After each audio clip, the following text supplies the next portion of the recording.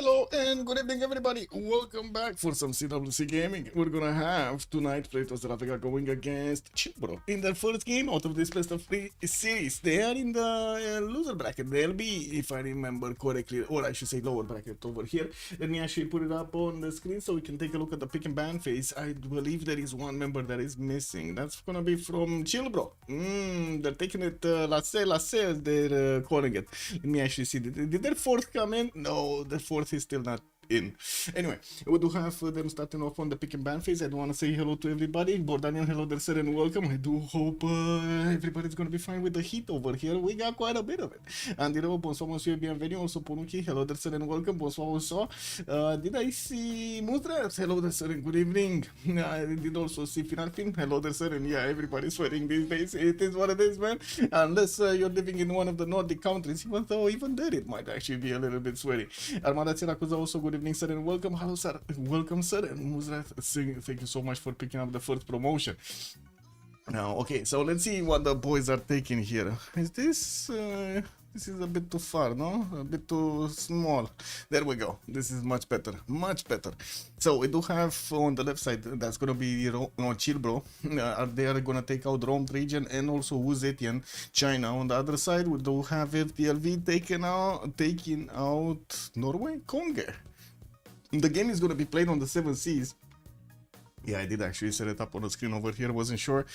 So I'm pretty sure they're going to try to get a combination between the land civs and the coastal civs, but there is a lot of potential for a lot of pony action. We're going to need to see it. Genghis Khan on the right side from FDLV. Gonna be taken out. They do need to take out 5 civilizations at the beginning, and then they will get to pick 4 of them. There will be another phase of bands, of 4 bands, and then we're gonna have the full draft displayed to us. Flash Neo, hello there, sir. The stream starts, so my spam begins. It shall not end until I am banned. Wow, I shall fear no mod. Sub to no streamer. Oh, I see. Yeah. Chat bomber. I guess that's another thing, no? Wait, you're the bull moose in the lethal? Oh, I see, very nice. After we saw how badly a few Tagmas destroyed Age of Steam, yeah, I mean, you know, Tagmas be Tagmas, man. Even Theodora couldn't stop the awesomeness of the Tagmas. Yeah. Oh, we got a 4th. It's gonna be Maelstrom. So on ChillBro side, we got Waynes, we got Maelstrom, we got Kabachok and Devries. On the other side, we got Ulas, Tirits, Spriggan, Lithoxa, Barsake, and Chuck. I believe actually 2 of them are not playing, but I don't remember exactly who is not playing. Let me actually take a look over here, because I'm pretty sure they actually said who is playing. There was quite a bit of a discussion. Wait a second, this is it. Sprig, Tirits, Barsake, and Chuck. That's going to be playing today for Freritos de la Vega. We do have also Zulu Band on the side of ChillBro, and I do also see on the side of Freritos de la Vega, it's gonna be Spain that's gonna be taken out here.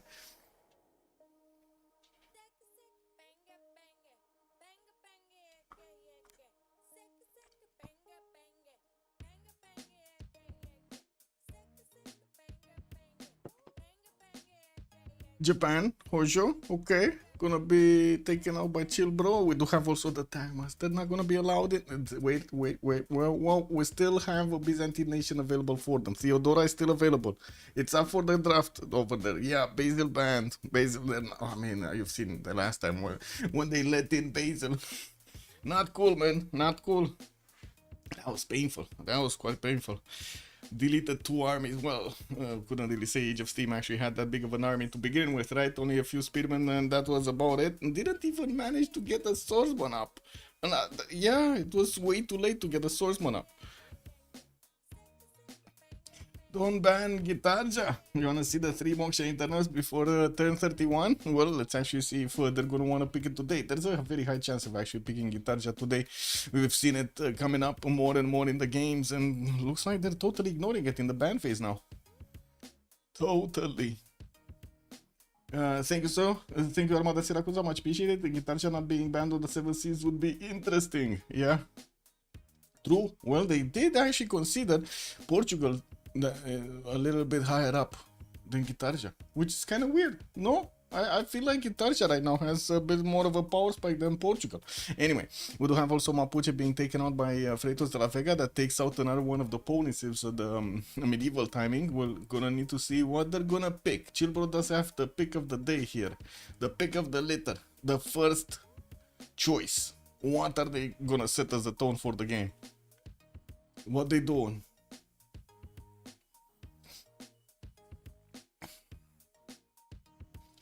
Rome is the most basic, but first ban confused. Yeah, true. He generates the gold. He generates the gold. Yeah, but he also dies, no?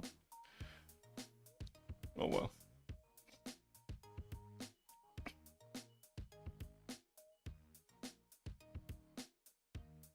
What are you trying to say? Guitarja is not generating gold? Oh, looks like Coupe is gonna be picked up by ChillBro. On the side of Freritos, we do have Hungary immediately picked up. They're gonna want to use those city states against their opponents and of course generate the gold. We do also see Guitarja, second pick over here from Freritos de la Vega. Wow. Is Coupe worth it? Is Coupe worth it? That is what I wanna know. Is Coupe worth the first pick over Guitarja? Because honestly, we've seen it actually multiple times, right? In the last meta, 3, 4 weeks, 5 weeks, we haven't really seen Coupe just go, wow, crazy in the game. Coupe culture victory. Guardian of the Nacho is saying, no, it's not true. Well, let's actually see it. Let's see it. I think that the Tarja has more tempo. Yeah, I think so too.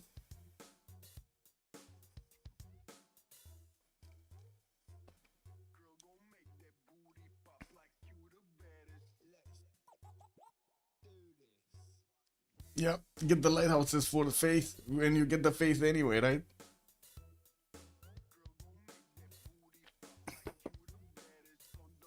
And Varangian. Norway Varangian. So one of the Norwegian nations is making it in, and it looks like, uh-oh, we got an intruder. Hello. Oh my god. Hello, Harry Fireball.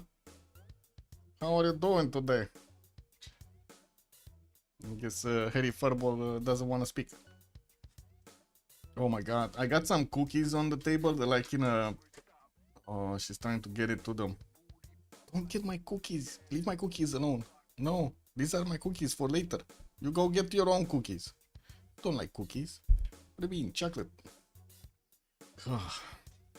Anyway. Yeah, it is what it is. We got a little monster on the table over here. Oh.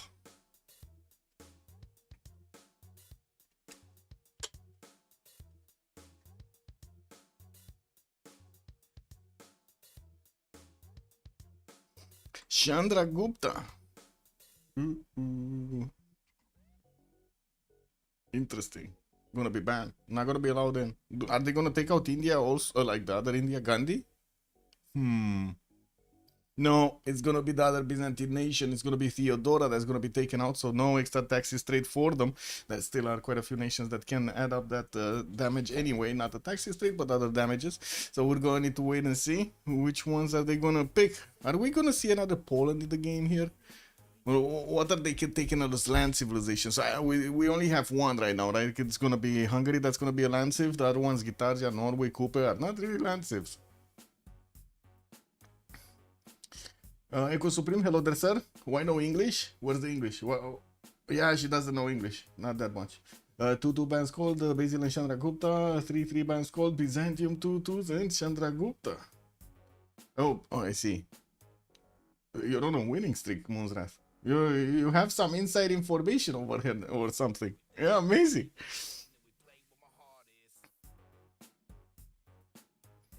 Catherine de Medici, the Black Queen. Okay, well, no extra intel for them. And of course, no chateaus over there to get some extra culture from those tiles. And we do get the last ban. That's gonna be on ChillBro's side. Adam, good day, sir, and good evening. Actually, good evening, sir.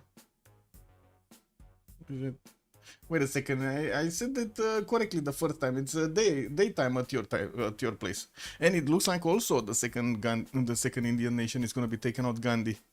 Okay. Tokugawa gonna be picked up by Freritos. Is it? Is it? Yeah, I guess it is worth it. I guess we're gonna need to see. I guess we're gonna need to see if it's worth. Yeah, Flash New was also calling out no Giga Chat Byzantium as it was unlucky versus DPT. Jax Byzantium was managed to win the 2 versus 4 situation with 1 fully dead. Oh, really? That's what happened on the Sunday's games? Amazing.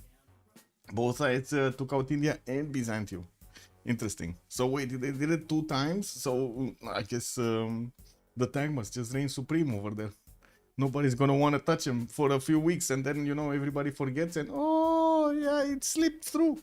I'm sorry, it slipped. You know, we may see an England on the other side. Maybe. I mean, Age of Empire, Age of Steam are still available. Dido is still available. Eleanor also. Kublai Mongolia. Well, I guess I really like this Civ. Yeah, we're gonna see those Kishiks running around the map. That's pretty cool. Well, actually, the last time we only saw like a single Kishik that was built by Kublai Mongolia. Maybe this time around we're actually gonna see a few more. Byzantium actually killed. Oh my god, wait, I killed the whole map. Wow. Yeah, just let him loose, man. It is what it is.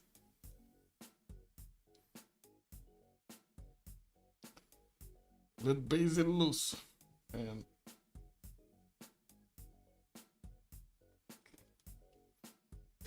okay.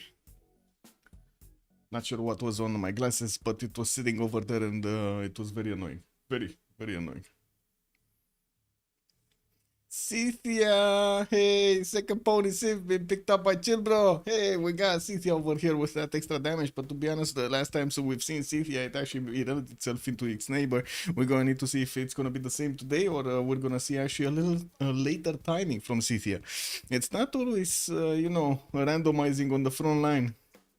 We do also need to see the last pick over here from Freritos de la Vega, and hopefully we're actually gonna get set lobby. No? Are they in a lobby? Did they create lobby? No, not yet. But they do have all members. I don't know which one is the lobby. I guess it is what it is. Still no lobby.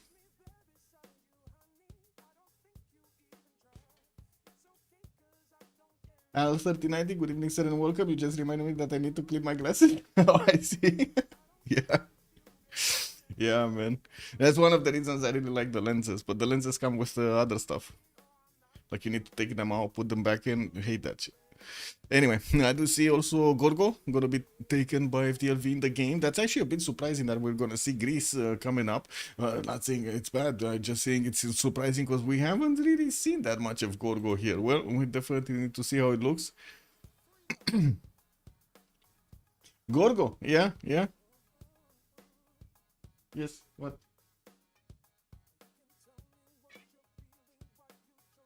Betting time? Already? Ugh.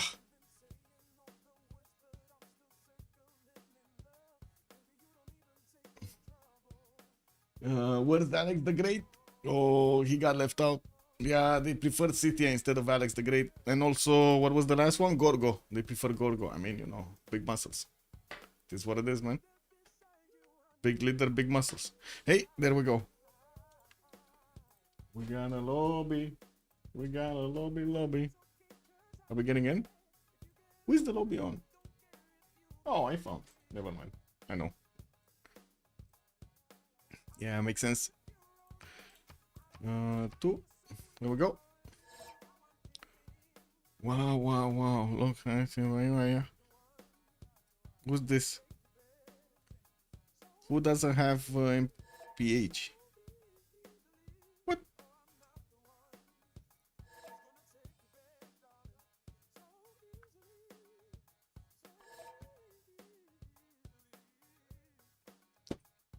Wait, is MPH actually calling out an open slot that has nobody in it for not having MPH? That is just glorious, man. That is glorious, I gotta say. I think it's more about the chances of him just spawning in a corner somewhere and not actually having an opponent to go against. That's just a sad day, man. That's just a sad day when you get when you try to get an attack going, get Macedon in, bonk your opponent over there, and you spawn in the corner. I had to change a few mods, and PhD version is my front owner and then BBM. I see. Can I swap to spectator? I can swap. There we go. We swapped. Not existing is no excuse to not have MPH installed. Yes, exactly. Everybody needs to have the mods. Everybody. Also, did you guys like the new update from Civ7? Let me actually check it out. Let me see your opinion. Did you like it? I don't know, man. The lamp, is the lamp still going? Is it getting bigger? Man, they had a record over here. Record players. 11,911. Ooh, 911. Is that actually a call for 911? Wait, are they calling the police? What is this? Oh my god. Man, the players are calling the police. Check. I was like, everybody's using 1.7 and what is my update on the mod list? Okay. Wee. Paraxis mod being nasty. Paraxis devs actually being nasty. Wee.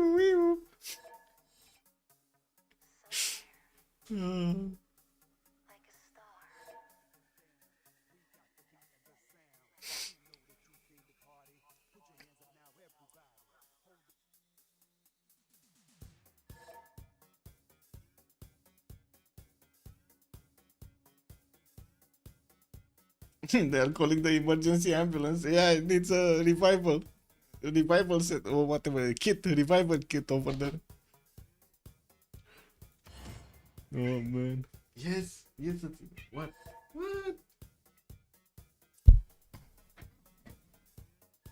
God, man. She wants either petting or playing, and I cannot really do either. It's like meow. She's meowing.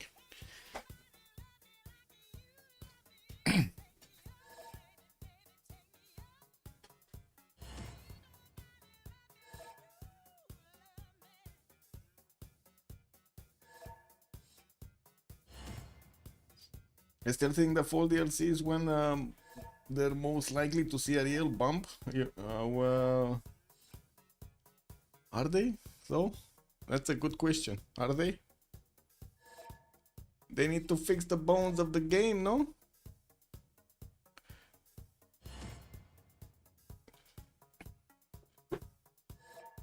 Fifi, bonsoir monsieur, bienvenue.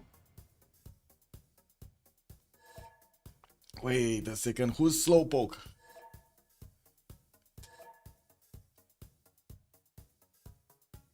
Personally, I do not believe the game will be redeemable until they rebuild the whole game with Civ6 as the base. Yeah, basically. Yeah, if they rewrite the whole game, yeah, they need Civ8.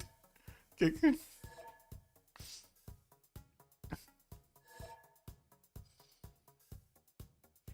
Yeah, and to be honest, we don't really know if it's gonna be a paid DLC or something. Can you imagine if they ask like for $30 or something?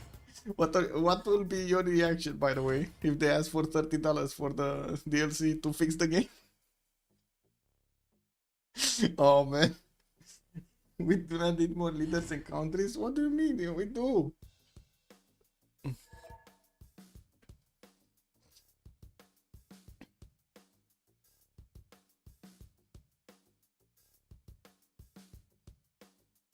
I saw Emotional Husky on YouTube was going on a rampage today. Oh my.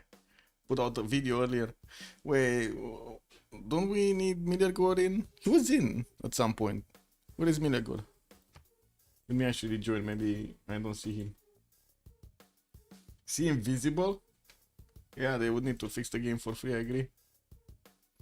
Oh my god, everybody's on the ape track. Let me actually put some apes here also.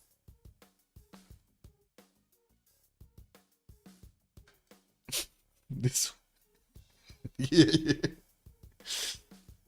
This is what it is, man. Yeah? No? Oh my god. Look at this. Oh my god. The bear, man. The bear riding.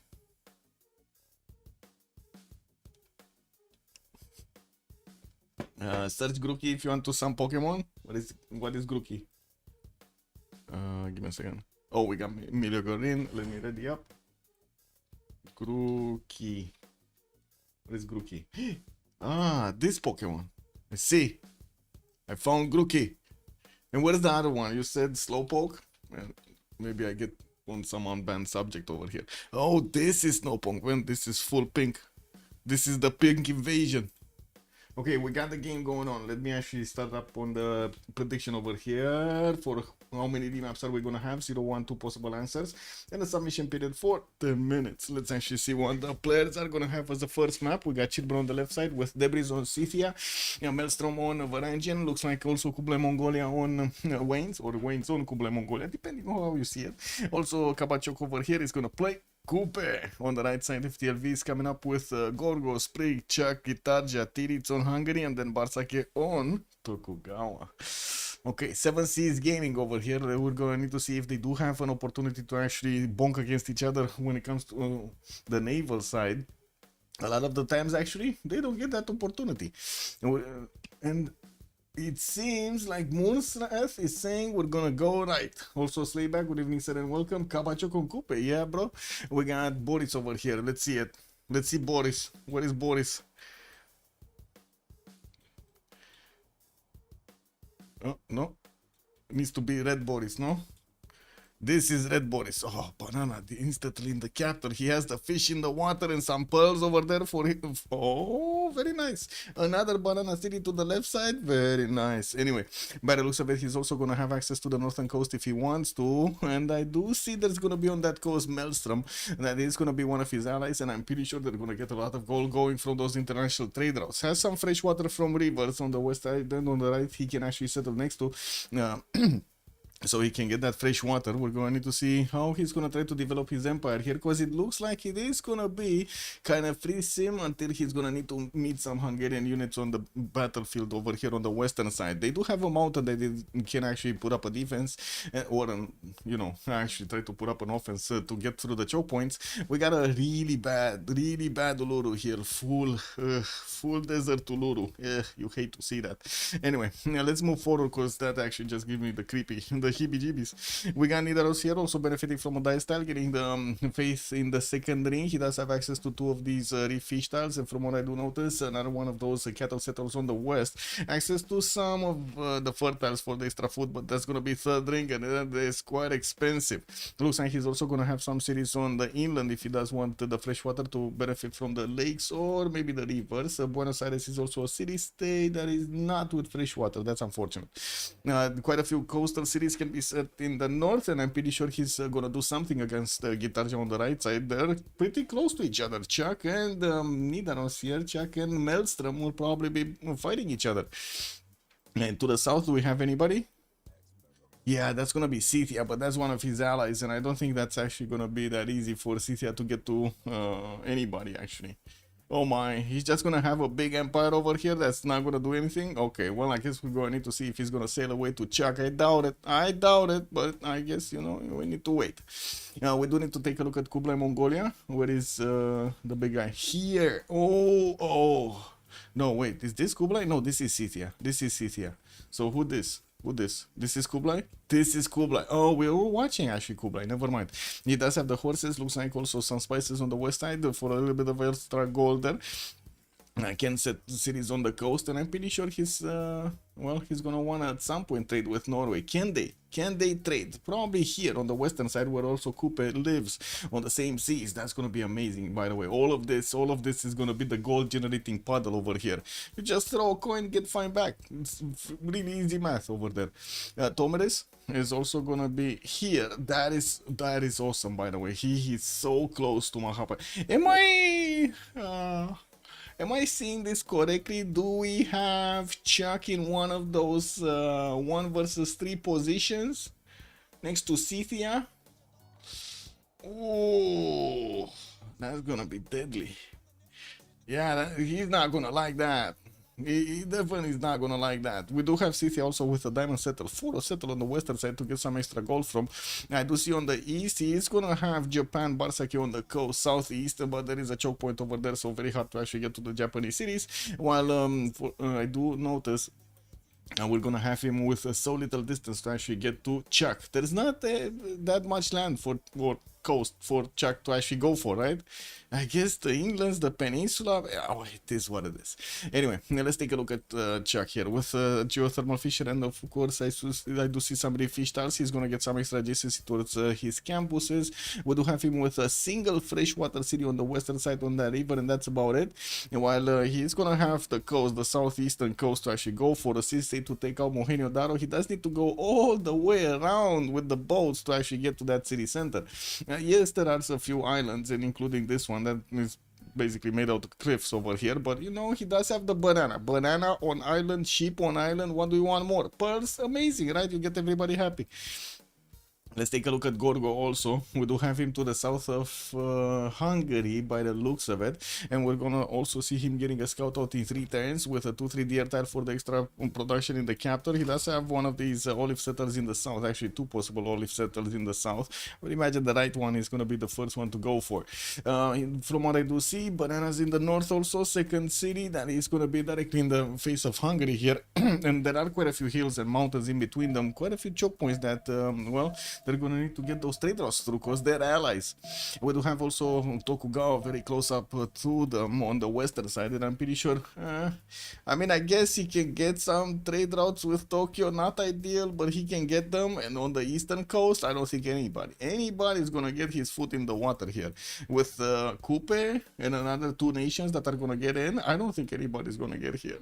Anyway, let's take a look at also Tokugawa and Hungary, right? Hungary, single, a single tile for the Pearl of the Danube. That is unfortunate, actually. Did he actually spawn there? I think he spawned there, right? Yeah, he did. He did spawn there. I guess he could have, but it would have been expensive to actually cross the river to get the 5 bonuses, but anyway, it is what it is. We do have TDT here going for the eastern discovery. He does have one of those rice settles over there, and from what I do notice, southwest, one of these diamond tiles are going to give him another settle. And we do also see that he's going to have spots that are going to give him quite a few of those Pearl of the Danube tiles, so he can get the extra production towards his commercial, towards his, I guess, districts. Second scout coming around from his capital city, and I do want to see if they're gonna meet. You know what's the most important thing, right? Meeting Scythia. That is the most important thing. If they don't meet Scythia, this is gonna be very bad. They need to know. They need to know about Pokrovka. I do see Tokyo does have one of his warriors going there, and there is another scout coming out from Pokrovka. Debris is coming onto the coast next to that burning, but he smells the burning banana. That's why he's going for the coast over there. Probably did see something. Yeah, there must be some smoke signals over there. We got also Tokyo getting a settler out in 4 turns. Does have the opportunity to actually settle across that river towards the north, while there's not that much fresh water in the south. At least there is a river here very far away. That he can get some of that freshwater through. I do also notice he's gonna have the Ago Bay in between him and Greece, which might actually give them some of those trade possibilities. And I do see he does have some mountains in the north that are not only for protection but also for some campus adjacency. Okay, let's see it. We're turn 7, guys. We got 3 more turns, and they need to find each other. There is a possibility, right? This is gonna go olives, and this is gonna go oil, and boom, they see the Pokrovka. They see it. They will see it. They will spot the tip. It's always the tip coming out. And I do see also the banana is still burning, because, you know, bananas do burn. What? Didn't you try smoking bananas? Amazing, no? He's stuck between a rock and a hard place. Yeah, true. Fortuna Belly, good morning, sir, and welcome. I don't think they're gonna keep this map. I mean, don't get me wrong, I definitely think Chuck does have the confidence of staying in between them. I just don't think they're gonna take the chance overall as a team to have him here. He does have 3-1 banana and one of these deer tiles to get to couple together. He's also gonna have the 4-foot fish tile with 3 points of production. Very, very good tempo at the beginning of the game. And yeah, there we go, they met. Barsake has met Pokrovka. And we're 1 turn before. Okay, they met him quickly. Settler moving to the west from Coupe, getting next to those bananas, also getting himself a builder there to start improving stuff. Wayne's going western side. Where is the bad boy going? I guess on the lake, on the spaceship lake. I guess he's going for the lake. These spices are, by the way, super weird. He needs to get a city here on the 2-2 base or something here, so he can actually have access to the 2-3-1. Otherwise, he's not gonna get a non-freshwater city. Like, let's be real about this. I don't think anybody's gonna get a non-freshwater city there. Jack has a bonkers tower. Wait a second. What did you see on the tower? Temple of Artemis, no? Does he have a deer? Oh yeah, he does have a deer tile. So 1, 2, 3, 4, 5, 6, 7. Ooh. 8. Ooh, yeah, he does have a bonkers one. Imagine one mountain or river near Kanadu disappear. Oh, near Xanadu. That would be nice. That would be his setter right here. Yeah. Put it on the wheat tile. Put it on the wheat tile.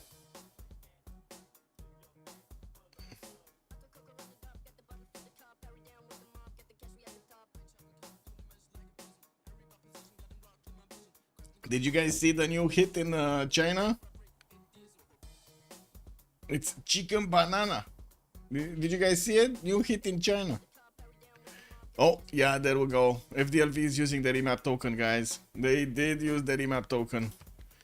It is what it is. Yeah, they did find Guitarja. If not, it's really GG for the ChillBro. Yeah. Wait, what? I think the other way around, no? Really GG for FDLV? Or do you consider Guitarja is the threat? I guess it could be. This Chuck playing. He could be the threat in between three of them. Guitarja knows, but they probably didn't know.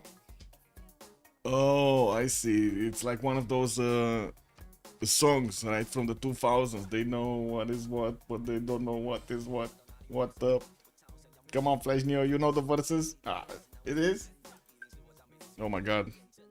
I say you know the verses and you send me message? What is this? Kick that body. Whoa, whoa, whoa, whoa, whoa, whoa, whoa. How do I close this? No! My god. Sorry.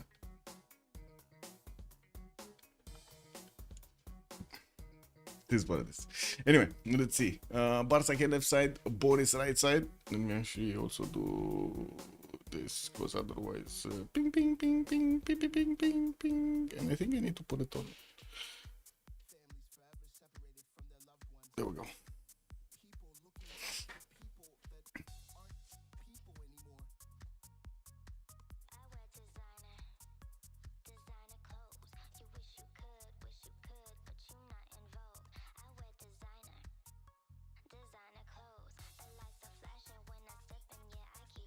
Sick.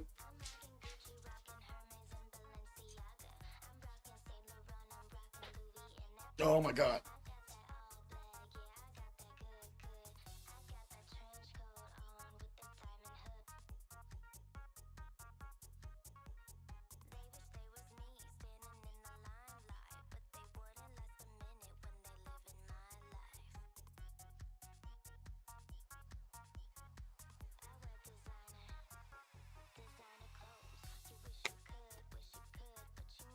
Where are we going? We go left this time? Okay, Rafif is saying left, we go left. Where are we going? That's gonna be Barsake. He's gonna be on the right side of the map, getting himself down the banana. No, he does have some in the third ring, but that's gonna be quite far away and expensive. From what I do see, also he's gonna have the northwest with maybe a gypsum settle or the banana on the stone tile if he does want his 2-2 base anyway. And we do have him also with quite a bit of territory in the south to go for. He's gonna have also Kublai Khan Mongolia on the other side of the East China Sea. That is gonna be nasty because I'm pretty sure they're gonna fight each other. They are in damage range. They can attack each other, and we do have also Gorgo over here that might actually lash out a little bit in the south, because why not? He's a neighbor, no? And we do also need to take a look on Tirits.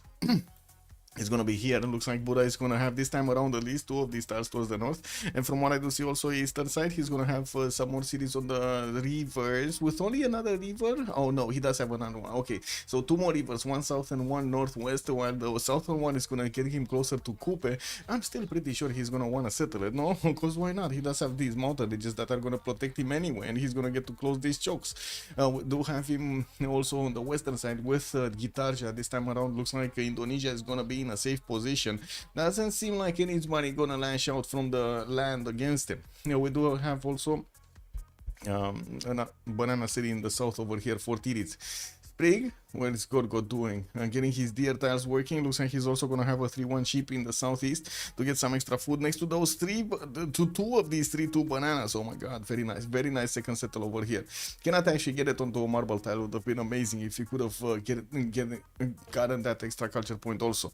Wine settle northeast, and we do have him also with a possible gypsum if he wants to in the north, or one of these marble tiles get next to. I'm pretty sure he's gonna try to min-max his city count over here, because why not? He doesn't have that much fresh water, and well, in the south that's gonna be dangerous territory to go through, getting to Wayne cities.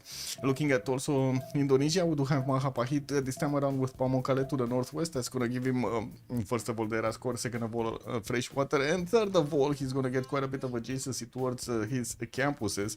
This is gonna be an awesome campus, why not?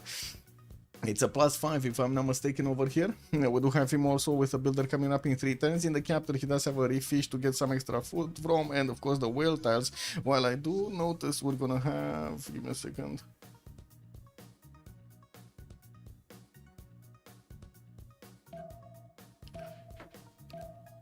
we're gonna have him with another city towards the south next to those sheep tiles and bananas. Well, I guess that's a stinky place. Tomeris, what do we have? Is this Tomeris? This is Tomeris. Uh-oh. Oh my god, this is all alone Tomeris? Guys, apocalypse, guys. This is all alone Devris. This is Home Alone Devris, guys. He's not gonna have anybody. I guess he's gonna have some pastures though for his kurgans.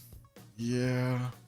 Well, he does have the main stand on the right side, and from what I do notice also quite a few of these coastal cities that he can go for. He can get into the water to try to fight Gitarja. I guess that would be a choice, right? That could be a choice, getting into the water to fight Gitarja. Because otherwise, he's not gonna do anything with anybody. Like, nothing. Maybe, not even, I guess he's gonna need to fight 1 versus 2 over here. On the right side, he does have Nidaros, and it's gonna be on the same water body as Mahapahit, and I'm pretty sure they're gonna want to get some coastal trade routes between Devris and him over here. There is a connection that they can set between the 2 water bodies, or I guess the 2 main water areas of this, with Pio Tahi also giving them a settle over there. Very nice. But not that interesting, I guess. We wanted to see, or I wanted to see the ponies. I'm sorry, I wanted to see the ponies. He's going in Camons? No, I mean, he's getting mining. But yeah, I mean, you know. Is he actually going in Camons, guys? Let's see it, because he's gonna need to go bronze working. If he wants in Camons, he's gonna need right now to go for bronze working. Did anybody meet anybody? Hungary didn't meet Maori. Mongolia, did Mongolia meet anybody? No, not yet. They might not even meet each other. We're turn 6 over here, and it looks like it's taking them, the road pathways are taking them on different sides. Yeah, they're not getting to see each other in the fog of war. Oh well, yeah, let's take a look on the other ones and we're gonna come back. Oh, we're right on place actually. Wayne's over here getting his 2-3 deer tile going, gonna have the extra rice tile for the food. I do see yes, he does have the opportunity to jump into the water if he wants to, but otherwise I think he's gonna stay on the coast here. Now, doesn't know yet that Japan is on the East China Sea on this little tiny water body that he's gonna share with him. And of course, I do have to point out, there's no forest here on the 1-1 or hill. His capital city can be hit by, from the coast by 1 single frigate. And of course, multiple battleships when we're going to get to that technology. That is going to be an awkward moment over here for Mongolia if Tokugawa is going to get there quickly. Tomer is mining. He doesn't know. He doesn't know. He's going bronze. Devris is going bronze. Oh no. Yeah. I guess you know. Yeah, it is what it is. When you don't know, you make these decisions. Nina was coming up with a settler in 2 10s. We do have him also on the right side over there with one of those cattle settles. And from what I do notice, in this, he does have his rivers to go and settle inland with a decent amount of coast to go on the western side. The city state to take out Mogadishu. He's gonna have quite a few city spots here, including maybe even Torres del Paine city. Cause why not, right? Get next to those 3-4 tiles, why not? He's coastal anyway, and I'm pretty sure he's gonna get shipbuilding relatively quickly. Reef fish for the extra food. Why ivory tiles on the right side, also relatively close to Coupe here. That is gonna be one of his allies, and I'm pretty sure they're gonna try to trade with each other. This city cannot be missed. This is a 6 banana city, guys. 6 cocoa city. 6 cocoa city. 1, 2, 3, 4, 5, 6 cocoa city. Oh, man. That's banana central right there. Can you imagine Reina in this? Reina and all of the trade routes going through. Oh, man. That is just so sweet. Play for the longest co-play, plant a forest to protect the capital. Yeah, who doesn't like the cocoa? Exactly. We need to see who doesn't like the cocoa, man.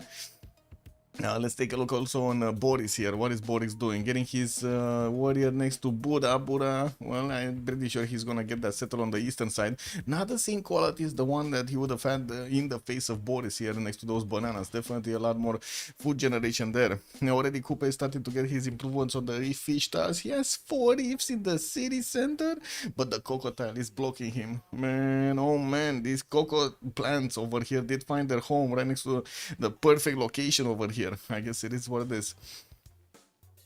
We do have him also with quite a bit of coast to go for in the south, and I'm pretty sure he's not going to be worried that much about Shanado's position on the right side. They are allies. They will get to trade with each other in this location, and we do need to see what will happen with well, Kublai here going against 2 of their opponents. Oh, they remap? Oh, they remap, guys. But this is not Boris. He's glorious. Kabachok, the backstabber. Yeah, the glorious one, man. And look, Torres to the west of Coupe. Oh, what's with the Torres? What's with the Torres? 2-tile Torres. This is a 2-tile trick Torres. The horse tile too. Kick.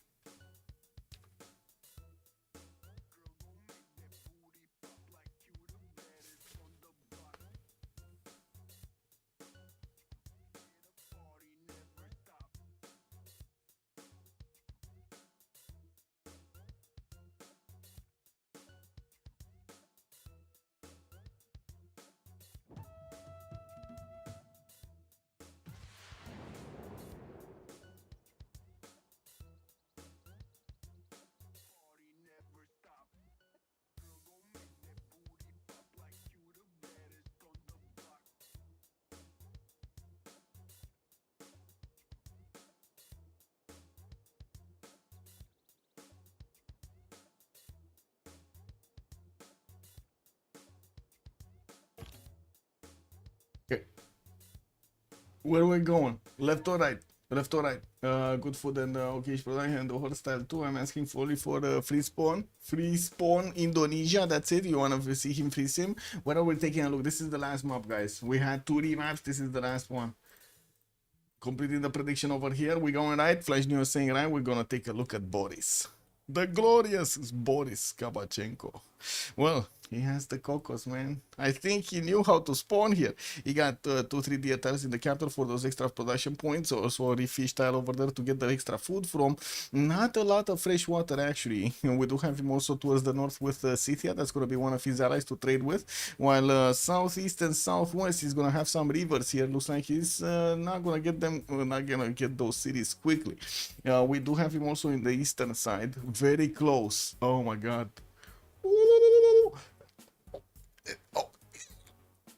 We're gonna have a quick attack between them. Tejo Nyangano Coupe is right close to Chuck.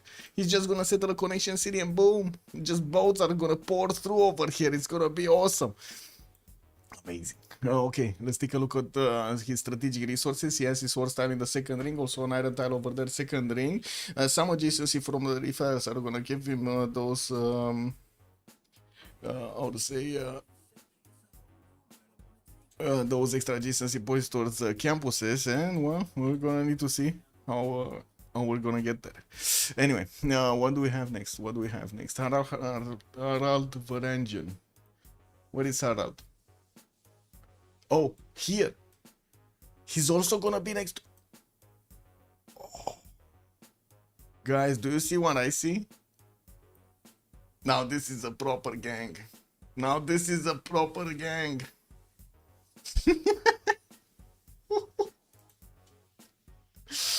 Oh man. Oh man, what? I think Chuck just drew the short straw.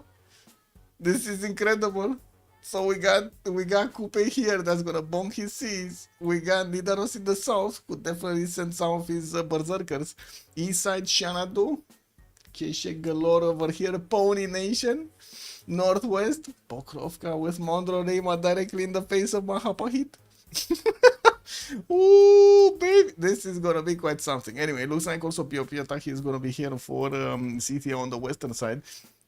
And we're gonna need to take it slow. Okay, let's take it slow, because yeah, this is gonna go something. Chuck is definitely gonna have a challenge in this game.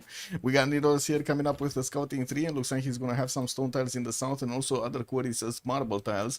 Freshwater here on the cold tile western side. I do have to say he doesn't have that much food. Maybe he does manage to get those fish, those crabs improved early on.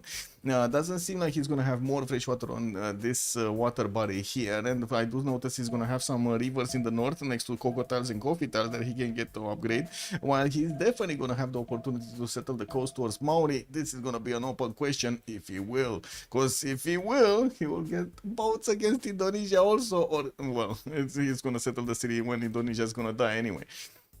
We do have Nidaros also benefiting from a horse tile in the first ring. He does have an island over there in the second one, northwest. Chuck gets to IRL 3 players. Yeah, that's a good question if it's gonna get to IRL 3 players. Kublai Mongolia, we do have him here, east side of Chuck, and looks like there will be quite a few lakes in between them to get those freshwater cities and of course the staging locations for their attacks. While I do see also Xanadu is gonna get a scout out in 110. His warrior is starting to move southwest here. He does have some bananas, but the 3-2 banana is gonna be third ring. That's a bit too expensive. Second settle, we don't really say that sugar settle is actually that good, but anyway, we do have him with the cocoa settle western side. That's gonna be a little bit juicier. Well, we do have him also with the river that he's on right now, that only give him one more city on the southeast, which is gonna be quite expensive to get the extra production from. Only a single 1-3 tile over there to get them that. Another river to the south, and otherwise he's gonna need to get into the lakes over here towards Indonesia on the western side. ChillBro, money. 2 maps where they can do full team cross ocean Reina trading. Yes, and also but there's no more Coco Heaven. At least the last time we had Coco Heaven. This time around we don't have Coco Heaven. Cupcake also had all the sudden welcome. I do think Indo is the kind of ship that doesn't mind this position. Yeah, I don't know about this. Japan and Hungary are free simming. Yeah, that's gonna be a problem actually, free simming Japan and Hungary. And I do see Gorgo is gonna be on the front line on the eastern side of Mongolia here. We do see also Xanadu is going to benefit from a horse tile in the first ring, his iron tile second ring. That's not going to be a problem. We do have also Cithia to take a look at. What is the big boy? Pokrovka, second settle, not going south? No, I guess he doesn't have it yet. He does have the opportunity to settle on that uranium tile or the maize tile, but I'm pretty sure the uranium tile is going to be his choice. No fresh water, unfortunately. Can aqueduct it later using the aluminium, and of course will benefit from quite a bit of extra faith and science. Now the question is, does he actually want to go there quickly? Because usually, I gotta say, not a lot of people are gonna want to settle Mount Roraima from the beginning of the game. They do want to, hey, you know, slow down on the discovery of districts so they can get the district discounts. Pokrovka is going to benefit from one of these horses in the capital. He does have an iron tile there, and from what I do see, a few of these patches that are going to give him the adjacency towards his kurgans. Huh.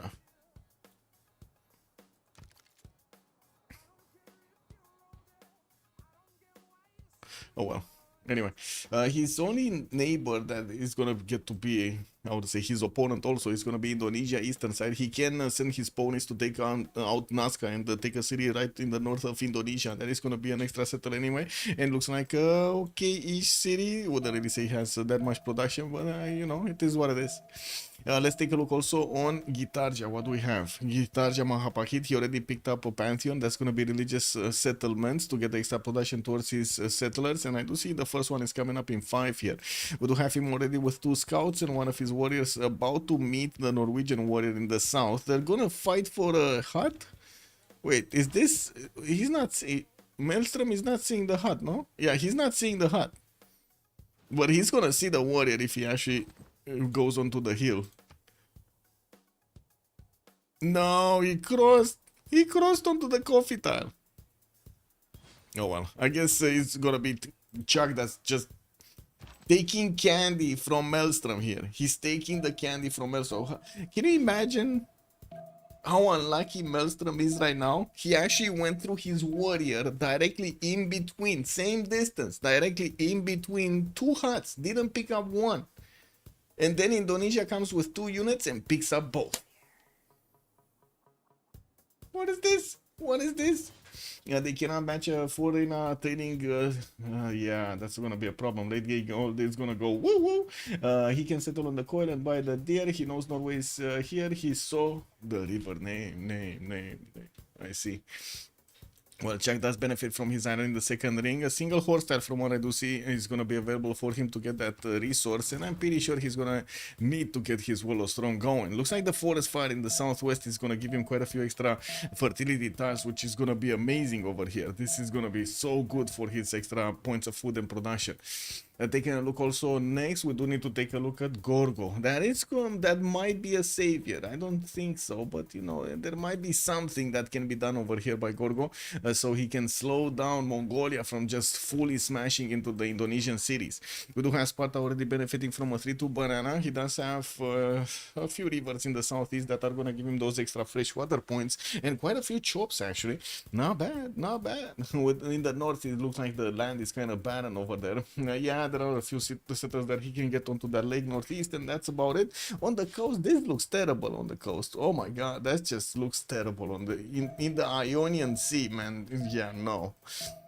He does have also access to both strategy resources in the capital, so horses south, iron north, a possibility to get Temple of Artemis because he has a deer tile, and I do see he's going to settle next to that diamond tile for the extra gold points, because why not? Extra gold at the beginning, very valuable.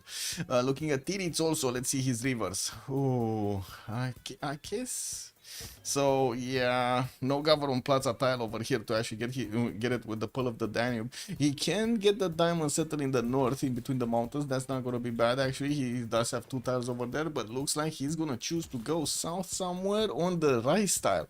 That's going to give him 3 slots over here for his pull of the Danube, and also access to 2 of these 3-2 bananas in the second rings. Yeah, looks like he's also going to have quite a few floodplains. Wouldn't really think that he's going to go for Lily of the Ridzer Marshes, but that is definitely a possibility. He's also relatively close to the coast, in a battleship range from the coast, but he does have Japan here on the eastern side of the Lake Ocean that is just going to be protecting him, and that's going to be his big brother.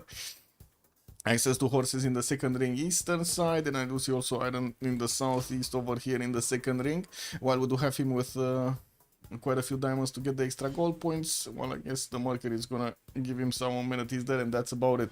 Hatusa northwest, no opponent. He does have Gorgo in the southwest to also trade with. Could even get into the seas here. That is gonna be actually nice on both teams, right? They both kind of have a water body to trade with each other. That is gonna be quite nice. Could also couple together his strength with Argos to take down Kumasi, but it looks like they are not actually doing that. Anyway, taking a look at his neighbor here, Tokugawa, we do have Tokyo already benefiting from one of these improved fish tiles and a whale tile. He does have diamond tile, and by the looks of it, his builder. Oh, it's I see.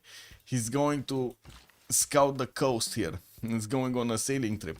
It looks like also he's gonna benefit from.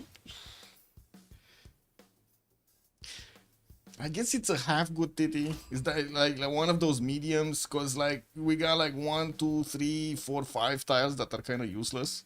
No. Yeah, I mean the cattle.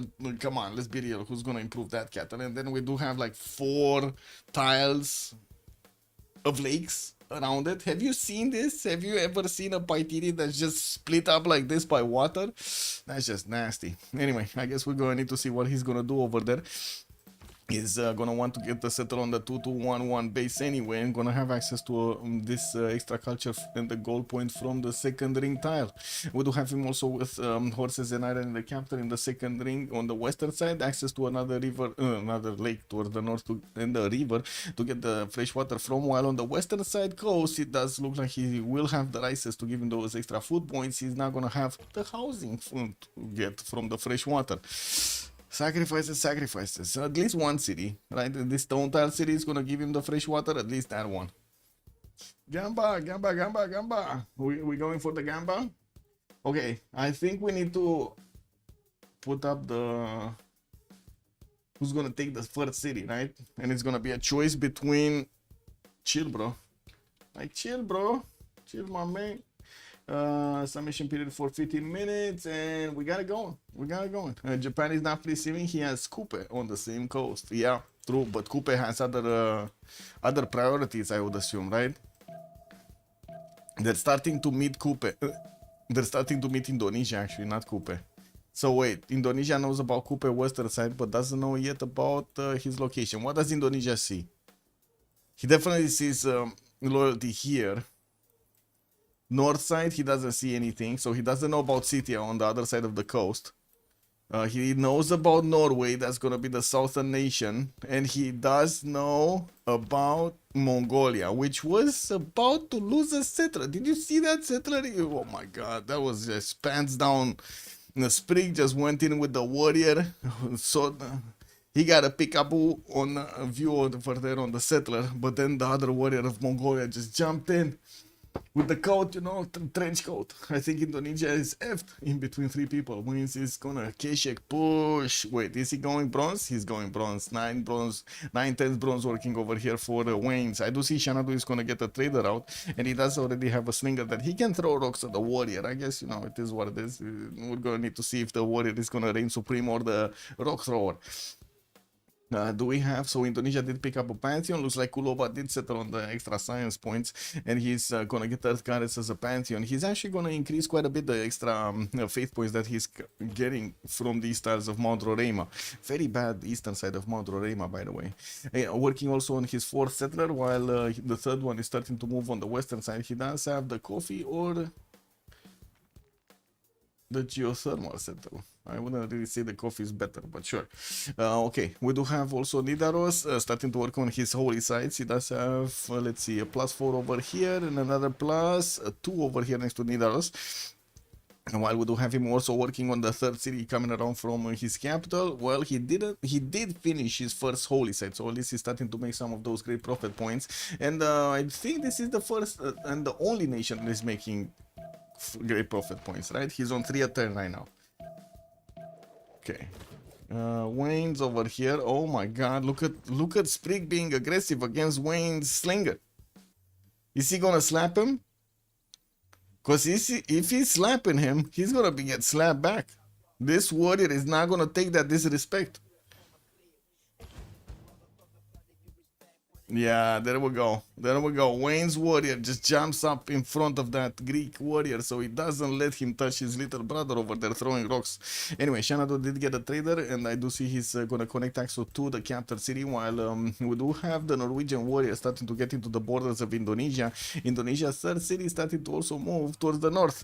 We do have him with a few scouts that are protecting his builders here, and of course, I guess the civilian units all together.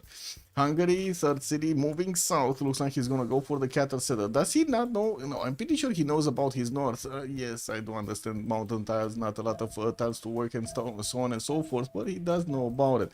In the south, what would he have? So access to Ember Tile for the extra culture, a cattle settle over there, and access to the coast, so he can start trading as soon as Barsak is actually going to get a city on the coast. Oh, he's getting a city on the coast directly on the stone tile.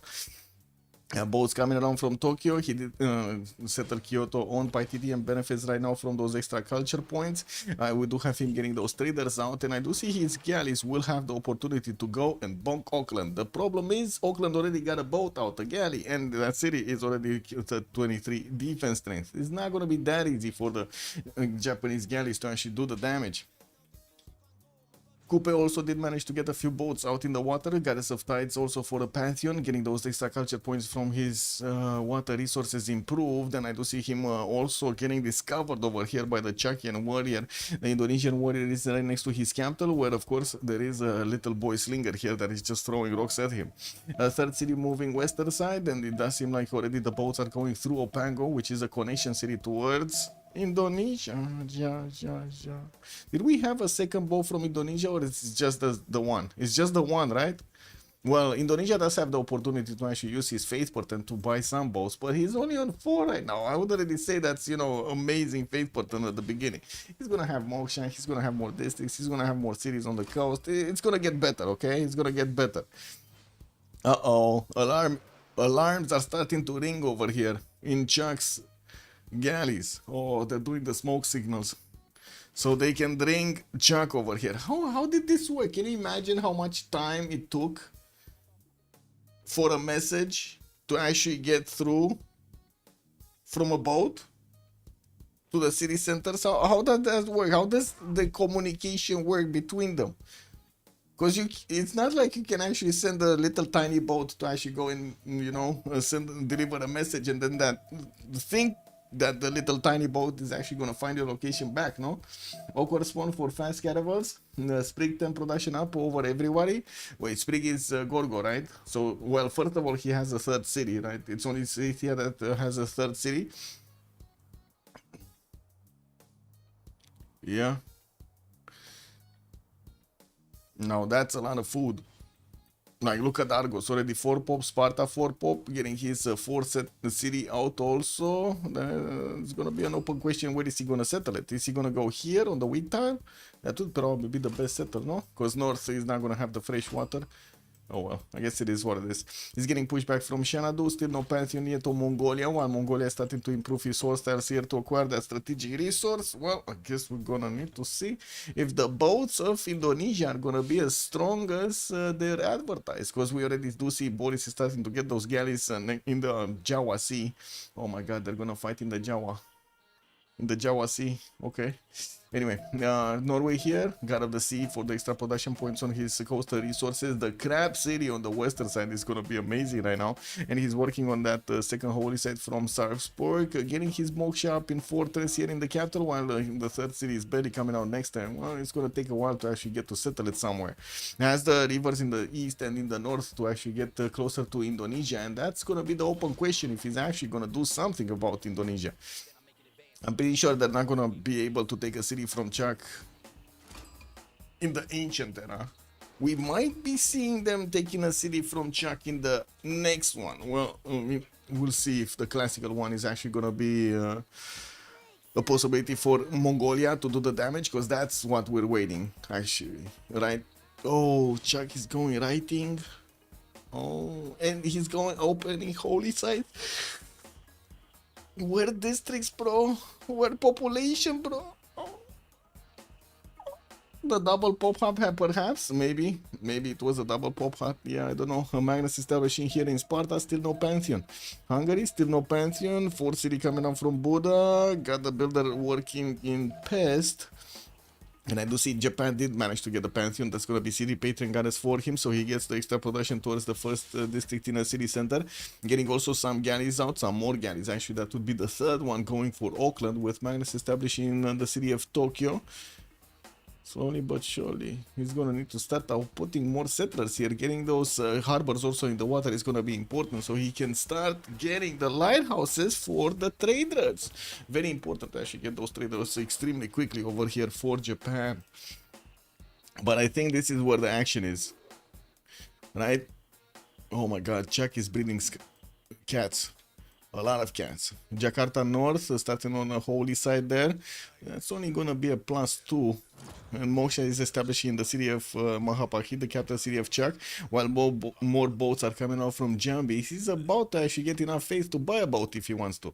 And from what I do see, Boris didn't actually go crazy on his boats, on his attack to get going against Indonesia. Does he have oligarchy earlier though? State war? No, he won't. Unless he actually finished state workforce and we don't see it. 4 cities coming around. He already does have the extra production points, and I do see Boris is 26 points of production, still 2 points lower than Chuck, and quite a bit of less science and culture. Of course, you know, it is what it is. Holy site for the Scythia, Makeup and Kuloba. Does Scythia have another opponent? I guess that's gonna be Japan, right? The southwest, that he's gonna get some units towards. Next to Pio Tahi. Oh my god, that's gonna be so long to actually get to Japan. It's not really, unless he actually goes into the water here. And to be honest, in the Caspian Sea, he can settle a few cities and try to get the boats over here next to Pio Tahi. Use that as a border, as a choke point. Earth Goddess also has a pantheon. We talked about it earlier. Greece did get the first trader connected, started working on his commercials, and looking at the yield step here, it looks like the others did manage to catch up to him from his own team, because then we do have Maelstrom, that's only 16 points of production. What is he doing? Oh, barely getting those holy sites up, right? Shrines. Well, the third city is gonna get onto that coal tile, and from what I do see, he's plugging in Moksha in the capital and finishing up his shrines for those extra faith points. First encampments being placed down by Mongolia. Mongolia did also choose to go for God of the Forge. 2 of these encampments are starting to get done from Xanadu and Karakorum. I actually did not place one yet. He does have a 4th settler finishing up next turn, and I do see also Moksha is establishing Xanadu in 3. While we don't have units yet, he did manage to improve at least one of his strategic resources, the horses. Well, we only have a single horse, and that might be a bit of a problem here. They do need more, a lot more, if of course they do want to just spam horses. You can't be you cannot be annoying if you go holy sites into late campus, but yeah, true.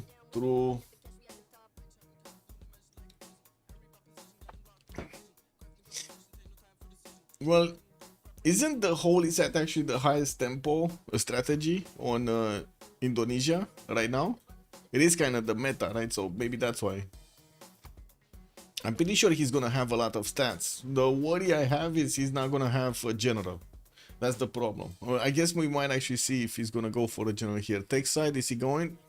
No, he's going shipbuilding, 9 turns. Oh my god, wait a second, he's not...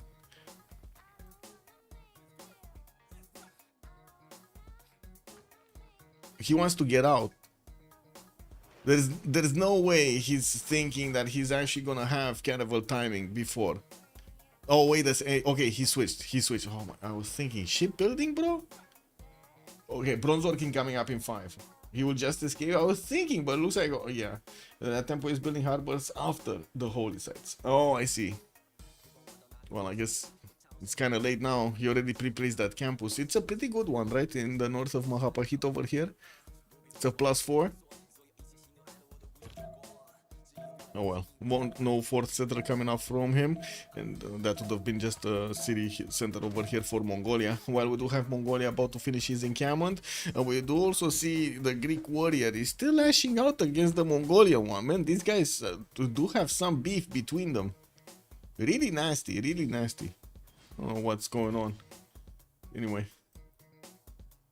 First commercials also finishing from Spring soon. We do have Kupe working on the 5th settler coming up from Opango. He did manage to settle another city center on the side of Indonesia here, and I'm pretty sure he can get another one on the honey tile right next to Mount Roraima, because why not? He could benefit from those points also, right? He does also have a 2-3-1 coffee tile in Opango to use, and I do see he's finishing up his monuments for those extra culture points, while Chuck did jump up to 14 faith at turn. Now he can definitely buy a few more boats with his faith. Okay, there was some bonking going around, and it looks like one of the Kavachenko galleys did need to actually get back in the city of Opango to get his heals back. 3-3 banana from the improved forest on Chuck. We do have in the south still Norway trying to get his holy site projects going. Looks like he will have it in a few turns, or maybe next turn. Actually, it might be next turn, because I think he's pumping out like what, 12 points right now from a project. Effing Devils, man. Honda Spaceship, hello, this never made the granary. He never made the granary. Wait, what? Devries? Cynthia? What is he doing? Oh, he never made a granary in Kuloba, that's what you're saying? Oh, imagine if he actually picks up a Feed the World over here. He didn't actually get a holy site from Pokrovka, but did get one from Makeup. He does have a Moksha in the city of Pokrovka, which is basically gonna try to be a bodyguard over here against the religions established in the other cities. For settler moving northeast, he does have his harbor coming up in 410s, and of course he does have he could get early trade routes with his ally over here, Kapachenko. Gorgo did manage to settle also the city of Mycenae on the western side, which will allow him to actually get a bridge with roads over here between Mycenae and Sparta, so he can pass the armies much faster towards the city center and getting to the flat tiles, which is gonna give him a much faster attack against Mongolia. With Mongolia working on his third encampment and also getting an encampment training project and a forward city. Oh my god, Wayne's is just all out. He's all out against Chuck here. He's not holding back at all. Look at him. Incredible, no? He's getting 4 city with, like, usually, okay, you get like one of the two, right? Come on, let's be real about it. You get like one of the two. You either get the 4 city or you get the encampments, right? You don't usually go for both. Wayne's did it. He's going for both. It's gonna be massive, yeah. If we forget about 2 people completely free sim, wait, spring looks like a problem. Well, you do go for Cupcake, he's saying. Oh, well, that's not most of the time what we see happening over here. But I guess it is what it is. We get to see new things. And usually we do see the players starting to get ready with quite a few builders, so they can actually chop the forest and the rainforest for those free units, well, for the discounted units. While Wayne's is going to have this settler moving towards the coffee settle of Chuck. There is a scout over there that might actually tickle him a little bit. You know, he's gonna send the cat across. Hard to see. Wait, I absolutely hate that Chuck did not settle that coffee. Yeah, no fourth city, man. Yeah. Don't really think it would have saved him though. Anyway, Armed City State has been taken down. That should be Auckland, right? Wait. Oh yeah, that is Auckland over here. Yeah, Barsake did manage to actually go through. 2 banged up galleys, lost 1, because, you know, that's how it is. And I do see Tokyo is going to get a Gavron Plaza in 110 with also Magnus established already, getting second and third harbors going, working on his lighthouses. While on the western side, we do have Tidits starting to get his commercials down. He does need to actually finish them. Indonesia, Great Prophet points, but not managing to get one of his Great Prophets right now. Imhotep was the first engineer. In the merchant screen looks like Marcus Licinius Crassus. No Hypatia on the scientist, and Hannibal Barca is going to be the next general. Did Mongolia already pick one up? No, and Mongolia does have 1 archer that is going to start moving towards the Czechian borders. While I do see he's starting to actually get some more in the build queues. Where is he on horseback riding? He's 5 turns away from horseback riding. While I do see Devries is 2 turns out, it's not like he is actually gonna get some units. Cynthia over here, even if she looks mad, she's just gonna be, you know, peaceful beast over here in the game. Just getting holy sites, you know, getting the prayers going. Not really doing the damage, the boom boom. We do have Boris also sending that honey settle soon. He's gonna have 5 cities next to the 3 cities of Chuck. Oh my god, he's gonna be so big. Chuck is gonna try to get his bros working out in 1 turn, but I'm pretty sure he does need to actually get an infusion of money, a lot of gold. He needs another builder or something, right, to start chopping in Mahapahit. He needs first of all another population, maybe chop banana.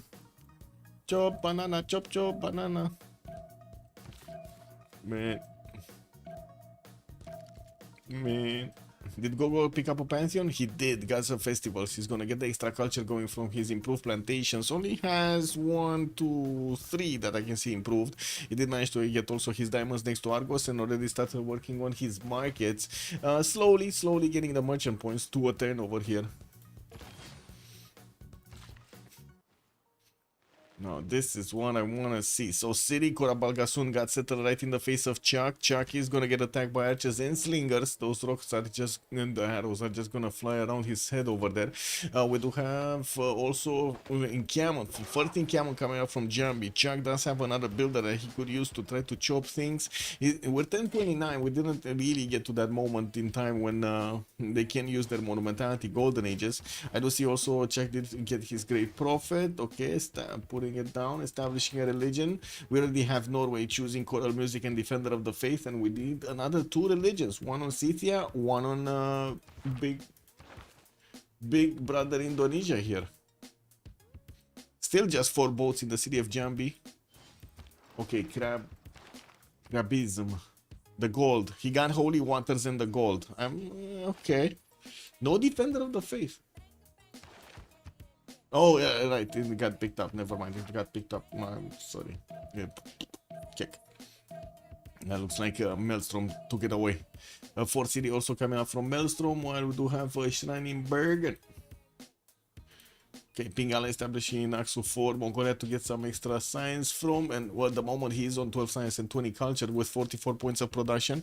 Getting another encampment training project in Shenadu here, which is kind of surprising because he's gonna get a general anyway.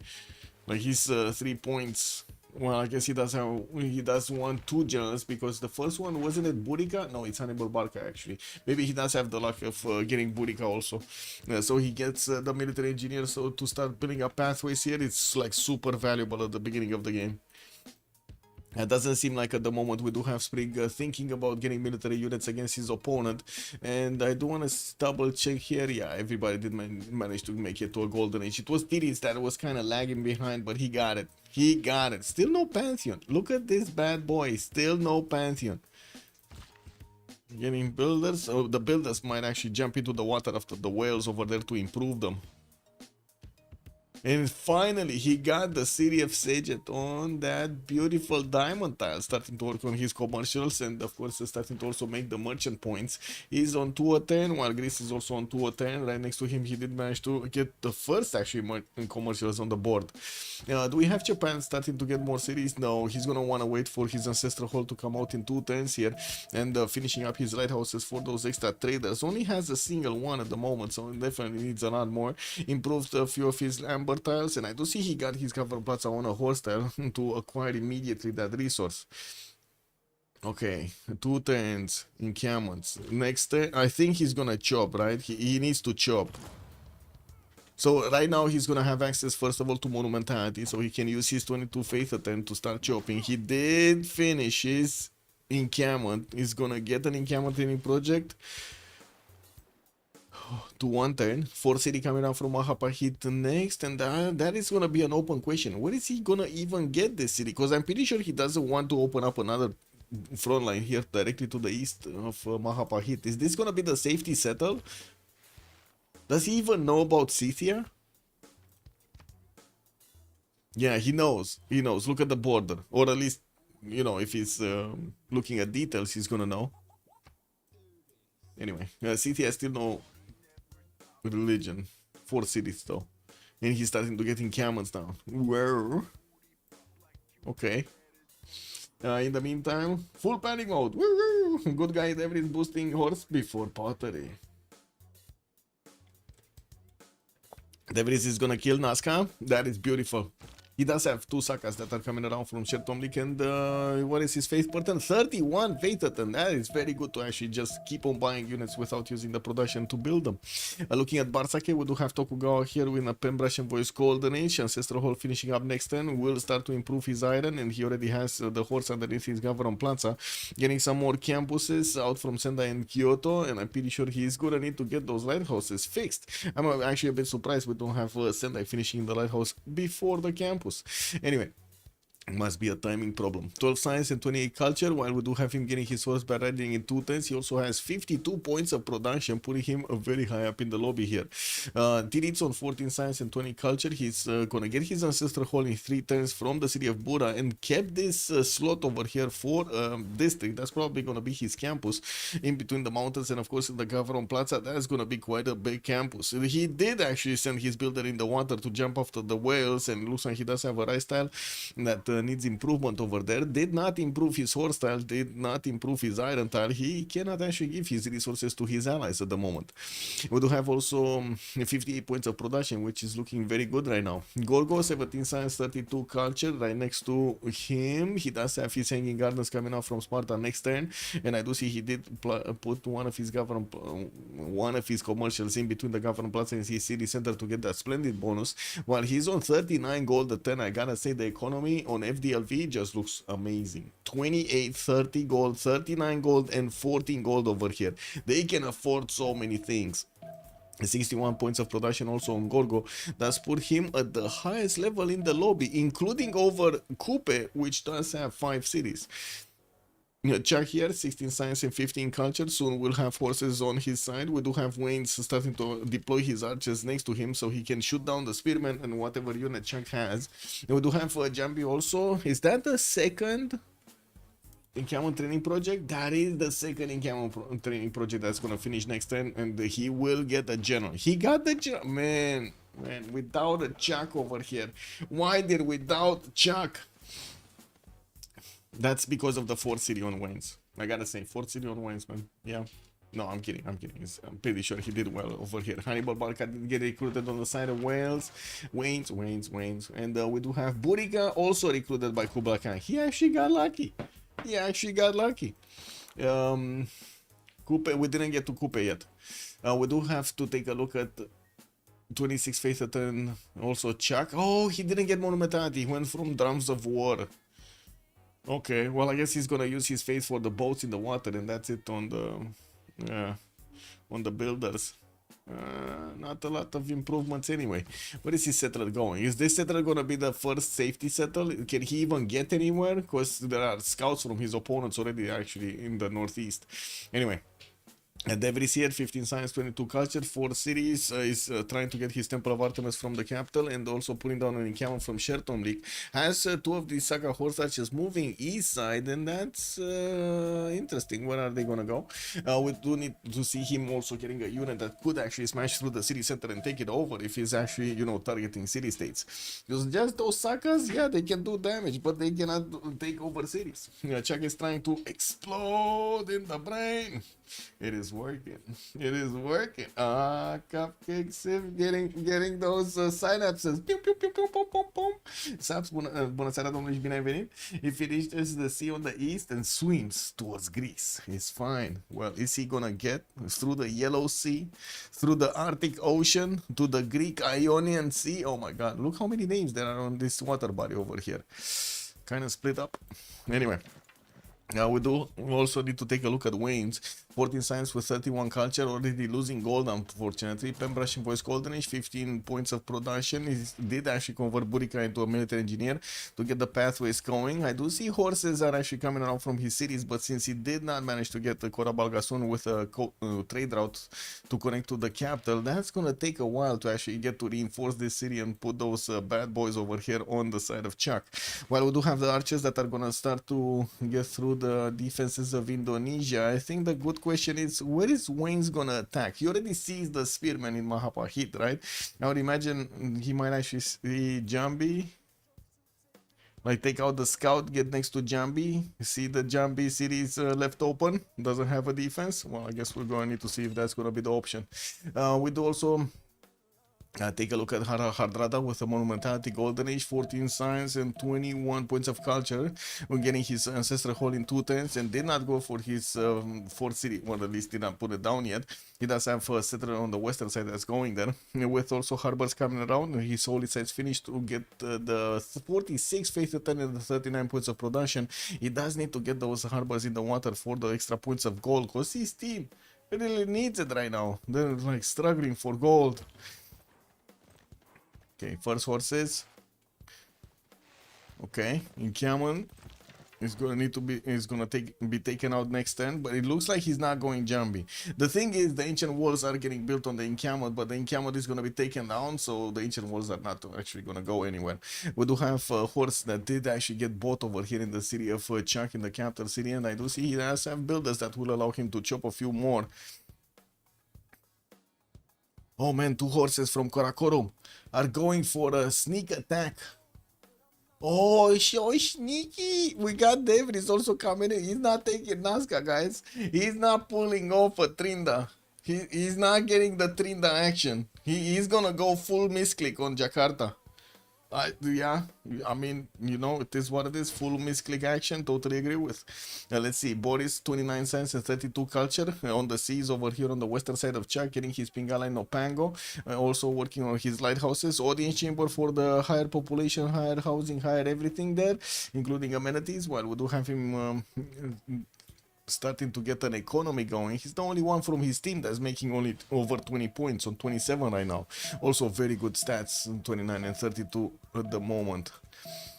Chuck is starting to buy out galleys with his faith pattern and starting to work on a few of these horse units. He does have some archers that will of course need to get in here. What happened here?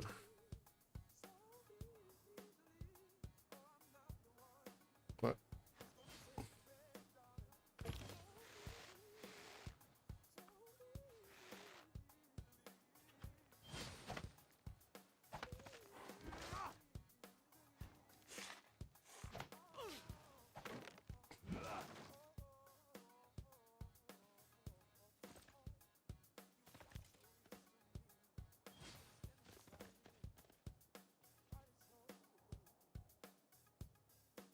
Not going monumentality. Yeah, I don't know. I don't know why he didn't go monumentality, to be honest. I think he wants to spend everything he can on the galleys. That's my, I guess my guess. Oh, look at this settler, man. He's not gonna get anywhere. Like the Davis is just outmaneuvering Jack over here. Can you imagine he sent these units like 10 turns ago? The guy knows. The guy knows what Chuck. The guy knows what's going on in Chuck's brain. When it here, they're eyeing off the northern city. Yeah, yeah, they're definitely going there. They're not letting him out. Basically, they're not letting him out. Ooh, first city is getting smashed over here. Wayne's is gonna need to actually get that horse getting out, get out and increase the garrison defense thing. Sorry, was thinking about something else and my mind just got confused on 3 different subjects. I'm sorry, I need to slow down. The third city was the Civ6 city, should have placed towards the eastern coast. Yeah. I mean, it's too late now. Does this horse have a promotion? This horse does not have a promotion, and somehow it actually got in and took a trader. Anyway, Wayne's is coming in with, of course, big boy Hannibal Barca here, and it looks like he did lose one of his first horses, but not before the encampment got taken down and the trader of Chuck here. He does not have new horses coming out from Goro Balgasun. He sent 3 horses towards the north, and it looks like he's gonna meet up that Chuckian settler. Saka horse is already coming in. Hello there. Hello, Monsieur Settler. How are you doing? Oh, deleted. Deleted. This attack is over. You already got the line of defense, yeah. Well, to be honest, we do have these archers that are gonna do a lot of damage to the spearmen, and it looks like at least this one can be touched. It can be touched in all the wrong places. Spearman might just save the day for a while, yeah. Well, we do have a swordsman starting to get out in the build queues here, and since we don't have a safety setter from Chuck, they're gonna need to do something else. They're gonna need to, I don't know, sue the city-state or something to get going. Nazca, for example, only 2 units for Hungary to get going. Yeah, that's gonna happen. Maybe Mogadishu, Jerusalem. These guys are kind of close to each other, you know. So is Kagwan and Brussels. Not that many units though. We do have already stave churches coming around from Maelstrom, and I do see he did manage to settle his 4th. He has a 5th and a 6th coming around, and a 7th and an 8th getting built over here in the city centers. Yeah, this kind of looks like it's attack over. I do have to agree. Indonesia does seem like he's taking care of Wayne's. Taking care of Wayne's in his main 2 cities, because in the city in the north, yeah, that city's gonna die, right? Already 3 horses are going around there. What is this guy doing? Getting Ordu in Karakorum. We do have a Greek warrior that is just sniffing around. I thought this warrior would die actually, because there was a horse that was fighting him. I remember they were here somewhere. It is what it is. Anyway, Wallowstone coming up in 3 turns from Xanadu. Sansu as a general actually sent to Karakorum so he can couple with the northern horses. While he started to chop other horses from Korabalgasun, he also did retreat at least one tile over here from the borders of Indonesia. And we do also see Boris is going for his mining. We do see him also on 37 science with 37 culture, definitely a lot higher than Gitarja. He is gonna get to the caravel timings a lot faster. Indo is thinking, beam me out of there, Scotty. Yeah. Yeah, doesn't work, man. Doesn't work. Yeah, wrong planet. Wrong planet.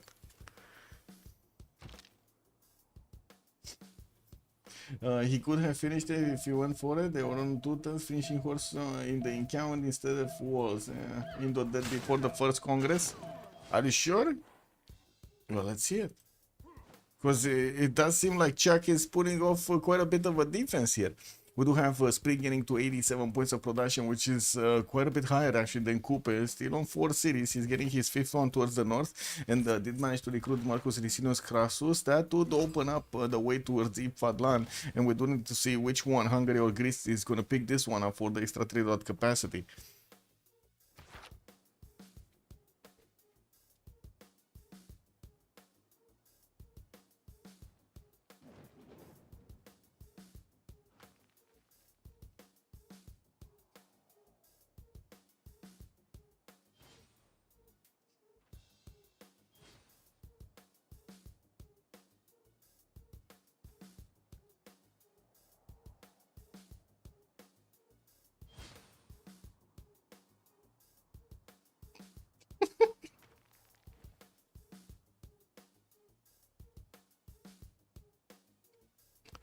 Oh my god, man.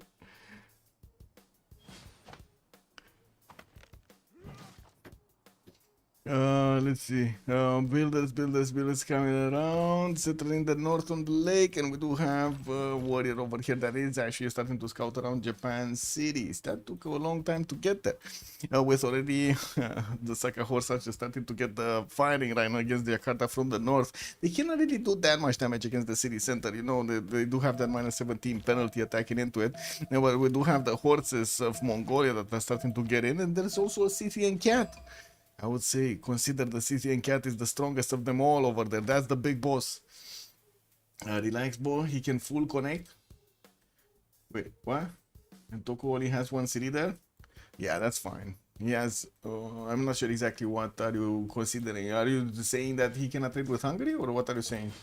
What was the question? Yes, they are connected. Oh, yeah, they're same coast. I don't. Good evening, sir, and welcome. Yeah, they're same coast. It's fine. It's fine. Yeah, Hungary doesn't really need a military here. Unless he's actually going to start taking city-states and attacking into his opponents.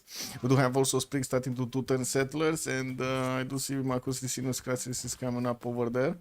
Okay, and more commercials also from Hungary. He did also manage to recruit Coleus, a 3rd religion from Scythia, going for meditation and pilgrimage for the extra faith per turn. Scythia right now is on 57, and he is in a pen brush and voice. He doesn't actually get to use it for his, you know, for his amazingness, for his monumentality. 57 faith and not a monumentality, 29 science and 38 culture with 56 points of production there.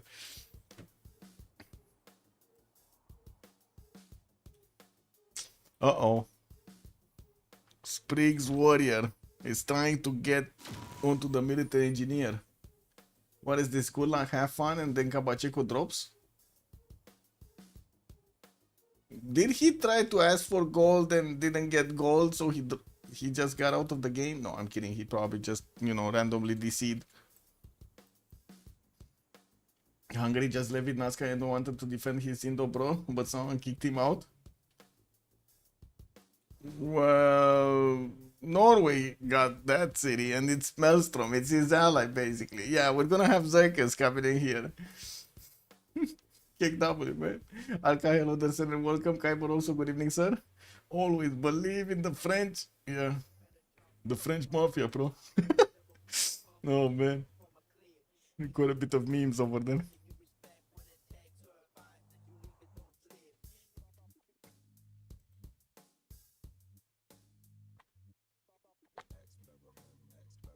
Well,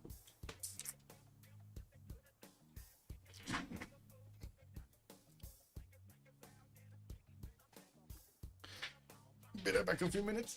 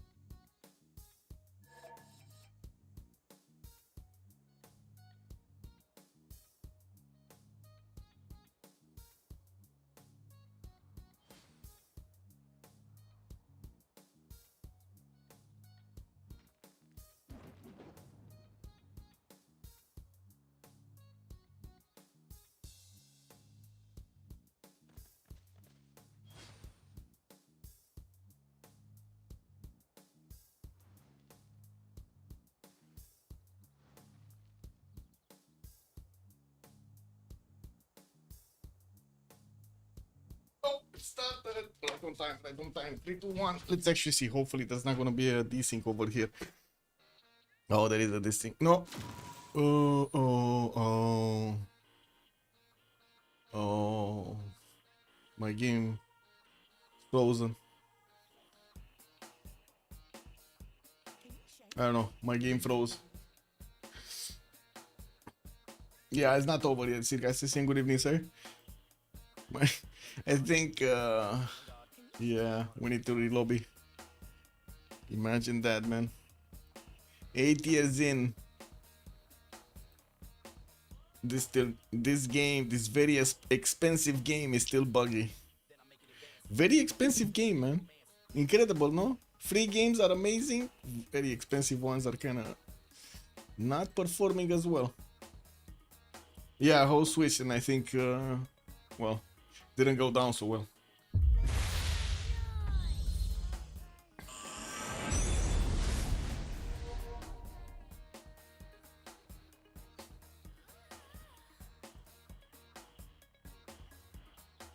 Okay, let's see.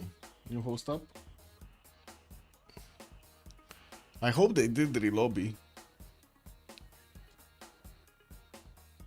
Yeah, they did. Woo! And I'm first one in the lobby. Well, after the host. This is what it is. We got the host. And there we go.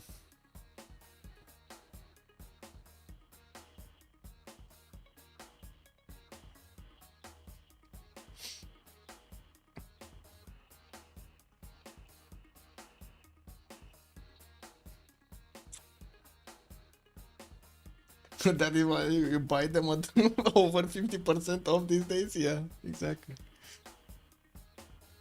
Man, that actually doesn't help that much, but it definitely helps, but doesn't help that much to bring back everybody.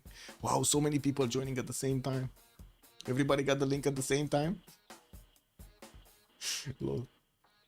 It was a night I surely wouldn't forget as I trudged through the depths of the bayou, guided only by the light of the moon, hot on the trail of this thing. Why you tryna fight it? If it's me inviting, This thing. Only by the light of the moon. Only by the light of the moon. This thing.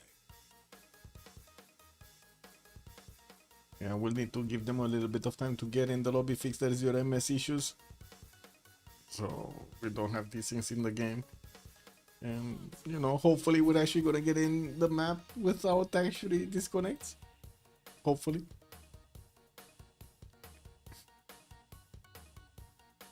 Also, Klopsitsky, good evening, sir. Amir, hello there, sir, and welcome. Gorgor needs to harass Mongolia or Indonesia is as good as dead. Yeah, I was thinking the same thing. Keshik timing will be painful over there for Chuck. And also Caravel timing coming out from Coupe. Because I'm pretty sure he's gonna go for Caravels, right? He needs to take out that fleet of Indonesia. Otherwise, there's a chance that he might get to Caravels. Not the safest option. Let's go FDLV. Okay. Wow, wow, wow. Mods missing over here on check. Uh-oh. We need the mod police to come check. You see, that's why you spawn badly. You don't have all the mods. If you have all the mods, you spawn good, man. That's how this game works. Helping Dido at this point, helping enemy team. Indo, what Dido? Dido, yes. Indo, Dido, Dido.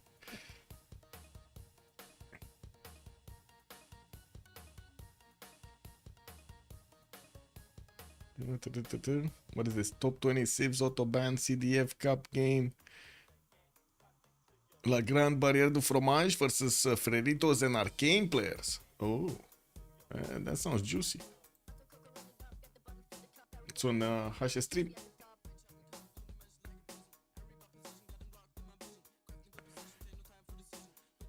Do we have any zero MS? Or did they just not get in? I think they didn't get in, right? Gorgo and okay, Kabachok is back in, and we need Sprig to come back on Gorgo. Pretty sure I saw him disconnect, so he's just reconnecting.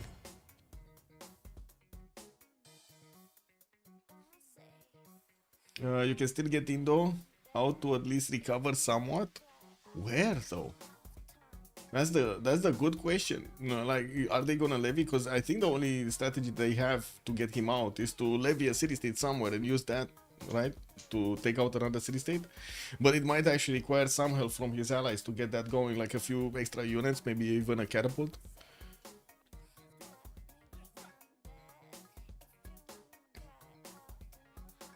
The capital lost for the entire... Yeah, but I mean, you know, military alliance needs to be kept alive over there. The ability to vote in the Congress also needs to be kept up. It's very important. Okay, we got the boys coming in.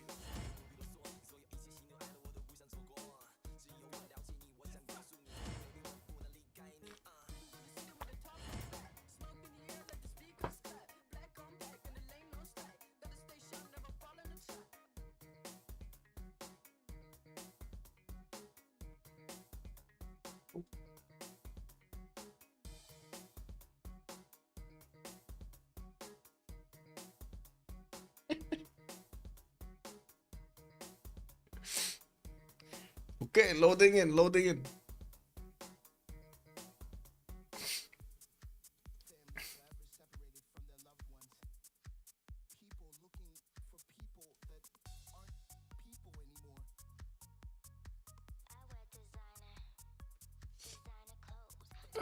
Yeah, exactly. You don't need the capital for those sort of things, no? Didn't they change something on the Diplo favor point generation if you're taking capitals. Like it used to take away your points, if I remember correctly, if you're holding a capital, but now it doesn't, right? Now it actually gives you points if you hold a capital. And correct me if I'm wrong. I do remember something, but I'm not 100% sure if what I remember is actually the correct thing. Just gonna need to let it load. Just let it load.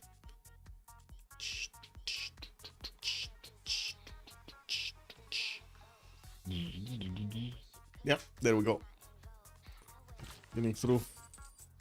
It gives +2 now. Okay, so they're gonna make more Diplo favor just for holding Mahapahit. Interesting. Anyway, we do have wins moving north. Looks like this is the last turn, right? So 3 horses from Mongolia did actually get next to Indonesia.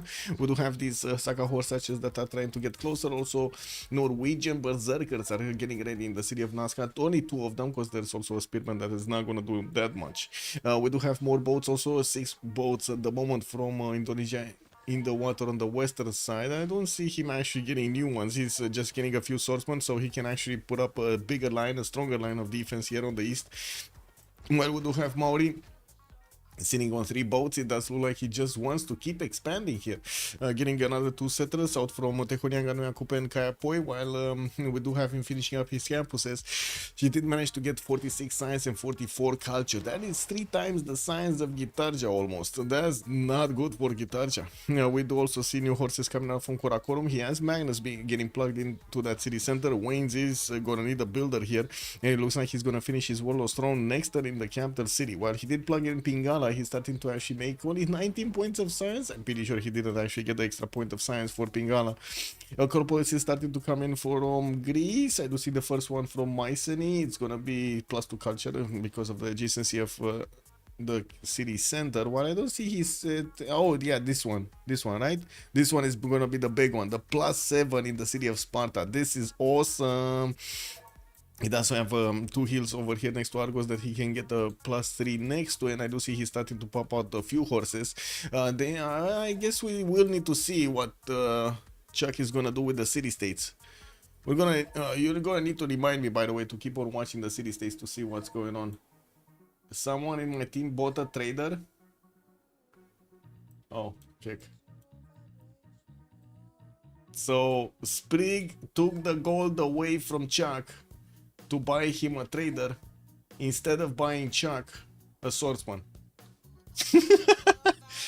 Man, that's kind of nasty. That's kind of nasty. Wait, who was it in the chat over here that was saying if you're helping out Indo, you're basically just putting gold into a black hole over here? Somebody said it. Chuck lives that. No, Chuck lives matter. What do you mean? We got Mogadishu with Venice. I mean, wait, the longer Chuck survives, the harder it will be for the other ones around him. So, you know, it is what it is. They need to keep him somehow alive. Venice with Mogadishu for the trade bonuses. We do have also Kumas in the game with Kiaguana for the culture benefits. Hattusa with Fez are going to be 2 science city states. I do see also 3 of these religious ones, Jerusalem, Nazca, and Armagh. Only Nazca did get soothed over here by Norway, and I do see he actually is plugging in money in there. I'm not sure if he got in there. No, 5 tons. He just put it in. He just plugged it in. A few more horses, actually 2 more horses got out from Jakarta. Interesting. Now this city looks like it's not going down that easy, but of course the Saka horse archers are gonna start working on them. I gotta say these Saka horse archers are extremely weak to the horses of Indonesia. Not gonna be easy, and Indonesia does send his general over there in the north since he's not getting attacked in Mahapahit anymore by the same Waynes.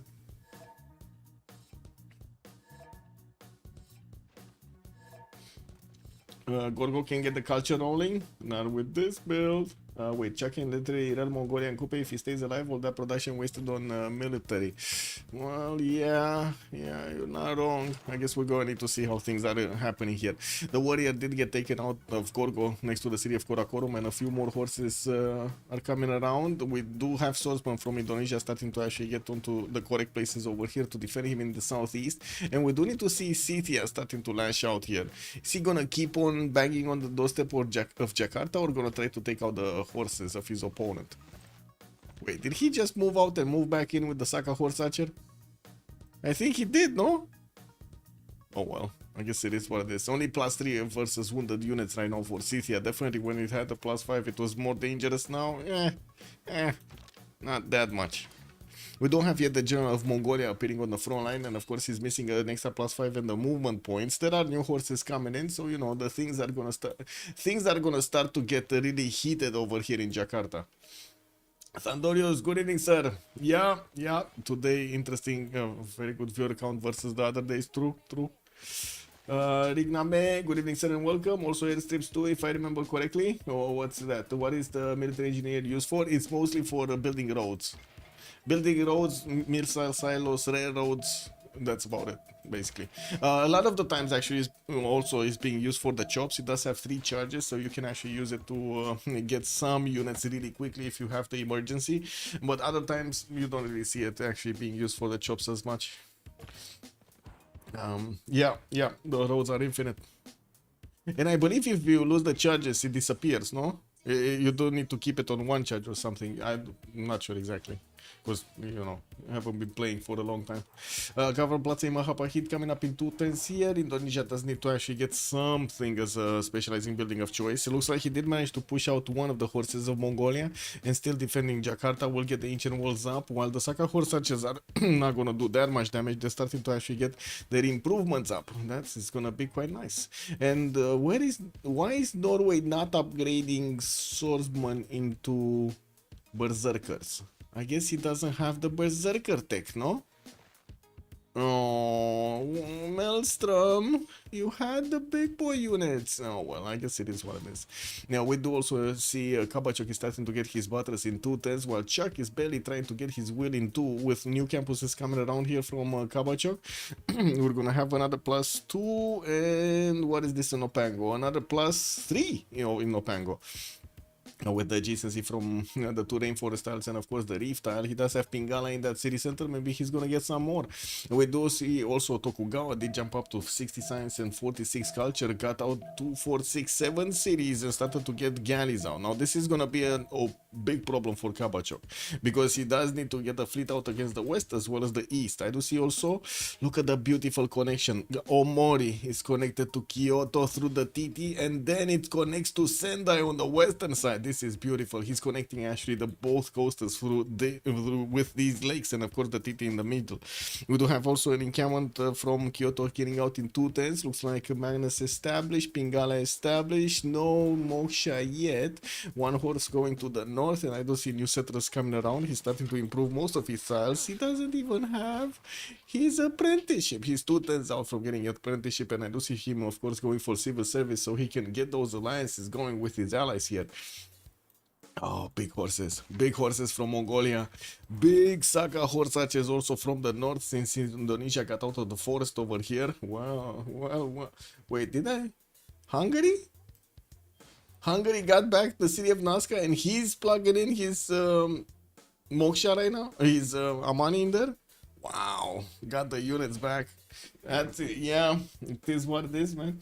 Also, Sandorius is saying, I miss building roads like in Civ2, and I seem to remember in CivNet or the original, you could put a worker on a boat and build roads in the ocean. Really? You could? Wow, that's great mechanics, man. Roads in the ocean. Who would have thought of that, right? Did Japan know District Team? Nubia is happy. Yeah, Nubia very happy. Also, Norway did manage to get quite a few extra cities out, 2, 4, 6, 8 that we can see, and I do see he's finishing up his state churches in the cities he got his holy sites, still working on the new ones, starting to get that faith rolling. 107, he still needs to get his campuses up, only in 18 points of science, and I do have to say the goal portent still doesn't look good on ChillBro side. 6, 15, 5 and 49, not that much goal portent. On the other side, FTLV does benefit from a lot of gold that they can actually send to Chuck over here to try to get his defense going, while Mongolia is trying to pressure as much as possible Indonesia. It does seem like he's having problems taking any of the cities of Chuck here. Chuck is just rolling out everywhere. He's just doing exactly what he needs to be doing, keeping away, fending off his opponents over here. Oh man, this is like one of those karate movies. They're not getting to him.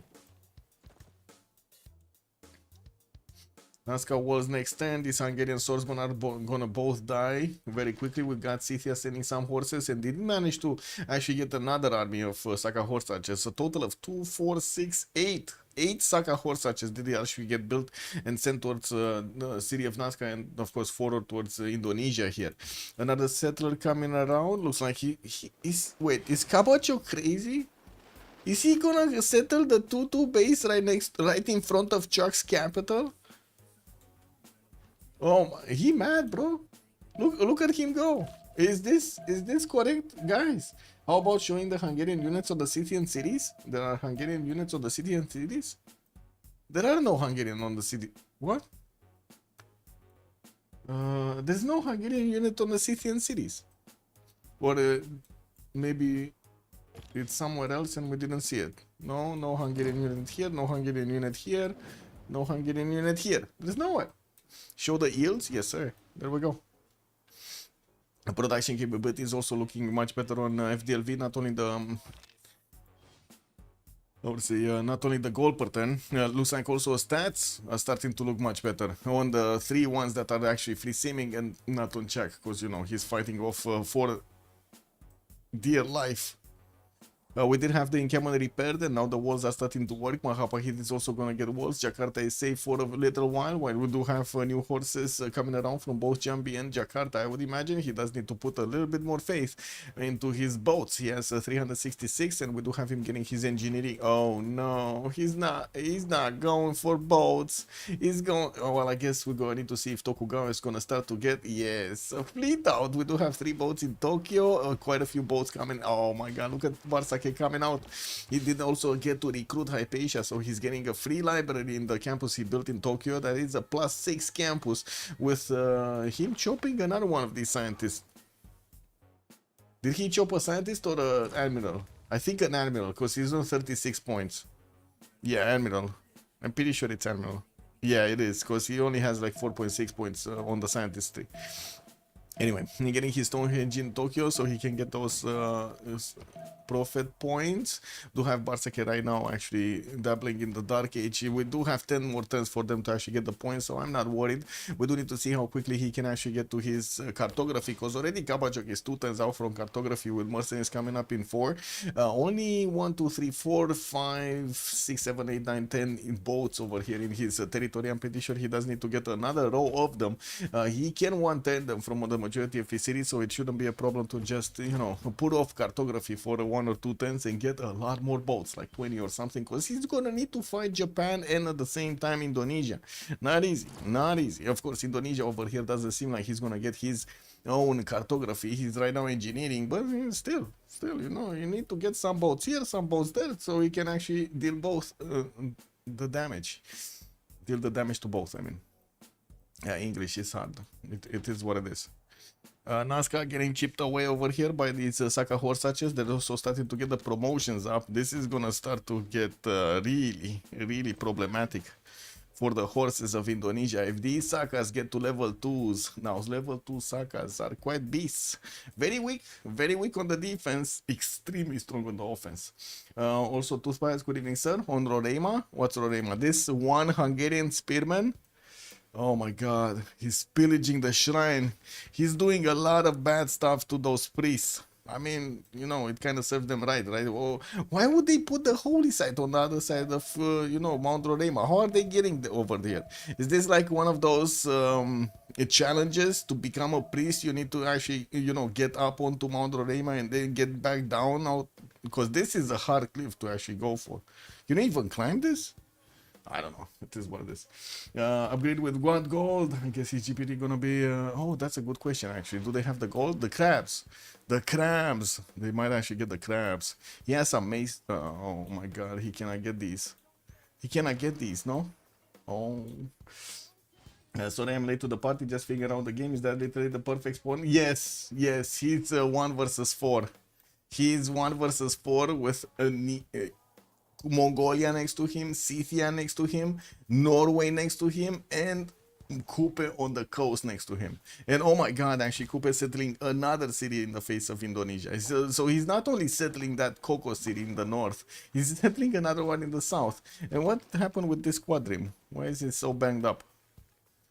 That guy went to party. We got a few more horses from city and also another setter moving on to that nighter tile. While the city of Nazca is going to be taken out next turn, we do need to see how quickly he can actually deal the damage to Jakarta. Wayne's in the meantime is also starting to get a few more settlers, getting his feudalism builders out, and he's starting to actually put pressure on the northern side of Corabalga soon. Doesn't seem like his pressure is actually gonna make his opponent give any kind of space. He needs his stirrups to start getting his K6 on the map here, and we do see him preparing Apadana, getting another settler. He's on 5 cities right now. He's gonna be on 7. Okay. And to see he sent some of his units towards the south. Probably they were worried there might be something happening there. Oh, wait. They can actually get into the East China Sea? No, won't really matter. Anyway. More boats coming in for Coupe. I'm pretty sure we're gonna have more boats coming out from Barsake. We do have admirals from both sides. Lee Ferrickson did get recruited by Japan.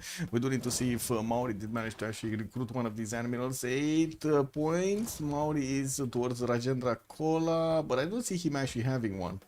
Themistocles, and yeah, that's the last one actually. He didn't manage to recruit one of these. Admirals for the Renaissance bonuses. Might actually want. Yes.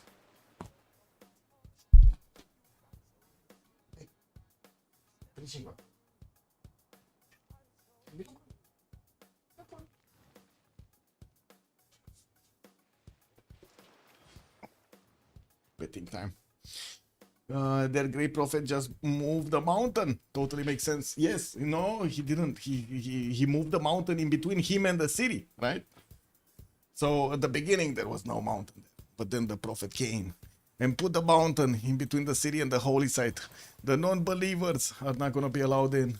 Nazca did get taken over by Scythia for an extra city center, and I do see he's getting that settler out, and it looks like Athena is just restless. Aren't you? It is what it is. Why is Japan getting a general? To be honest, I think it's more for, I would say, resources and the military engineer possibility later on than anything else. I don't really see him actually needing a general here. Maybe later on to actually fend off a possible attack from Scythia, but that's not happening anytime soon. Let's be real. Terracotta. Where is Terracotta? What do you mean, Terracotta? Where is Terracotta? Is he building Terracotta? That would be amazing if he does manage to actually build Terracotta. Where is? Oh, it is. It is. Kyoto is building it. Beautiful. He's getting it. He's getting it. Sorry, I didn't see this. Intelligence agency coming out from Kyoto. That is going to be amazing. An extra plus 5 on his boat from the Embolon promotion is going to be insane. Very good against his opponent. And we do have the first Calvus getting upgraded here. Kabachok is gonna start eating away the Chakian borders. Jambi started to get a catapult out, but these cities are barely 45 strength. Of course, I do see Waze is starting to get in some horses close by. And while we do have Swordsman defending Indonesia, he doesn't have units for all of the tiles to defend the city center of Jambi. And of course, Jakarta also is gonna start to get pressured over here by Scythia. Those walls are not gonna withstand that many hits from these Saka horse archers. There's so many of them. Is there a city escape plan? I kept on watching this, but I didn't find Chuck actually getting a city. No, he's not leaving a city. He's not even choosing a city, let alone levy a city. Do they know about 2 cities? Yeah, they do know about these cities, Jerusalem and Mogadishu. These, I don't think these even got discovered by their opponents. Yeah, they didn't. So only Mogadishu got discovered, and he can get those units to Jerusalem. They need to do it now. Because you can see what's happening, right? Maori is just gonna start eating away at all of the Indonesian defenses. Harbor shipping project coming up from Otobohue. Kapachok is gonna start to get that going. 5 turns for the next round, and I do see Barsake is 1 turn away from getting his own cartography with 2, 4, 6, 8, 10, 12, 14, 16 boats, an admiral, a spy, and terracotta army finished.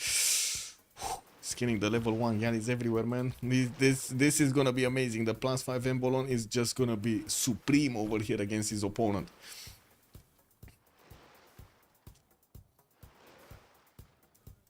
So wait, it's Kabachok dying, Cupcake? Is that what you're talking about?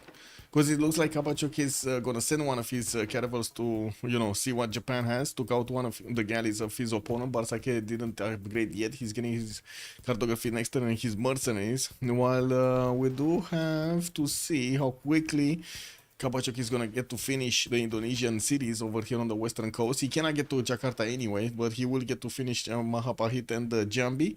While in the meantime, he does need to upgrade his units on the western side. He does need a lot of gold, and that is something. That's a resource that they're quite missing. 67 gold at 10 for Kabachok. We do have Maelstrom starting to get 41. Wayne's is on 21, and Devry is also on 22.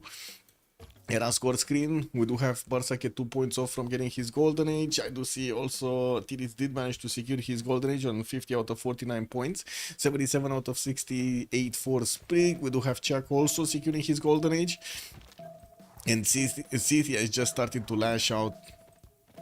Wait, is actually Indonesia killing off the Mongolian units? No, he's not. Come on. He's just doing some damage here. Anyway, Devry's Dark Age, 55 out of 56 points. He's trying to get another holy site, another city here.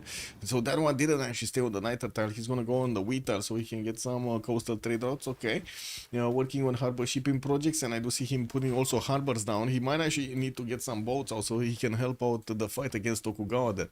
Yeah, but he does also need Golden Age, because otherwise that's gonna be kind of problematic. Okay, what do we have here? Boom. That's one horse down. Can they get another one? This one doesn't have movement. This one doesn't have movement. He doesn't have a general. Scythia doesn't have a general for these Saka horse archers.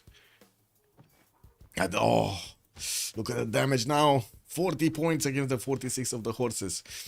We do have also Mauri needing to clean up house over here in Indonesia's western side. While Indonesia is trying to get his machinery out in 4, he's also 1 turn away from feudalism. Wayne's 47 out of 47 points. He does need 55, so yeah, needs 8 more. Looks like also Varangian did manage to get very close to getting his golden age, 3 points off. We do have him finishing up his lighthouses and getting the harbors out, still buying up builders and working on a mausoleum at Halikarnassus in the city of Nidaros. That is gonna be fine. 2 turns to finish this. He's gonna get those points. He's gonna be fine. Kabachok 50 out of 51. Definitely needs to get those points on the board. Theater Square over here from Otobohue, but he didn't get his Mare yet. That would give him the 4 points from the Splendid, from the unique actually. Unique building. I was thinking to say that he might need to buy it, but then I realized we're gold to buy it. Wait, if he settles here, he's gonna get the points from Pio right? He's gonna have one of the tiles of Pio in his border, so he can get that Terra score at least. Okay. Okay, more boats getting taken out here. You have Scythia losing some of his Saka horse archers. That is a problem, but it is what it is. You know, it's kind of known. It's kind of known that the Saka horse archers are not that great when you're putting them on the front line like this. But we do have already Scythian horses starting to get in the borders of Jakarta with level 2 Saka horse archers starting to get their promotions. 47 damage. This is a classical unit of 47 damage without a general. Wayne's getting his stirrups in 2 turns to start pumping out K-Checks if he wants to. I don't think he wants to be honest. There is another settler coming up from Jakarta in 3 for a possible safety over here from Devries. Indonesia, the biggest hurdle for ChillBro to get their 4-way Reina coastal trading? Yeah.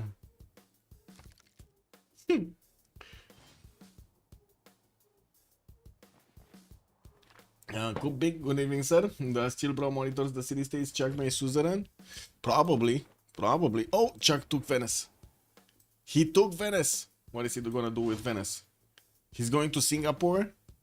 He's gonna want to take out Singapore. That is a city very close to Tidits, so maybe if Tidits gets a few units here. Oh, there we go. Trebuchet coming out to help over here against the borders of Singapore. We do have also a central that is moving into the tundra. Where is this guy going? Into the tundra? Tidits, man. Is that like a jail city or something? Why is he going into the tundra like that? Come on, guys, give me an explanation. Why is he going there? You're not settling here somewhere. Like, this is way better territory than that one. Even without the fresh water, this is way better. A Lux? This is just a Lux settler, so he's going for the tobacco, for the dyes, for the gypsum and the silver. He doesn't have either of those? I guess he does have gypsum, mercury. Oh, there's no mercury here. Oh, I see. So it's 3 of them. 3 of these are on the other. Got it. Okay. 3 Luxes. Got it. The Luxes in the tundra, man. What people do during the cold seasons. It is what it is. Okay, let's see the boats. Caravel's coming around from Japan. Did he get his upgrades? Not yet. He didn't get his promotions on all of his boats. And I do see Kabachok is actually leaving that one tile choke, one tile behind, so he can actually get 2 Caravels to slow down. He's also going to need to get his golden age somehow. His golden age points. Devries is 5 points off. Looks like Wayne's is also 7 points off right now. We did have Maelstrom managing to get it, and also Kabachuk managed. Oh no, he's 8 points away. Oh my, that's 8 points away, man. Can he get the capital city in the meantime? He's gonna get Jambi as the first city. What are you doing?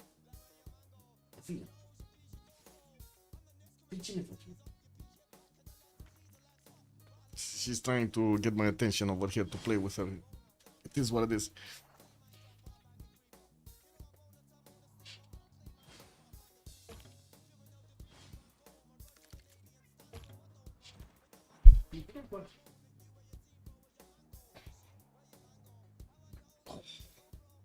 The big lady over here. Yes, it's belly up time.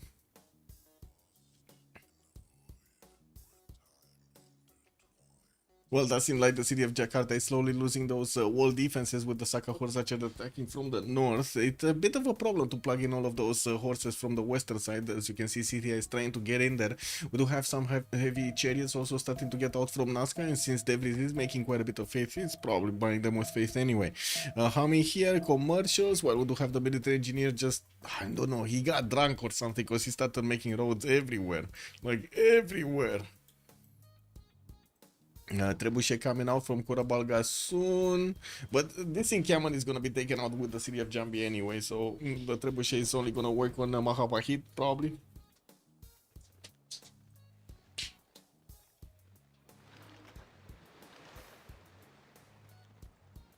This is incredible.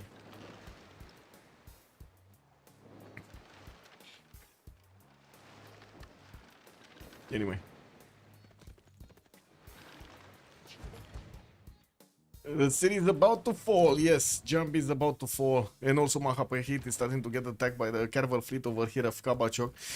Working with the quadrim. The quadrim doesn't have the extra range to attack into it. And as you can see, these Saga horse archers are only 2 turns away from actually finishing the walls in Jakarta, allowing the horses to actually do the full damage afterwards. They're also starting to eat through the horse defenses of Indonesia with the help of the Saga horse archers and the Mongolian army from the south here. I still don't believe we're gonna need to see Kesheks, to be honest. We do have one that's coming around, of course, for those era score points. Wayne's did manage to get 55 out of 55 for his golden age.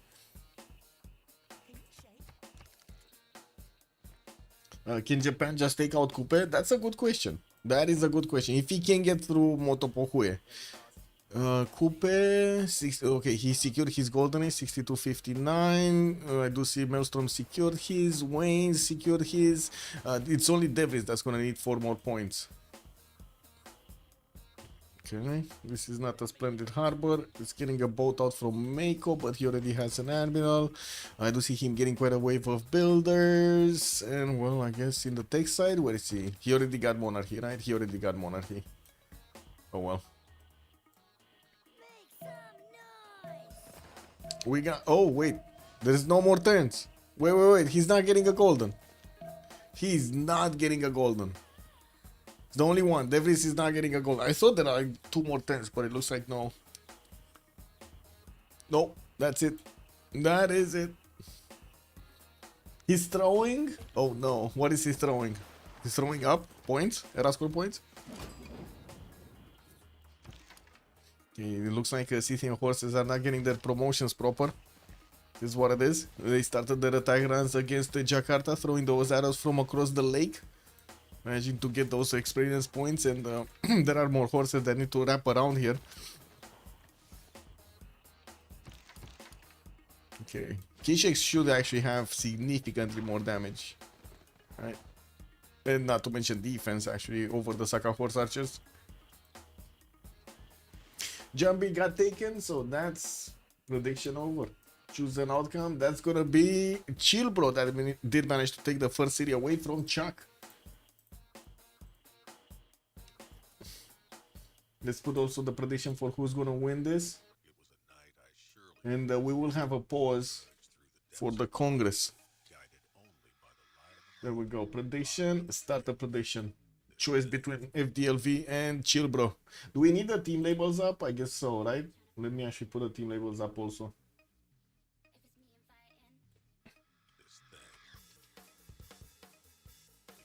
Damn. And here, ChillBro. Damn, we got this going. There we go.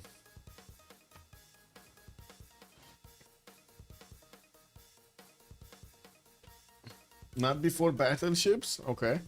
So you're saying he's not going to take him out before battleships? Yeah, could be. There is another choke point in the north that Devries is going to need to plug out with his cartography coming up in 310s. Might not have time. These caravels of Barsaki are going to get there. They're going to get there. Himeros is available for also Devries to use. And from what I do notice, Barsaki's boats are going to be very strong against Maori. Where is that admiral? He didn't get the admiral here? Anyway. Wait, am I first or second? First. Okay, so I go for a...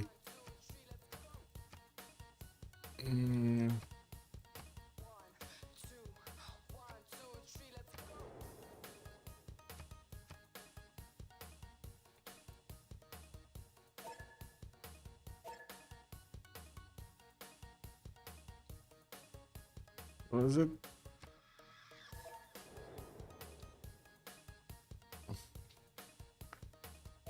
Okay, and be right back. 1 minute.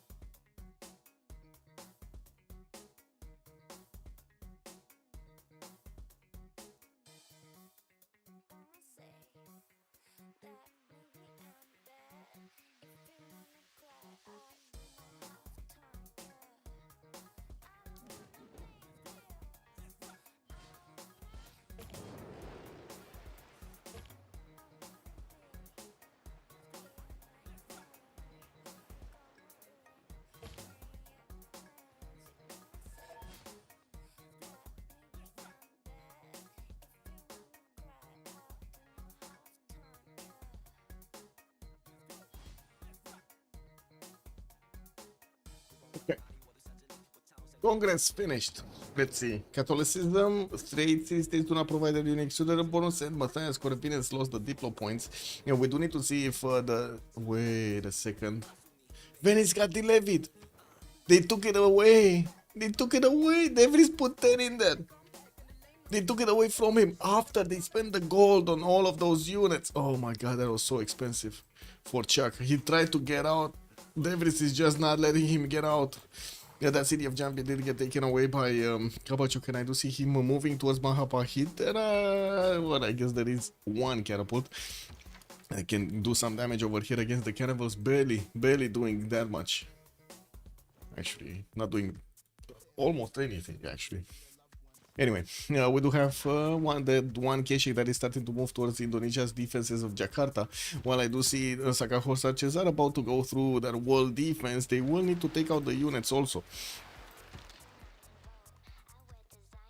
What do we have? Barsaki Frinkuri Golden Age this time around with 118 science and 48 culture. Still has quite a few boats in the city of Tokyo and did establish a religion, divine inspiration for the wonders, providing him the +6 faith and culture, cross-cultural dialogue that he can of course spread his religion towards Hungary and also Greece at the same time.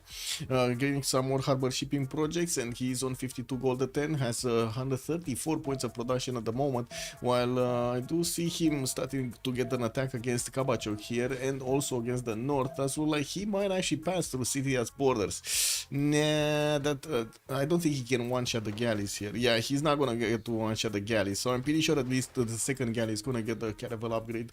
Anyway, Reina establishing here also. Tirits, I did see some magical numbers coming out. 250 points of production on Tirits. He is managing to get Imhotep as a great engineer and has quite a few trebuchets going around. We gotta see the action happening here, because it does seem like Wayne's is starting to get aggressive. Ooh, I mean, you gotta watch out, man. Wayne's is starting to get aggressive. The things are starting to heat up over here in the borders of Jakarta and Mahapahit at the same time. Tirits is in Pembrasian Voice Goldenish with 100 science and 70 culture, 105 points of gold, very good by the way, 250 points of production, extremely good. With builders, with feudalism coming around and new industrial zones, he did manage to get his setup proper over here, with the industrial zones benefiting from multiple aqueduct defense adjacencies, while we do have the dams being set into the north, so he gets some defense against floods. Getting to establish also holy site here in Sejet. Maybe he does want to get the last religion. I believe there's only one religion left, right? We already had 4. Yeah, there's only one left. With new harbors coming around in the markets, he's still gonna get traders. He did manage to settle west on Mediterranean Sea. That's not gonna help at all. And he's just gonna connect his economy at some point with Japan, maybe? Is he? No, he's connecting already with Greece. Greece did take out Kumasi. We didn't actually speak about this. He did manage to take this city-state away from the board.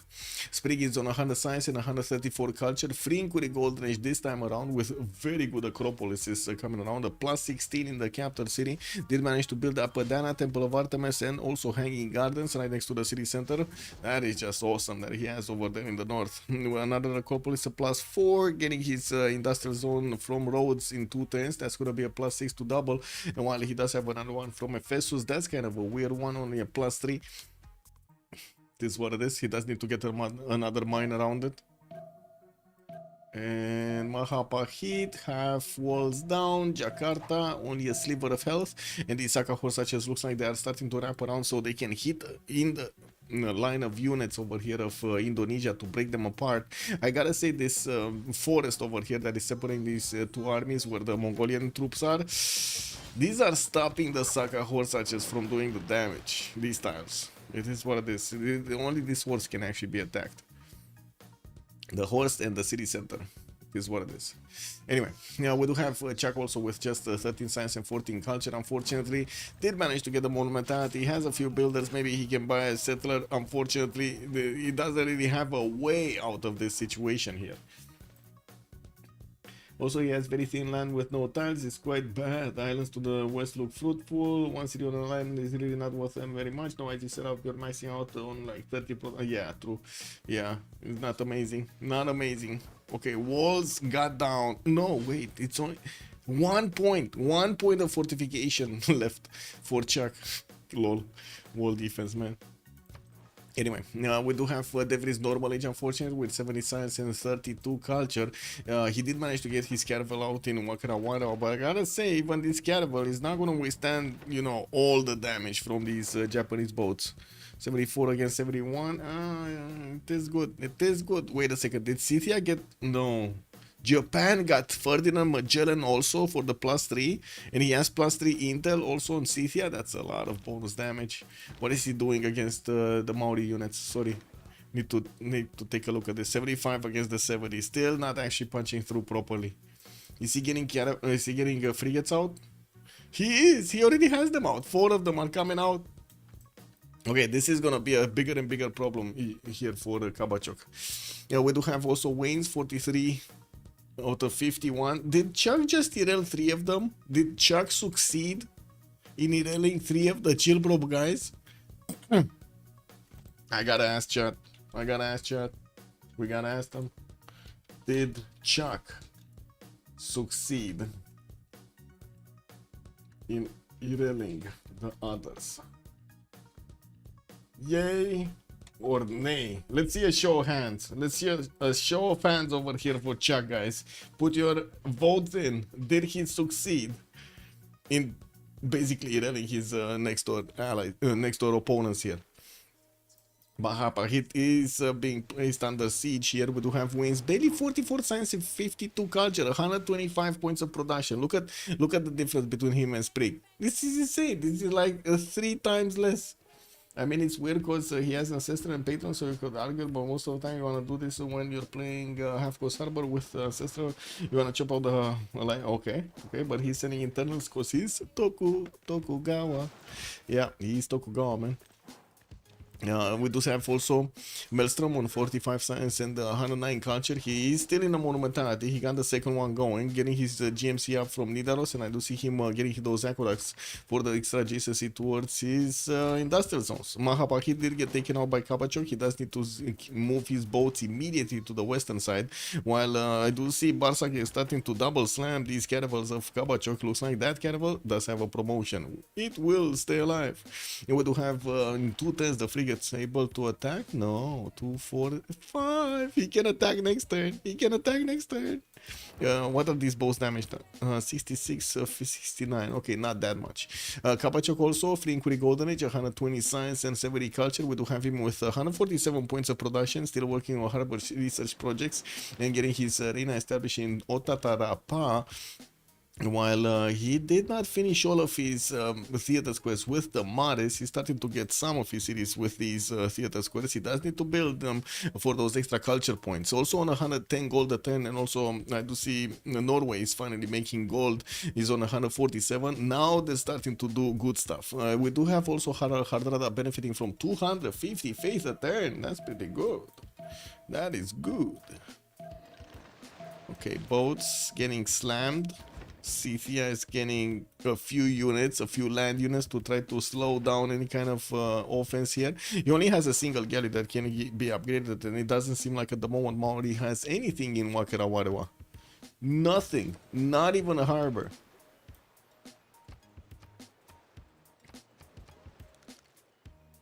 Okay, more quadrims coming out from Kabachok City, so he can upgrade them into frigates. Kabachok is getting his military engineer, so he can upgrade his niter tiles.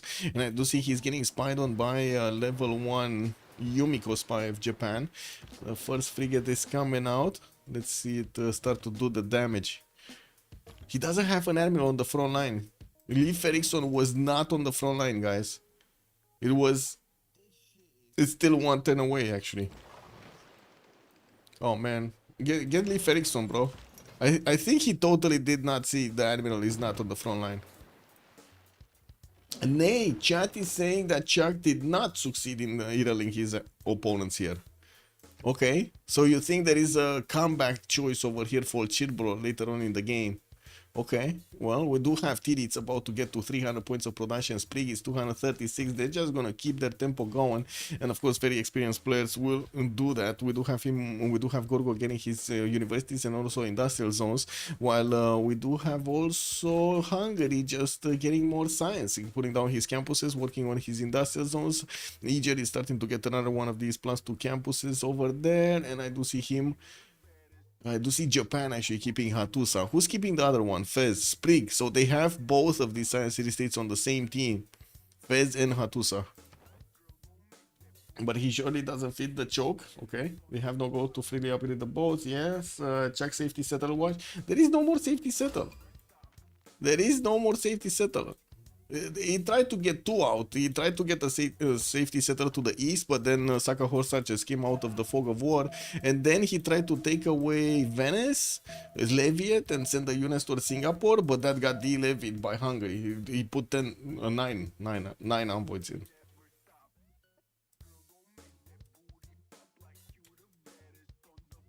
Okay, finally, Admiral is appearing on the front line. He's getting that extra +5 against his opponent. Is going to be super valuable here. He does need to get it close. Close, close, close. Come on, get it close. Lee Ferguson needs to move over there on the oil tile. He needs to be closer. So the front line unit actually gets the extra +5. I do see also frigates are deployed towards the north, so it's gonna be a bit easier to actually go through the Scythian defenses. Good thing is this caravel did actually get the promotion, so he's gonna survive at least one more turn. Why did he couldn't, never mind. He does need to actually ask Maori here to buy a tile. He needs to be in the border so he can actually heal. Come on, Maori, you can do it.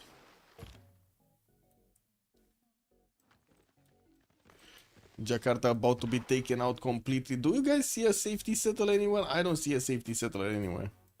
Mogadishu is still here. Jerusalem doesn't have levies. Yeah, I don't see it. Obura did get settled for those amenities. The tobacco tile already getting upgraded. Dice tiles are soon gonna get out. Why is he going east side? There's nothing on the east new for you. There's only a gypsum tile. I guess it is what it is. Anyway, we do have also... What? What are these hoplites doing? Now this is quite an army of hoplites. We got 6 of these. Man, the hoplites are just built differently. We got quite a few knights also coming out from Mongolia. He's getting those Kisheks to actually bonk on the Jakartan defenses and of course taking out the units. And while we do have Indonesia trying to take back the city of Mahapahit, he only has 2 swordsmen that can do the damage, and that's a 45 defense strength city, even without the boat inside of it. Uh-oh, boats are getting through, guys. Wait, did he just sacrifice one of his caravels into the defenses of Kabachok's caravels? He did, right? Ooh.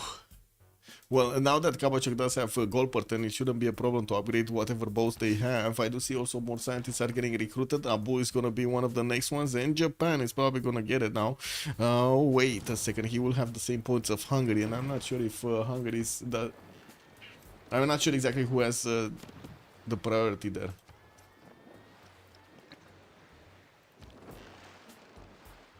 Okay, so here frigates do need to lash out. We got a admiral here also. That's going to be Zheng He. First caravel did get taken out. Scythia only has 2 remaining, and it does seem like slowly Barsak is getting through. Yeah, he's getting through here, guys. Wakara Warawa is dead, and of course that's going to open up another way to get into the pond over here of Makeup.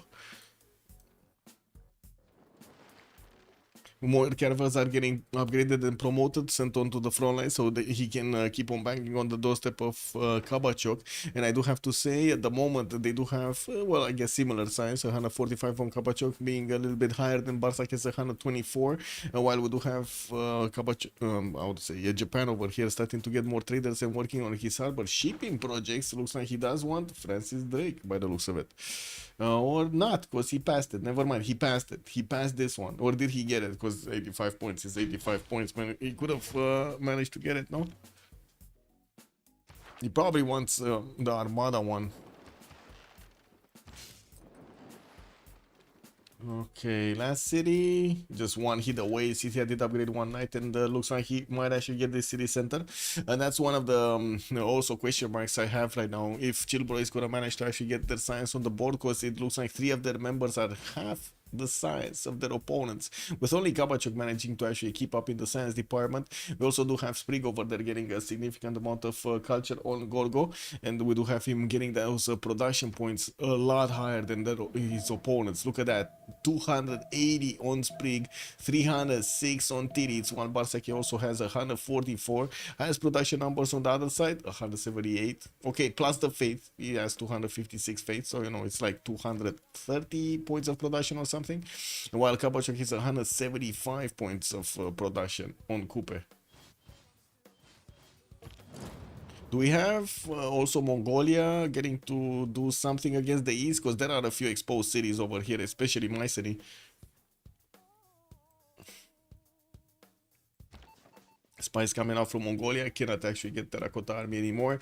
His Kesheks are coming around from taking Jakarta. That is the first player taking out 4 versus 3 situation, but the team with the better stats does have the 3 members. So we don't know. I don't think MTLV are gonna actually just, you know, renounce this game.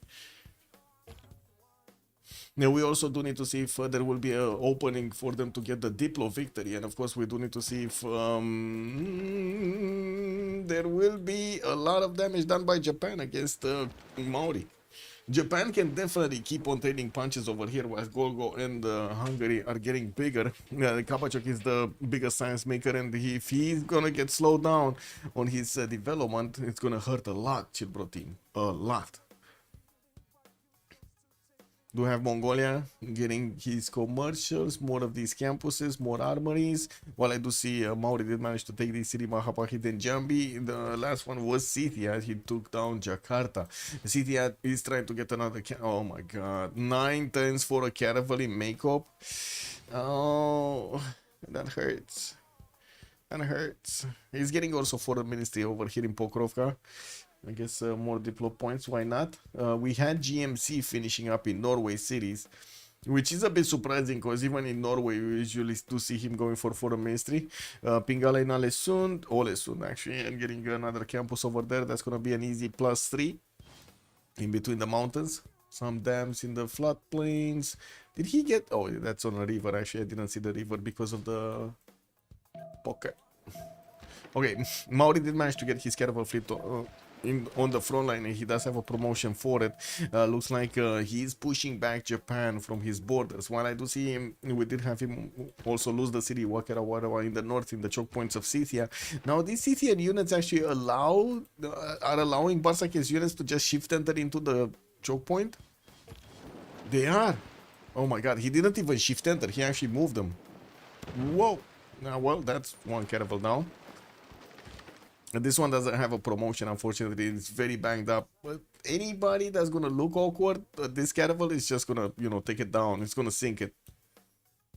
Did we have the last? No, the last religion. I believe Gorgo was making something, right? Was he making a holy site, or was it? No, it was over here. Hungary getting a holy site here in Szeged. It's not even a +3, only a +2. Oh, I see what he's doing. He's getting Mahabodhi temple. That's what he's doing. So they're going for the denies. So Maelstrom is gonna need to get Mahabodhi temple or bust. Did he get it? No. Does he have forest to get it? No. Actually, no. That is a big nay. Yeah, big nay. What do we have here? Frigate still fighting around. You can around against these Maori units. Of course, the one-tile choke point is just putting so much of a hurdle over here to get into the Maori territory. We do have frigate pre-builds from Kabachok, and I do see he's getting his education soon, so he can start working on his universities. And while we do need to see what's gonna happen with their stats here. Being under 100 science when your opponents are about to hit 200 is a bit of an issue, I would say. Goal per 10 does look much better on ChillBro side, and we do have them starting to get that production a little bit higher. But look at Tidits, 350 production, Sprig 310 production. Are they gonna make it though? Forbidden City coming out from from Sprig. I do see he's starting to recruit a few more writers and plugging in Reina in the city of Argos. Didn't get those coastal trade routes with his ally here, even though he could have actually settled another city towards the north in the Mediterranean Sea. It is what it is. They're not trading coastally. I mean, they did try. It's not for a lack of trying, just the traders were sent at the wrong time. Colossus also got built over here earlier by Hungary. That actually denies him. Why did he get this harbor here? Does anybody know why did he get a harbor here instead of here? Both are +0, but wow. I guess it is what it is, man.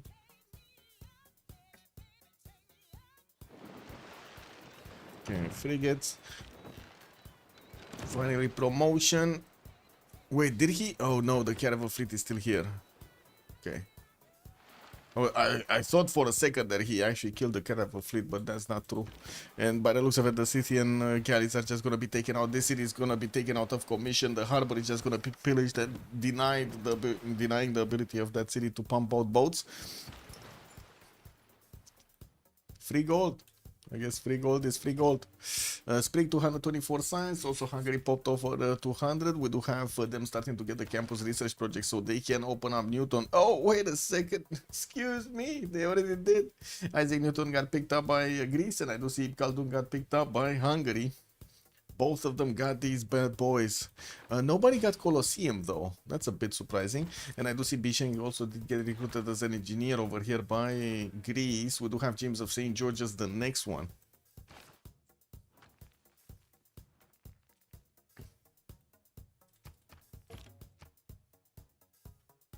Toothbias, good evening, sir. Misclick PVV, KW. Andrew, I'm also good evening, sir. In Norway, normal age? No.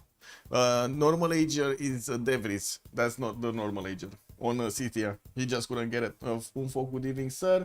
Good evening, just in time for the 3 versus 4 comeback. We trust. Who lost the military? That's a good question. Probably Hungary. Probably Hungary. Let's actually take a look here.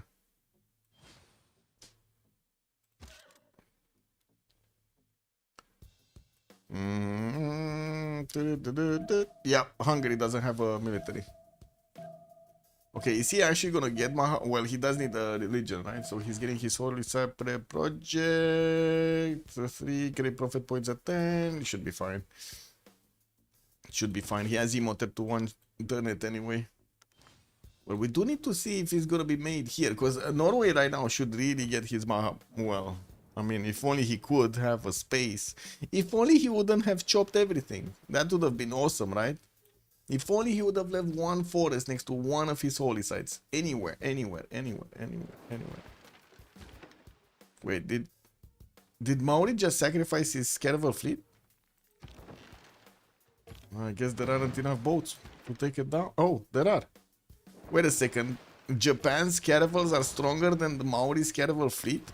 What? Oh my. And I do see also Frigate Armada did get upgraded by Maori. He did manage to actually recruit Santa Cruz. And there we go. Lauzi is on Hungary's side. We do have him sending it to the holy side. He's just going to need next 10 and also to buy out that 3rd ring tile to place down the Mahabodhi temple.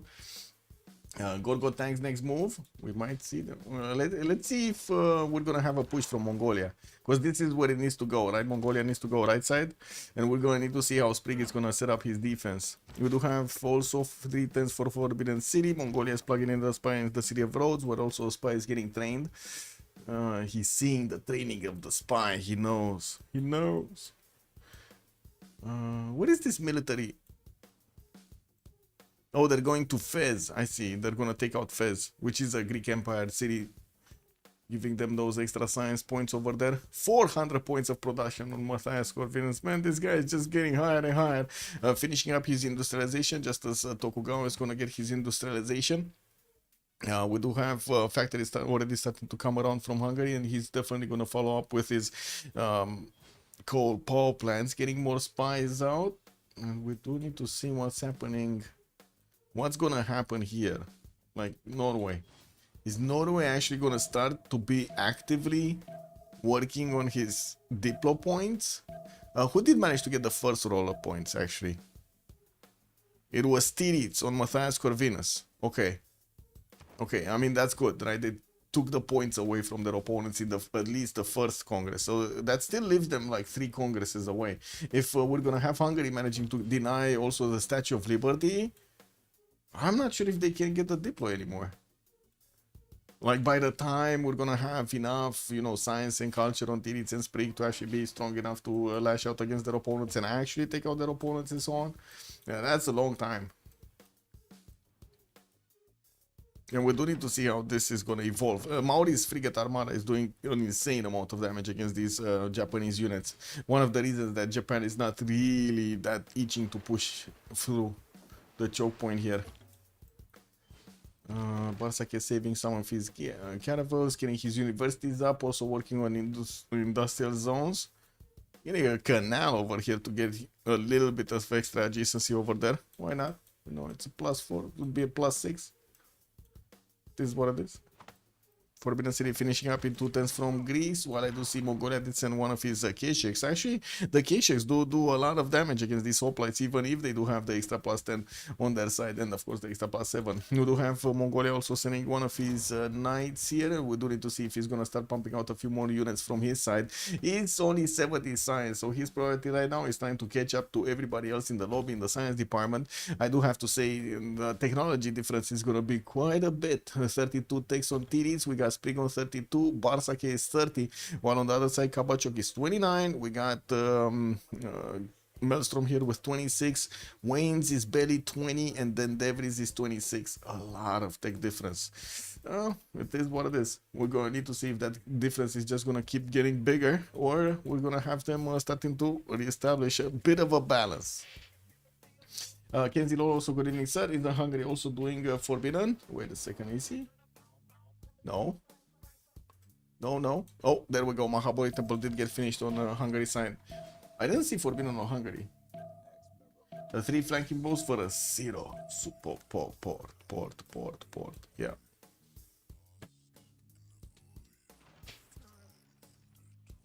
Yeah, it's fine. It happens. Would have been nice to have a competition between the teammates. Okay, so Mahabori got taken away. They need to take out Potala Palace, and they need to take out also Statue of Liberty if they want to deny their Diplo angle. Or, I should say Diplo option. Diplo.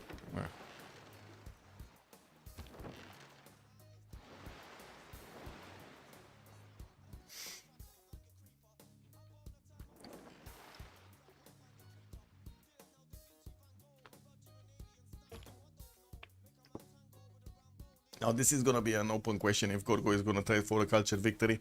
And we will have a lot of culture on Varangian, since he did pick up choral music, if I'm not mistaken, at the beginning. Hungary did also get a just education with stewardship, and I'm pretty sure he's gonna get converted over here by Japan. I'm actually a bit surprised we didn't have Japan trying to get something done. He did get... Oh, I see. So first of all, he doesn't have a holy site, and second of all, he does have Magnus over there in Tokyo, so, you know, he's not spreading that religion with Moksha. I guess it is what it is. We do have Kabachok actually successfully defending himself here, getting his industrialization in 3 turns, while Barsake did finish his. He has 178 points of production. Even with industrialization finish, he has less production than Kabachok. Ooh, well, I guess there's not going to be that much of an influx of production on Kabachok's side, because we're mines, right? You don't really get to build mines with Coupe. You just get to use all of these forest tiles and rainforest tiles. More campuses coming in. Mongolia starting to get those extra science points, but slowly inching forward, while we do have Sprig about to hit his 400 points of production. We barely have Hardrada managing to get 213 on the side of ChillBro. Hatusa is also in between the cities of Tiritz here. Looks like we do have Maelstrom managing to actually get that city away, taking down a little bit of the science points over here from Tiritz and Sprig. And we do have Hungary getting a military, 2 of these trebuchets to start to attack into the city of Hatusa. He does have 2 of his black armies also, the replacement courses, unique ones for Hungary, while I don't see him building new ones. Getting also to 1/3 his coal power plants from Esztergom. That city is 77 points of production, while the capital city is less. No, it's not. It's 91. So wait, what? So he's, I guess he did overflow something in Esztergom that was giving him those extra production points to 1/10 the coal power plant. He's starting to spread his religion around with the posters he got for free. And we do have Greece repositioning his army to actually defend in the city of borders of Mycenae, while Mongolia doesn't really have a military against him. We do have a few more of these encampments starting to be placed down from Wayne's. Wayne's over here is going to need to get to tanks as quickly as possible, because otherwise he might not have a chance of doing any kind of damage, meaningful damage to Sprig. Forbidden City did get finished in Greece's territory, so he gets that extra wildcard policy slot. We don't have new cities from Barsake. He's basically putting an attack against his opponent over here on the city of Motopohu with everything he has, but fortunately for Kabachok, he's managing to defend this. Quite interested in how FDLV choose to close the game out across. What, across the river versus not? What do you mean? What was that? I hope ChillBro won CC early. I mean, that's an open question if they can come back. I'm actually curious myself. Industrial zone's coming out. Kabachok putting a few more. Got a spy out. Did he get a spy? Did he even discover the series of Japan? Oh, he got a spy in Auckland. Okay, I see. And I did see Scythian Horse actually got into the borders of Yokohama, and Japan did manage to recruit El Cid here as a general. Not bad.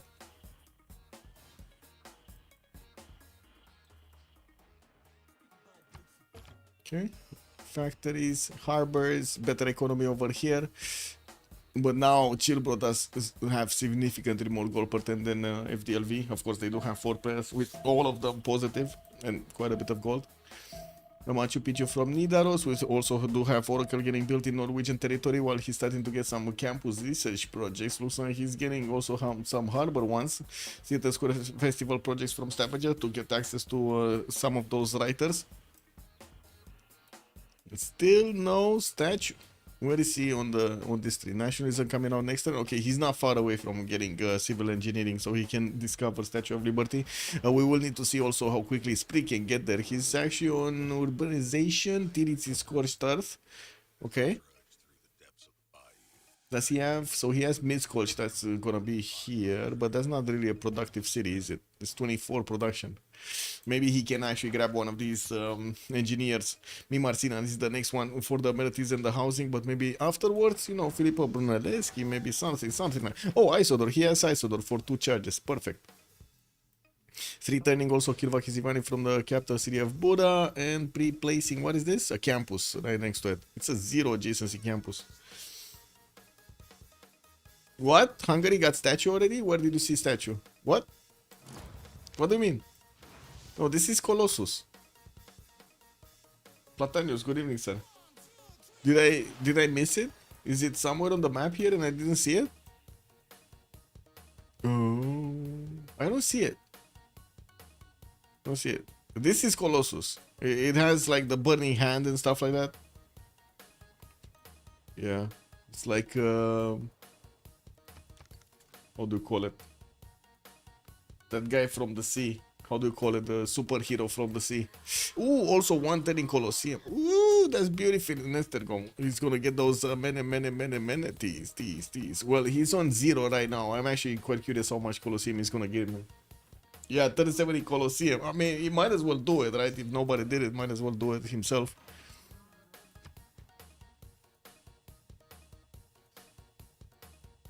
Okay, doesn't seem like there's much actually happening in the choke point since Maori does have this frigate armada that can lash out at any moment in time and just do so much damage, so much destruction.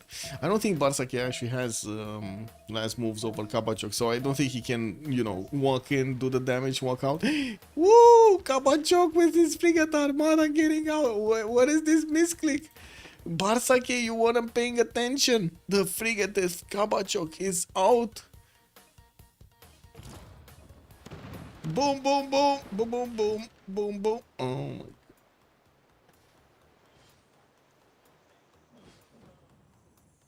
Yeah, that's a classical hip kick. Let me actually save it as a clip because, yeah. Now this needs to be saved.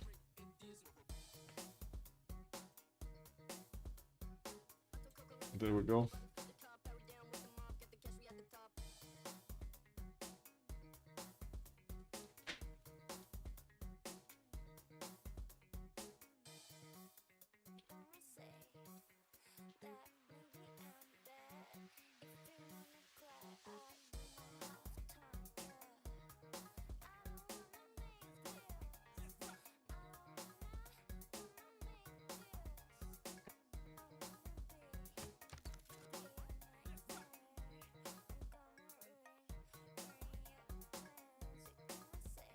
Repic, good evening, sir. Also, Lancer, good evening, sir, and welcome. Yeah, that Armada just, yeah, is what it is, man.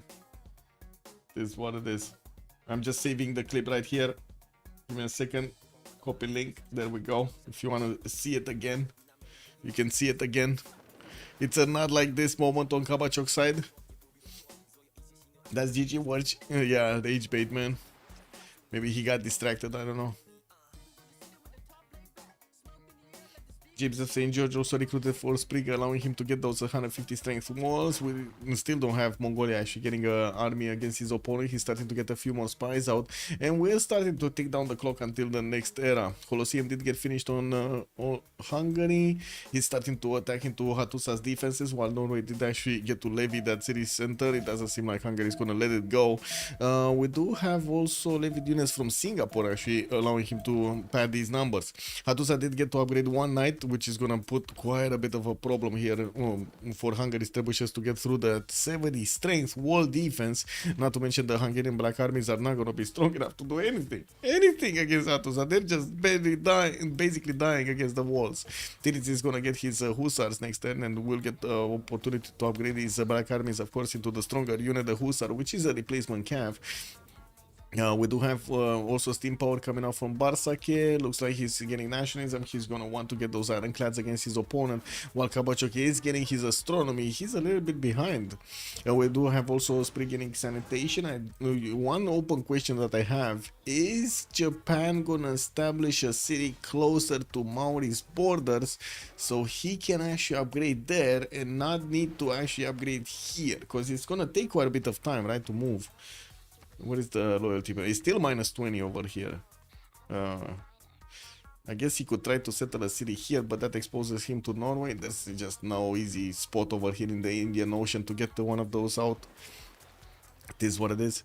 CCI is starting to spread his religion into Maori's territory, and I do want to see if he actually got some extra bonus there. No, Norway got pagodas, and it doesn't seem like actually CCI did increase anything. He's just getting more faith pattern from converted cities, and that's about it.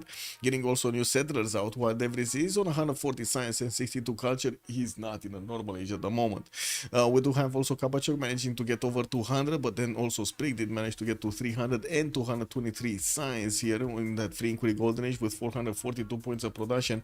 Does it look like Gorgo is just going to keep increasing this with his coal power plants finishing in most of his cities and finishing also his universities? More science, more culture, more everything. Also, there we go, our museums coming out. He does need to make some form of a defense, but it doesn't look like he's getting pressured by Mongolia to actually, you know, do something about it. Got his nationalism for the core ability, and actually right now, his hoplites are good enough to withstand the damage of these, not only the K-Shakes, but also the Knights. Yeah. 58 strength hoplites on the defense. You love to see it. And looks like they're asking for a bio. We do have Kirvak finally finishing up in Buddha, and we do need to see how, when and how is he gonna get that Statue of Liberty. Oh, I see, Miskolc is gonna build it. He teleported Isodoro here in Miskolc. Okay. So yeah, this is gonna be terracotta spot. Terracotta Statue of Liberty spot in the Mediterranean Sea. Totally makes sense, no?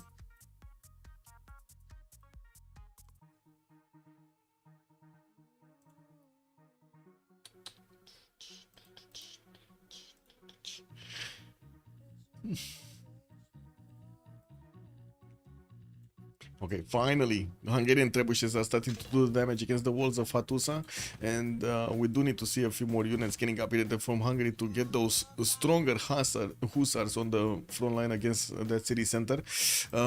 We do have him also finishing up the lighthouses on the west, while it does seem like also Scythia is working on taking out Fez entirely. That's also 72 defense with a single crossbow that is lashing out against his opponent. There is a trebuchet here that is working on the walls, and of course Scythia is kind of losing his units if he's attacking into his opponent like this. What is the promised coastal Reina trading? It's not happening. Like, they got Reina here in Pest, and it's not working. Like, no trader is actually going through that city state. Egori also, good evening, sir. Any EU boys, is your Steam also down? I mean, it's Tuesday, so it's kind of normal that Steam is down. Mine is not down right now. It's actually saying manage download, so it's working. It's connected. Yeah, it's working. Anyway, we gotta pause 10 minutes, I guess. And we're gonna be coming back to see if they do manage to get a comeback against their opponents. If the LV does have the bigger stats, but they don't have the bigger numbers. But yeah, right numbers.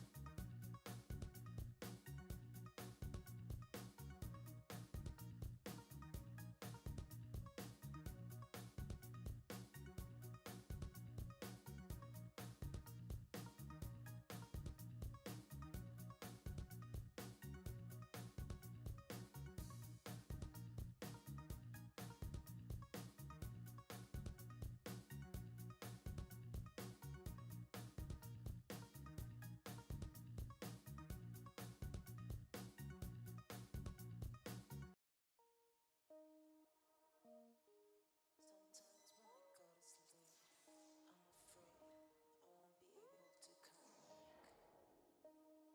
Sick, sick, banger, banger, banger, banger, yeah, yeah, yeah. Sick, sick, banger, banger, banger, banger, yeah, yeah, yeah. Sick, sick, banger, banger, banger, banger, yeah, yeah, yeah. Sick, sick, banger, banger, banger, banger, yeah, yeah, yeah.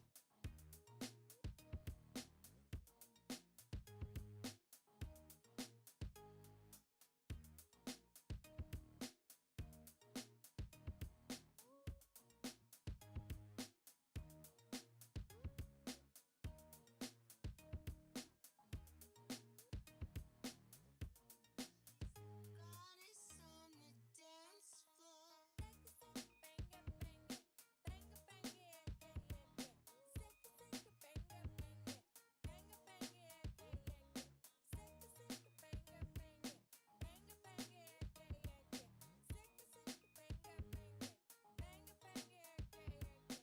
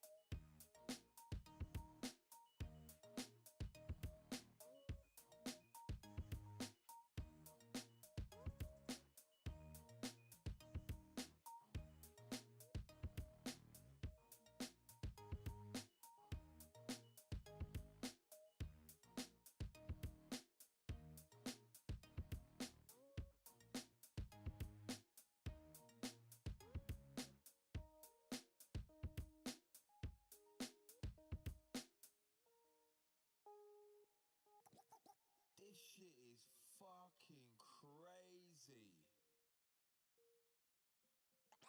As we roll.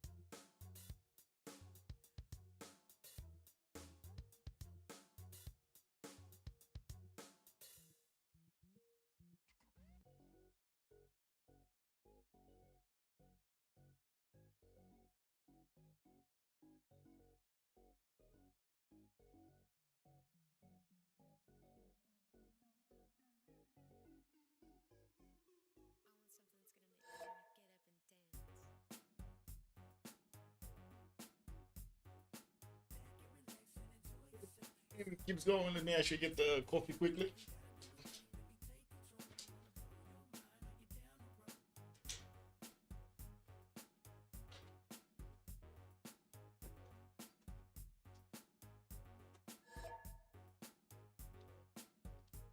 Wait, they're getting the team pluses? Oh, they're actually getting the team pluses. Never mind. I'm gonna click buttons as we go.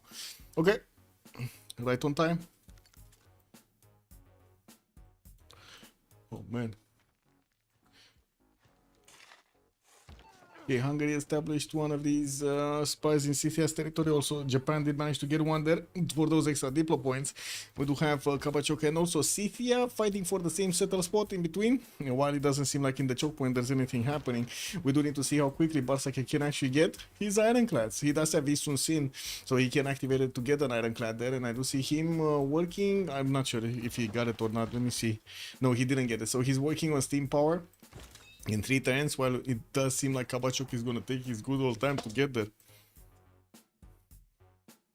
I had to scare the cat a little bit because I had to vacuum all of the, how to say, some stuff in the bathroom. Big invasion coming out from spiders. This is what it is. I had to take them all down. I sort of Miletus, come on. We need to get, there we go. Is he putting in? Is he putting it in? Miss Colch? No, not now. He's not. He's not. Does he not have? Oh, he's on Opera and Ballet. Maybe he doesn't have it actually. What is it? Wait, what? It's here somewhere, no? Yeah. So he got it already? Or he didn't get it? Because that's bottom. Statue of Liberty coming up, Potala Palace in Debrecen in 6 turns. I didn't see anybody trying to get it. And this is like the biggest surprising thing, because Maelstrom would have actually needed to get it going. And he does have mountains. He chose to build Machu Picchu instead of it. So, civil engineering coming out from Harald next turn. I don't see him actually benefiting from engineer. So I don't think he's actually going to be the one who's going to get it just because of that. He doesn't have any more chops, because otherwise he would have actually built Mahabodhi Temple somewhere. So that's kind of a woof woof. Okay, do we have a settler coming out here? No, Japan did actually get his ironclads. We got the first one actually coming up. Sprig is getting his team power next turn, and there are a few that are getting upgraded in the borders here of Japan. Only 2 of them. He only has 2 boats available for him to upgrade. He does need to either get back his caravels or get a city on the front line here.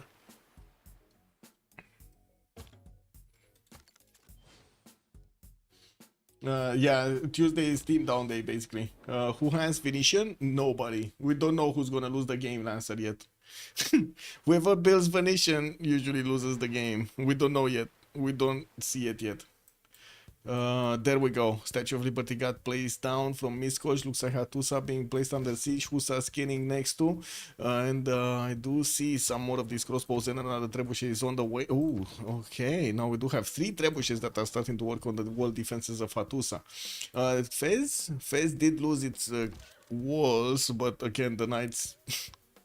Man, he does need to get more of these trebuchets. Like, a lot more, because the city is not being placed under siege. He either needs to get a knight or a horse or something in the water to place it under siege, or that city is not going down that quickly.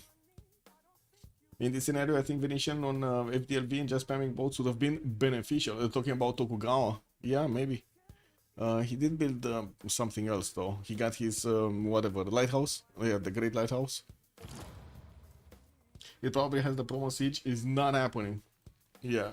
Oh, you mean he cannot put it under siege? That's what you're saying, right? You can try it though. I'm pretty sure he has the ability, because we saw units in the water earlier. Anyway, it's fine. I guess we're going to need to see, because you see the city is just healing back up, right? It gets hit by 4 units and it just heals back up. There's just not enough damage. Okay. Statue of Liberty. Isodor does have 1 single charge available for it. Does he have the opportunity to recruit the next ones? Oh, they're passing the merchants, engineers. It looks like Hungary is gonna get the opportunity to recruit this or pass it around. I believe he's gonna get to pass it to Greece. And I do want to double check what did happen with Colosseum. So he's still on 0 amenities. Even if he got a Colosseum, he couldn't actually get to the +3. That's a bit unfortunate, but also good for the next part of the game, because at least he's not going negative. He's not losing production. Levied units from city are trying to get to the Hungarian borders. And we do have a scout that is getting also into Egypt to start to, you know, do some mischief. Devil is also 2 turns away from industrialization. And we did jump into the new era, so we don't have any more free inquiry. We don't have any more Pembrasian voice. And by the looks of it, we got 3 golden agers. Wow. Hicksung and Draconis reform the coinage and reform the coinage coming up for FDLV with a lot of gold per turn right now. On the other side, we did have Maelstrom managing to get his golden age with reform the coinage, and I do see Dark Age on Waynes, Dark Age on Kabachok with Debris being in normal age. You know, we do also need to see if these ironclads are going to be strong enough to punch through the defenses of Kabachok. Since Kabachok is also 2 turns away from steam power, I'm pretty sure he's going to have the ability to upgrade these boats in good enough time. Again, the lack of a settler here did not allow Japan to upgrade these units quickly to actually go and smash through the Maori defenses. The timing that he would have had of the windows, you know, like 4 turns, 5 turns window of opportunity here to smash through whatever was defending Kabachok. This is what it is, you know. Sometimes you just don't get this opportunity. And we're gonna have a pause for another 1 or 2 minutes since we're gonna get through this one. Ooh. Ooh. Ooh. I go, hey, recon me. We got the +3 Congress. No Maori, baby. What? Skiff defended it? What do you mean? What's Skiff? What is Skiff? Or that's how you call Kabachok. Safin, good evening, sir, and welcome. I think it's a good move to build the city canal to push Maori. City canal? You mean Naples or something? Because there's no other city that he could canal through. Fortunately. Oh, Scythia. Oh, I see. So you're thinking he needs to get those boats in the water here so he can actually get to push back Japan from his harbor in Makeup and maybe get a fleet out to push Japan afterwards. Yeah, not saying it's a bad thing. I was thinking you're talking about Japan actually getting a canal city over Kupe, and I was like, what? How is that gonna happen? How is that gonna look like?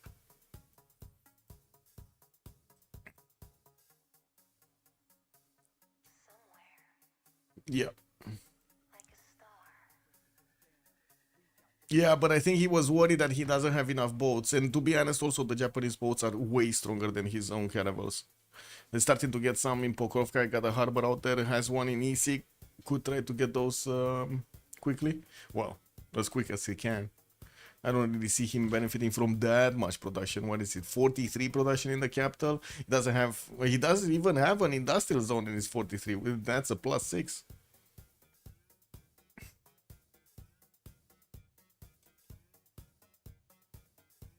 Okay, flood barriers. What's going on? Statue, 15 turns. Is there a statue being built here? What are these cities? So he cannot build it in Nidaros. I guess he can put it in Bergen. What is that strength? What's this city? 28. That's not gonna happen. That is not happening. Getting that Statue of Liberty with 28 points of production faster than Isodor of Miletus on Miskolc. Okay, looks like the 3 trebuchets over here are going through the wall defense of Hattusa and starting to work on the city's defense. We only have a single Hussar next to it, which is going to be strong enough to actually take that city away, because otherwise this Black Army just basically dies attacking into it. It is what it is, boys. It is what it is. Now we do also need to see what did happen here. Still Mima Sinan. It got passed by Hungary, but Greece still needs quite a few points. He's like 3 turns away from getting it on 13 points, with Japan being only on 7. Greece here also working on his banks to get extra gold per turn, and also working on the metal casting alongside the Tirits.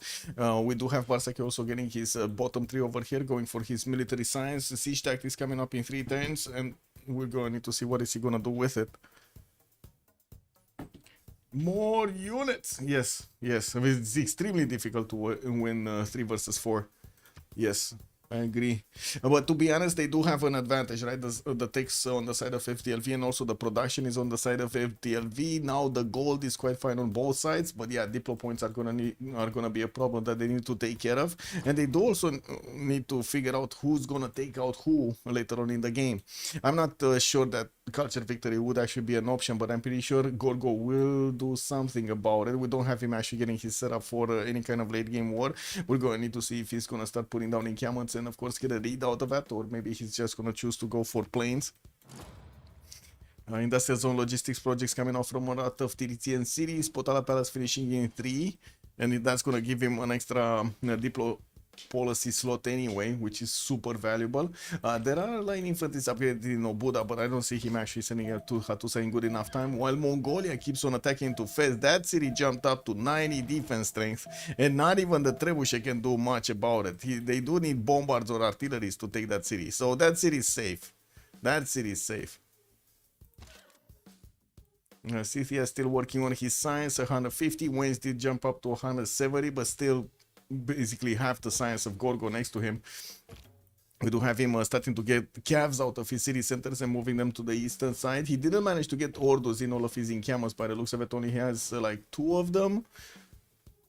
2, 3, 3 of them. He has 3 of them. This one for in Korla doesn't have it. Campus getting finished. My eyes are itching. I'm sorry. Man, I couldn't believe my eyes. What an invasion of freaking spiders in my bathroom, man. Took them all down. The vacuum cleaner just, you know, is what is did its job. Rule Valley in Sparta. Angor Wat over here in Rose for an extra population point. Very nice. And while we do have still 11 turns for Statue of Liberty to finish, looks like he did manage to recruit Filippo. And I saw that of Miletus is going on a trip. Where is this guy? Oh, I see. So one of them is going to pop out Potala. Is he gonna pop Potala? I don't think it's worth to put a charge in Potala, right? It's 2 turns and nobody. Well, I guess he doesn't know that nobody's contesting it. Yeah, I guess, you know, better safe than sorry. We do have ironclads from. Wait, what? Ironclad fleets are a lot less strength than Japanese ironclads, guys. I can only imagine when these ironclads are gonna get themselves fleeted up here, what's gonna happen. The bad thing is just Barsake doesn't have enough boats. He just doesn't. Oh my god, he's building Venetian. Moon's I think we know who's gonna lose the war. Barsake is building Venetian arsenal before he's getting boats out. He's trying to get some privateers over there in the city of Tokyo, and I do see he's building up his electronics factory so he can get those extra points of production through. He did push back the units coming from the north from Scythia into his territory, while we do have Scythia starting to actually get his cavalry. Yeah, he doesn't have. There's 2 Tokugawas. Oh my god. Yeah, I guess he did. Magellan is very strong with this one. Yes. Oh my. What did happen in the Congress? Heavy calves losing +3. So, okay, the calves of Mongolia are going to be less strength. Harahadrada 20% faster population, and they did manage to get a diplo on Harahadrada. But again, no Potala Palace, no nothing. No statue, no Mahaboi Temple, no nothing. What is it? He's barely on like what, 5 points? 6 points. He's on 6 points in the after the first Congress. Okay, Bombard getting up. What did we have Hattusa getting a night out? How did this happen? Anyway, Bombards are getting built over here, and the city of Hattusa did get a few extra envoys. Potala Palace will get finished next, and he wants to get his granary in the meantime. Why is he not buying the granary? It's kind of cheap now, 120 gold. Oh well. Scythian levied units. are gonna be taken out by hussars, Mongolian spies, and we also do have Maori sending quite a few spies in the borders of Hungary, taking out the production of Hungary. You know, they're trying to slow him down, but Sprig still manages to get 600 points of production, and just the Stiritz is on 578. While we do have on the other side the Harahadrada on 373, the biggest one. That's the biggest one from the side of ChillBro, while Kabachok is also on 339. Now, I think the biggest problem would be here, though. Yeah, these ironclad fleets are actually stronger. Ooh, baby, look at this damage, man. Look at this damage. You're 102 strength over here, level 2 ironclad fleet. And these frigate fleets are barely gonna scratch that ironclad. And of course, we're gonna need to see if Kabachok is not doing the damage, man. He's not doing the damage, even with a level 1 emblem promoted ironclad fleet. With the other one, is basically dying attacking into the units of Japan. I've done 400, 150 stats, turn 63 Indonesia. Pretty proud of myself. Not 500, 270 science, culture, turn 70. But still, what happened here? A lot of stuff happening. Also, both cities are not dying before battleships. Talking about Motopohue or Tatarapa? Yeah, probably. If DLB steals a Diplo victory, it would be really interesting. Yeah, I don't think that's actually going to happen. Japan does have an ironclad that did get placed right in the face of Scythia's canal. You see, Scythia doesn't actually want to build the canal anymore. He does want to get a few more boats in the meantime. Yeah, we got Athena. Athena got really scared of the vacuum cleaner earlier. This is what it is, man. Had to take those bad boys down. Yeah.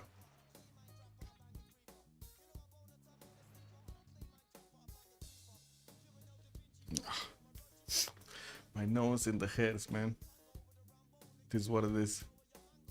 Statue of Liberty gonna finish next turn, and we do have Potala just finished, so more points coming in. More points coming in. Tiritz is 7 points out. He's gonna be 10 points. 10 points out of 20 with Statue of Liberty finishing next turn. His bombards are also getting next to the borders of Hattusa, and will start raining down hell over here, over that city center. We do have actually Hungary sending his units away on the western side, since Fez is not taken down by the Scythian units. Most of those knights and the Hasaka horse are starting on their trip towards the east here. Maybe they can get into one of the cities of Hungary and, you know, get some pillages done. Scythia is stopping canal build. Yeah. I mean, he's not doing, right. He cannot actually get out there properly if he doesn't have his own ironclads. De Vries is going back on the bottom 3. Siege tactics, nationalism coming up in 2, while we do have Mongolia working on some bombards. It looks like he is trying to gear up for war against Greece here, and we will need to see how Greece is also going to try to fend off the attack. First off, he's getting an encampment in Mycenae, getting his Bolshoi theater in Argos, building rule back. He's like Sim City over here.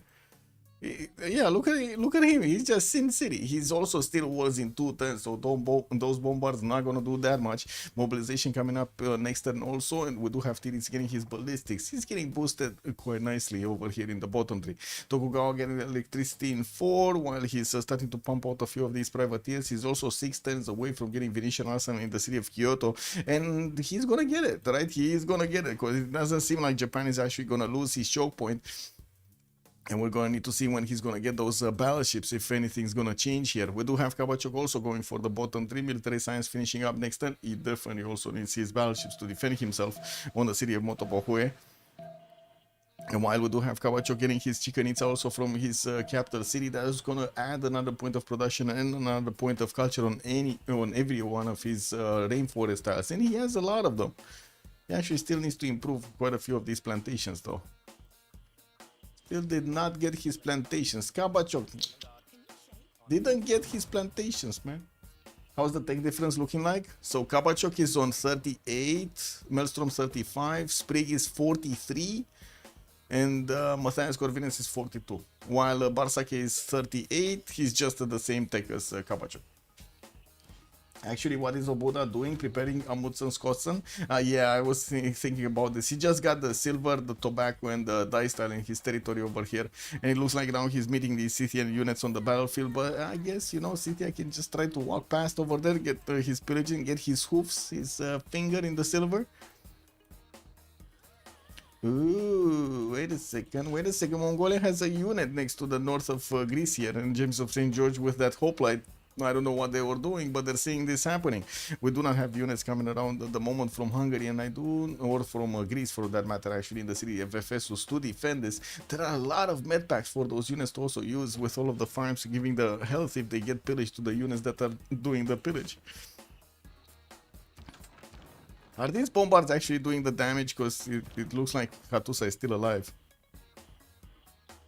Oh well.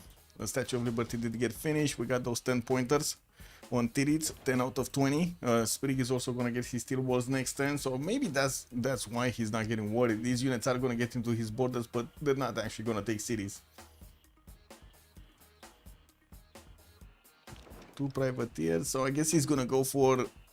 Well, he was going, because now he's switching back to metal casting. I was thinking he's gonna go for a few submarines here. Oh, buttons on coffee. Give me a sec. As I trudged through the depths of the bayou, guided only by the light of the moon, hot on the trail of this thing. Why you tryna fight it? If it's me and fighting. This thing. There we go. We'll need to get the coffee after it's ready. It's brewing. It's brewing. Okay, another encampment coming out from Rhodes, finishing the one in Mycenae, and I would imagine he's gonna get more. He does have a third one in Kumasi.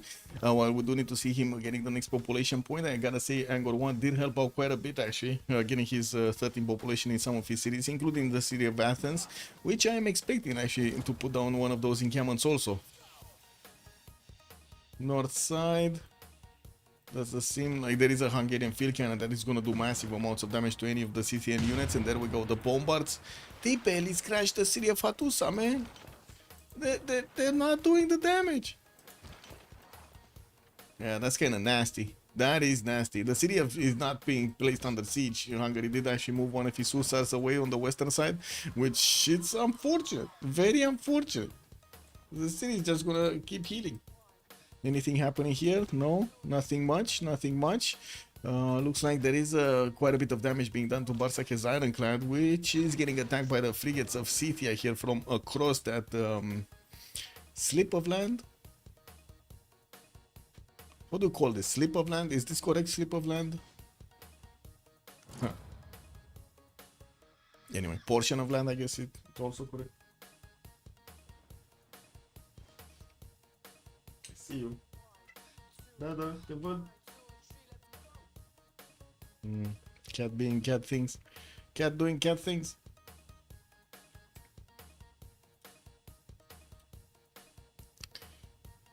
Kabacho getting metal casting. Oh, he didn't get actually ballistic, so he cannot get to his steel or refining. I should say he does want battleships. Cannot get there that fast. On the other side, Barsake doing the same thing on metal casting and still pumping out privateers. Quite close of finishing his Venetian arsenal importance here.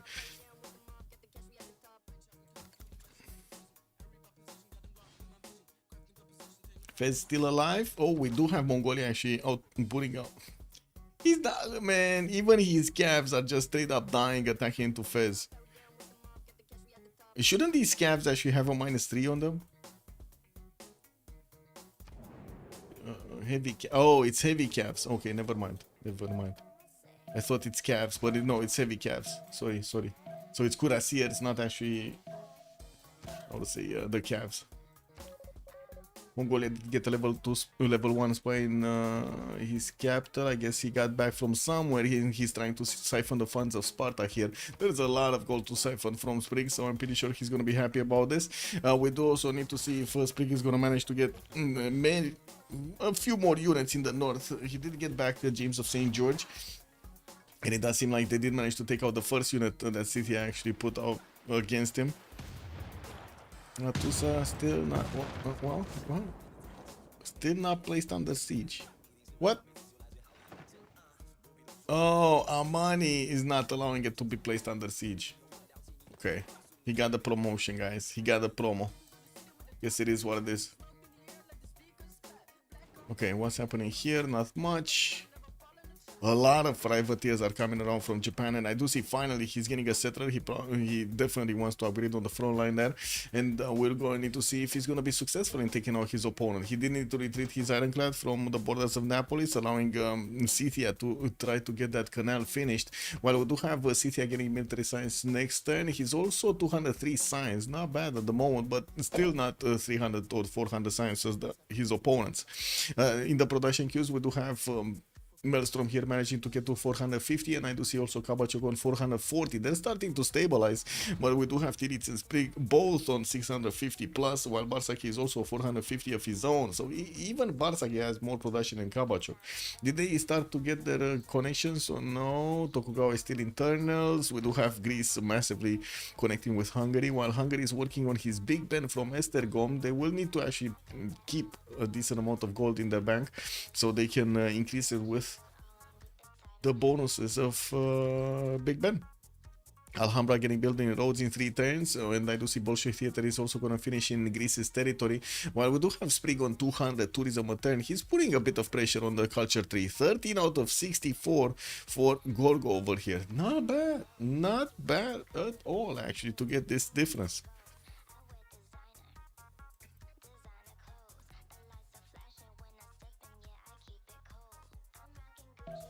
Give me a second. All of the little insects coming out since it's so hot outside. Okay, summertime. Kick W. Anyway, let me get my coffee.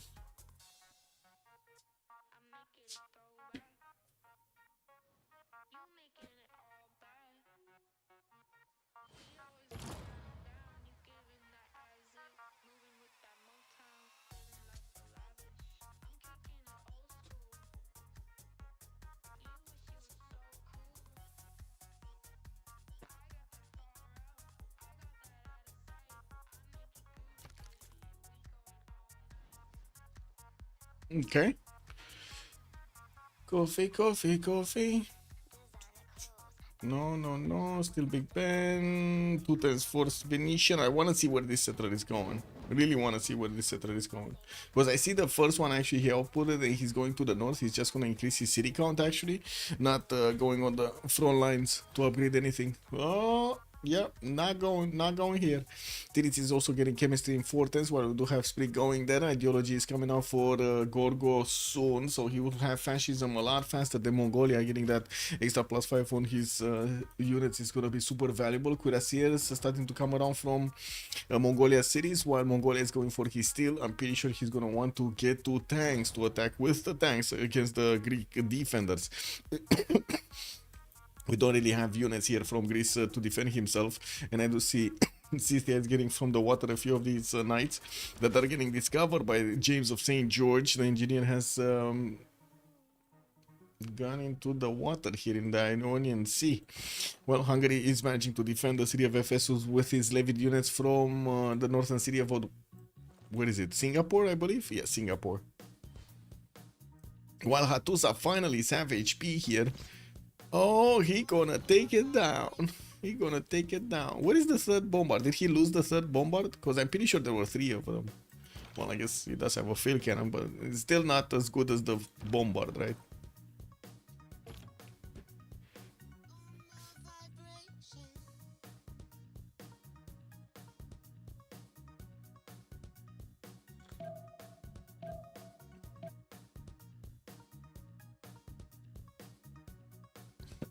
This is what it is. Oh, I need to pop out the chat here. Give me a sec. I did see bye. He sent a message on YouTube and then he deleted it. Okay. Hello, bye. Okay, research labs coming out from Hungary in most of his cities. He's gonna jump up significantly when it comes to the science here, already on 350. While we do have on the other side Norway that needs to get a lot higher. It looks like new city centers are coming in. Also, new campuses are getting built in the western cities that he has.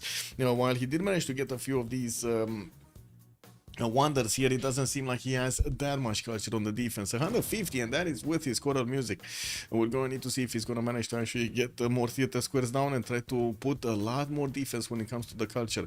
Sprig is 14 out of 68 defenders, and they do also have on FDLC side 10 out of 20 Diplo points. Latusa has been defeated. Finally, this city is taken away. Hungary did manage to get another city center and took away quite a bit of science points from his opponents here. Now we do have Maelstrom on 271, no, we do have Kawachok 237, but the take difference between them just gets bigger. 38 takes on Shiokarazu, Tiris is on 44, Kawachok is 41, Sprig is 46, and we will definitely see those research labs giving a lot more science points to Hungary here, so I'm pretty sure the difference between them is going to get bigger. Since they did actually finish also Big Ben, now they're starting to split the goal between them. We do have more Husas getting built so they can fend off any kind of attack on the right side, and I do see he's getting Orsagats in the city of Tatabania and also Oxford University in Miskolc. I don't think he has, oh, he has Gustav Eiffel. He did manage to recruit Gustav Eiffel and still has one of those charges available. Very nice, very nice. Jeanne d'Arc available for Mongolia to use. That is gonna be good on his calves, but not good on tanks. He does need a modern one. Gustavus Adolphus being the next one, he passed it. We're going to need to see another one pick it up, while we do have in the engineer screen Ada Lovelace. I would imagine they got to pick up something. So Hungary got Gustav Eiffel, Adam Smith. Marco Polo did get recruited by Norway for an extra trade capacity. Also, Hungary did manage to recruit Leonardo da Vinci for the workshops to provide him the extra +3 culture. I don't think he got the Mausoleum, right? Mausoleum did get built. Where was it? Where was Mausoleum? Oh, Norway. Norway got Mausoleum. There we go. Norway. Beautiful tiles from Norway, by the way. Amazing, amazing yields on these tiles from Nidaros. We do have also Hungary sending quite an army of spies here to the capital city of Norway. With only level 1s, he doesn't have a level... Oh, never mind. He got a promotion for a level 2. He has a level 2 spy against Norway. It's just a matter of promoting it. Ideology finishing next turn for Sprig, while we'll see him also follow up with fascism. We do need to see Sprig getting extra units on the western side. He's starting to get cuirassier armies. Oh, yeah. I mean, that's not happening. Like, I don't think Waynes is gonna do that much against him. Like, if he's 2-turning, 3-turning cuirassier armies from a single city, getting also military academy in the city of Mycenae so he can get those armies from there. In the capital, he doesn't have an encampment, but it looks like Olympia's placing one down from Athens. We were expecting this to happen, and also finishing his factories first, so he gets those extra production points from... He's on 717 points of production. He just keeps getting stronger, man. Oh, Scythian invasion in the city of Ephesus, while we do have Greece sending one of his cuirassier corps. He is one-shotting all of his units, but there are too many. There are so many of them. Câtă frunză, câtă iarbă.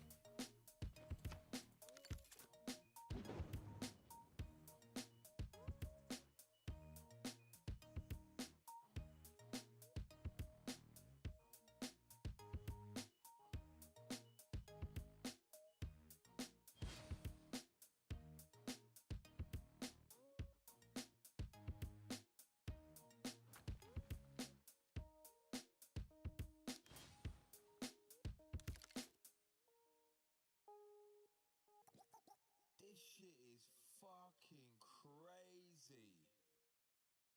Wait, Papa Chilling is not playing Beyond the Horizon. He's playing Hearthstone today? What happened to... Oh my god, he just wants to chill today, I see. Okay.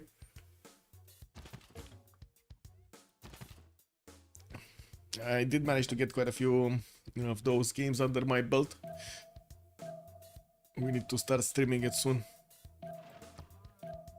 Amazing game. Wow, I love it. Amazing.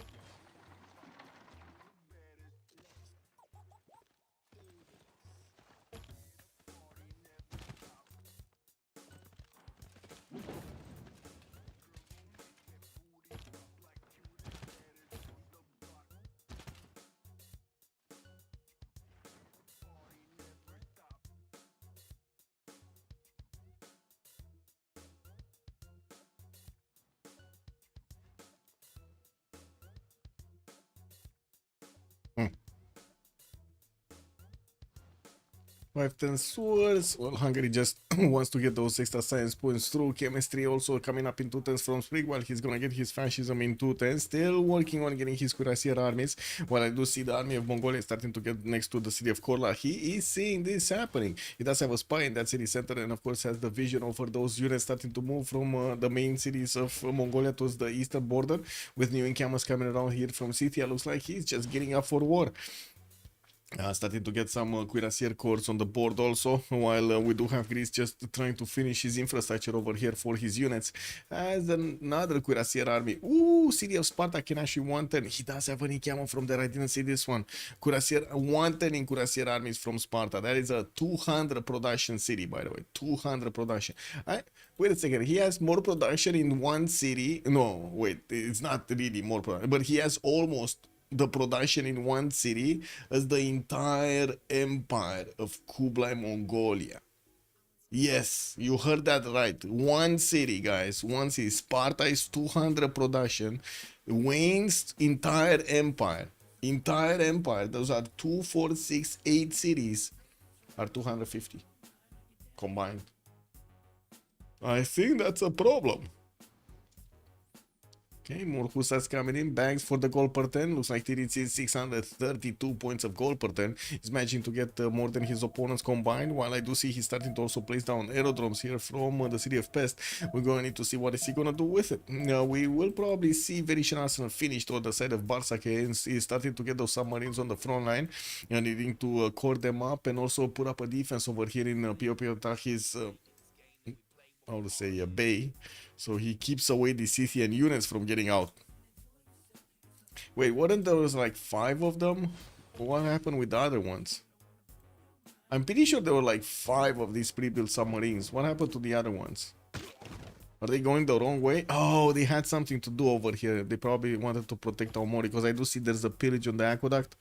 Yeah, they probably needed to do some stuff. And this one is also getting on the western side. Interesting. Interesting. Anyway, he doesn't really have an opponent on the west, so it is what it is. Seaports coming through, while we do have that settler about to get down onto the river onto the north. There's another one coming out from Tokyo, and this one is gonna go for the island settle by the looks of it to the west of Gifu. Another 2 are actually going for the western settle. Okay, first cuirassier army is out on the board, and I do see it on 93 attack strength against the 89 of the cuirassiers of his opponent of Wayne's. While we don't have yet an engineer for the units of Greece, I believe we do have one here, Jeanne d'Arc, but it's just not onto the front line. Yeah, these cuirassiers are not getting the bonus points from Timur, because that's how to say, it's not, it's medieval Renaissance, not Renaissance industrial.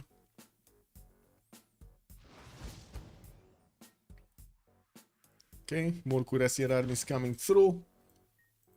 Doesn't seem like he sent one to the north, but he's gonna have the help of Hungary to push back these Mongolian camps. It looks like the city of Fez is still alive. 90 strength on the defense. Mongolia does have only a single level 2 trebuchet in Ulaanbaatar. Doesn't seem like he's gonna go for the north anymore. Building up his auto count in the new encampments and sending everything that he has on the eastern border.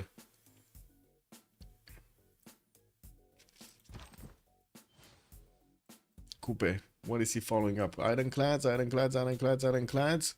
When is he getting his mobilization? His conservation next turn. I'm trying to figure out if he does have an armada. No. Like conservation is actually top 3, so we don't know. It's just at the same place as mobilization. We just don't know if he got it or not. Oh, wait a second. I can click units. Does he have this one? No, he doesn't have it. He doesn't have... he would have had the ability to army this up, or I guess armada this up.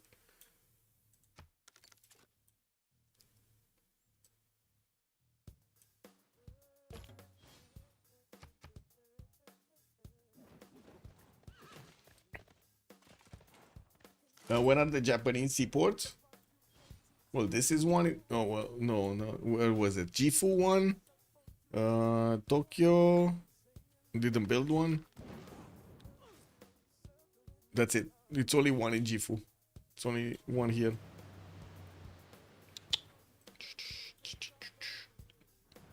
Wait, it's just a shipyard, right? It's not the... Yeah, it's just a shipyard. And this one, Yokohama, just a shipyard. Yep.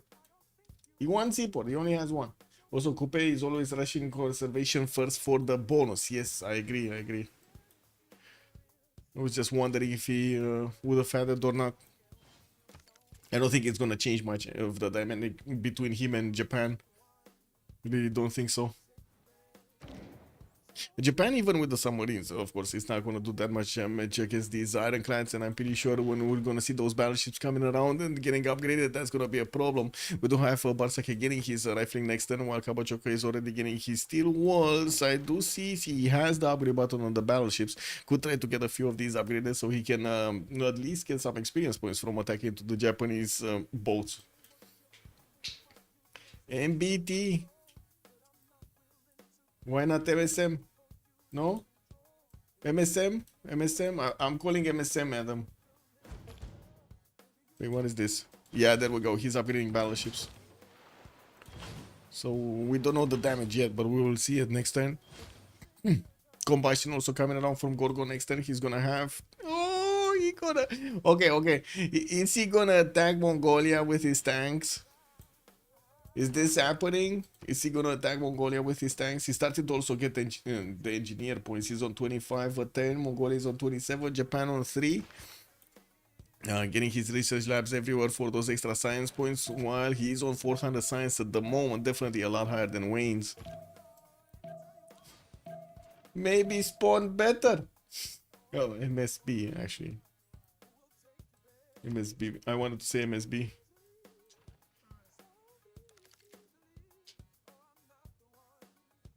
I guess you can call it maybe spawn milder, but that's not gonna work. Check. Or maybe spawn milk. Yeah. Yeah, I like the maybe spawn milk better. What are these? So he does have the goal to upgrade the tanks. He doesn't have a general for them, and it will take a while for the military engineers to build up those railroads, but it looks like he does have 3 of them. 4 of them that are getting closer. He's also using his archaeologists to start to get the dig sites going.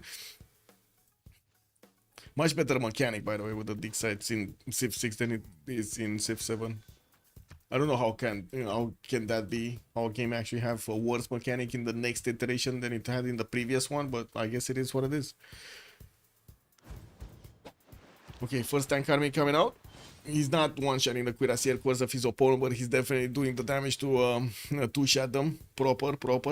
While we do have Wayne's getting also his combustion in 310s. That is going to be a bit of an issue. He doesn't have mobilization yet. He's still on Scorched Earth in 410s.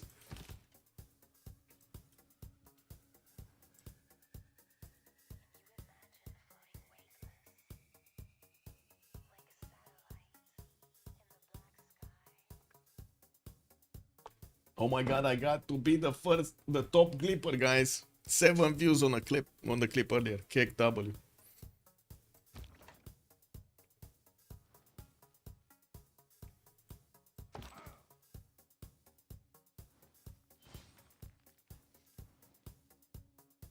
I'm wondering, can he get... I think he can get the railroad to the stone tile, right? Actually, he might actually get it to the second stone tile with another one. What all these are connected? Yes. Does he have the railroad in the city center? No. He has a road, a modern road. Well, I guess that's going to slow him down a little bit. James Younker's a scientist. What do we have? Alan Turing, the next one. Doesn't seem like Einstein did come up. Dimitri Mendeleev also got picked up by Maori, and we're going to need to see what Maori is going to do with his battleships over there on the western side. Still in the engineer is going to be Ada Lovelace. Okay, what do we have? So, looks like Kabachok's Navy is getting to lash out against Japan and is taking him down. Guys, he built Venetian Arsenal and got a total of 3 boats. What are we doing, guys? What are we doing here?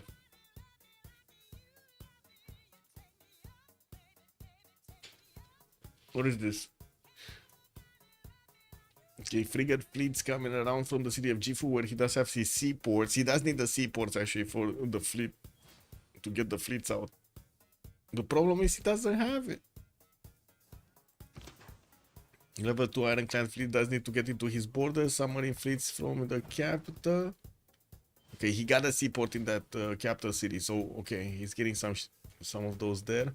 Still needs to get the one in Kyoto and the one in Omori, which are building the coal power plants. Now we do have Sprig also getting his radio for those planes, and yeah, there we go. He did manage to get it onto the stone tile. Pretty sure this one has movement on to get to the stone, to the other stone, but I'm not sure if it has enough movement to build the road. Anyway, tank army is moving through, guys. He's not I don't think he's seeing this happening, is he? Oh, I see. He sees the banana is high enough that he sees a single tank army. Okay. And what is this Sprig switch to fascism? He did switch to fascism, so now he does have that extra damage. We do have Mongolia also with plus 12 against his opponent. That's one of the reasons his cuirassiers are 100 defense, and I'm pretty sure his tanks are gonna be very, very strong. Also, Kyosun, good evening, sir, and welcome. Now the question is, can Sprig get a level 2 spy on his opponent also? We do have one here that's just awaiting assignment, so at least a plus 6 is going to be shaved off from the damage of Mongolia if he activates this one, the spy. Shante. Gorgo Culture, 20 Sprig out of 86. No, I think he's just going to go war here. He's just going to want to take out Mongolia and keep on going towards Maori afterwards, or Norway.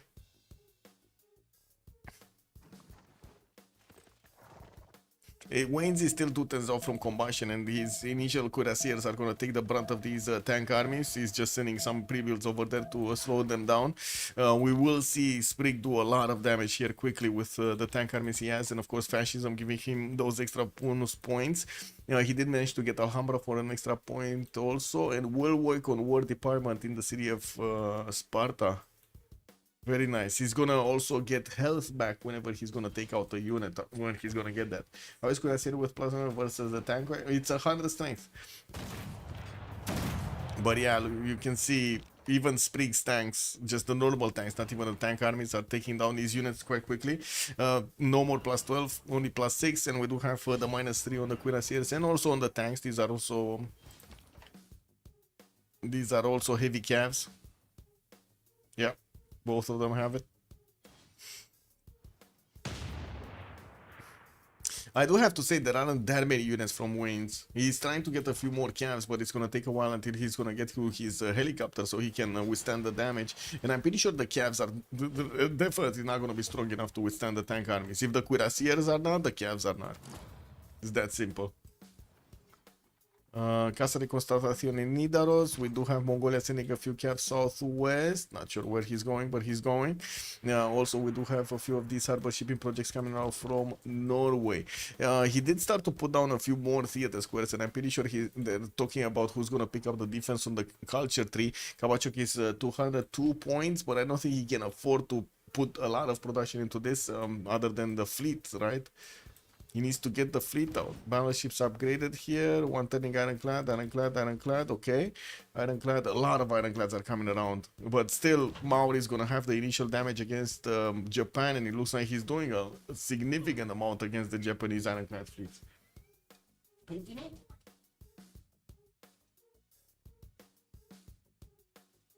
Hey. Does your cat do this also? Just coming around meowing, asking for petting a little bit, and then just jumps out of your how to say, your hands when she's getting fed up? Yeah, I guess it is what it is. It's a cat thing. Japan is 4 turns out from mobilization to get his own fleets out and armadas out. And I do see Barsak is starting to lose a few of his units here. Oh well. I'm gonna need to see what's gonna happen with the ironclads coming around. Next turn. We had the last moves coming in from Kabachok.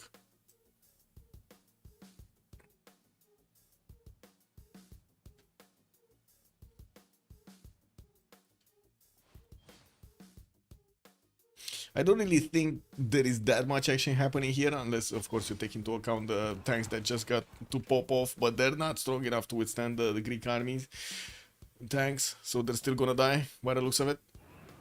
Yeah. So I think the first moves are the important thing here. Like, what is Maori gonna do against Japan? Is he gonna manage to take out Barsake's submarines? Uh-oh. Kabachok! Kabachok! Whoa, he got that one. He promoted it, saved it. Well, Barsake did sacrifice one of his ironclads. Boom! Kabachok comes in, takes another one down, and another one almost down. He does have more battleships that are raining down hell over here against the Japanese boats. One turning ironclad fleets is still gonna be very good production coming around from Barsake. He does have 568 versus the Kabachok's 557, so you know, not that much difference between them. Of course, Venetian Arsenal gonna give him some more points. While we do have Kabachok keeping up the pressure with the fleet, it looks like he's overwhelming Barsake. And guess what? Barsake is the one that has Mausoleum. De aici. Păi ce ne facem? She just wants to do a lot of mischief. It is what it is. Pressed on all of the keyboard buttons. Take or pass. What is this? Einstein? No, it's still Aaron Turing. Robert Goddard is gonna be available for the engineer screen. Not really certain that anybody's gonna go for Trace this time around.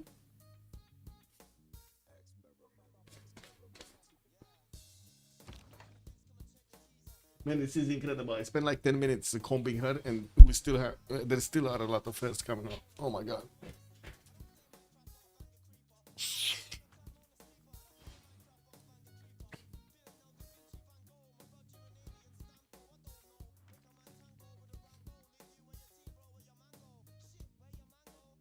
This is done.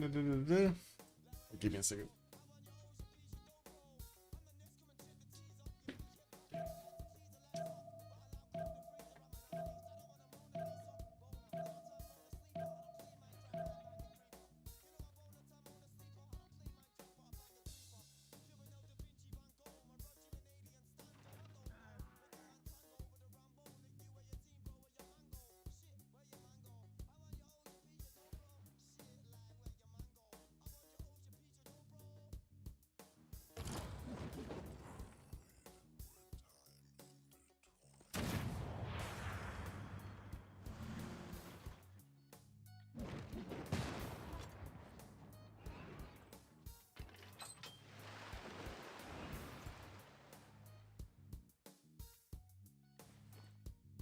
There we go.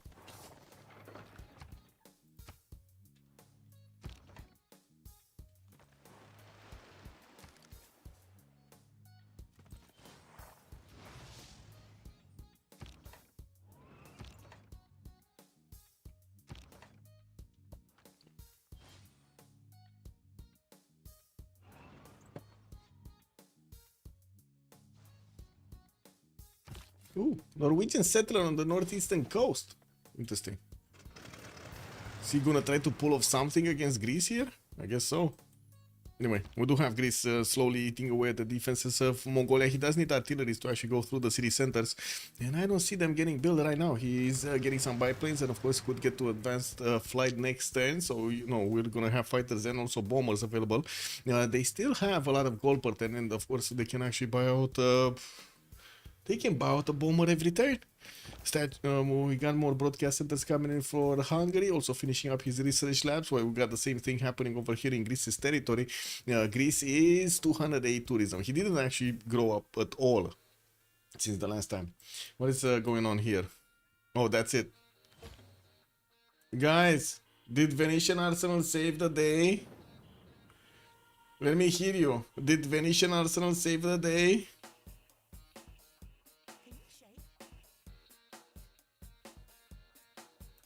Oh my god, man. It's coming through again. We got Kabachok lashing out against Barsake, took out his initial boats. And now ironclad fleets are getting one turn. But it's not enough. It is not enough. Kabachok has way too many boats.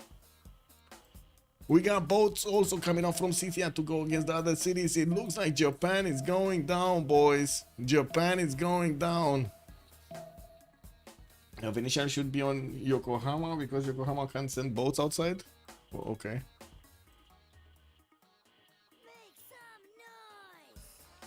Lol. All other cities should rush seaports. Yeah, but I mean, he didn't. I mean, he did have the opportunity to get boats out. He just chose not to. Just saying.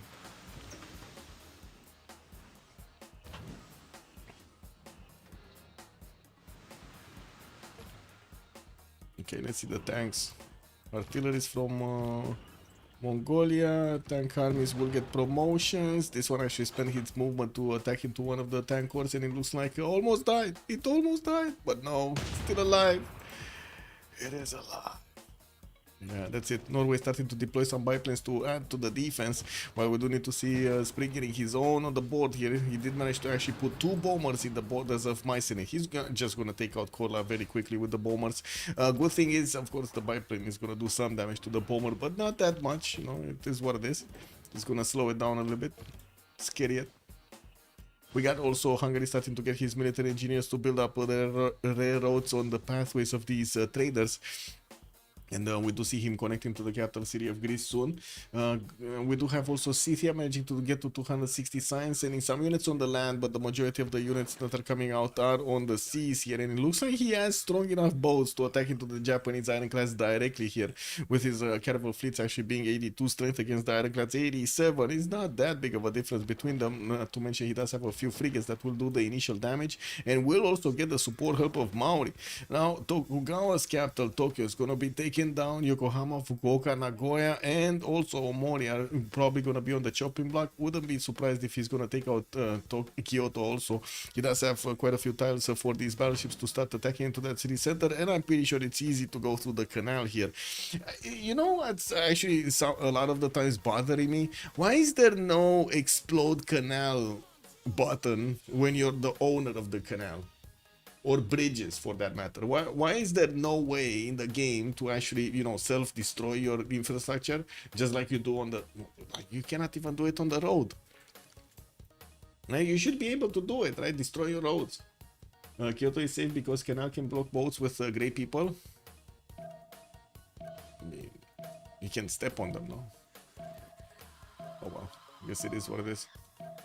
Wait, can he step on them with the boat? He should push them back, or at least that's how it should work.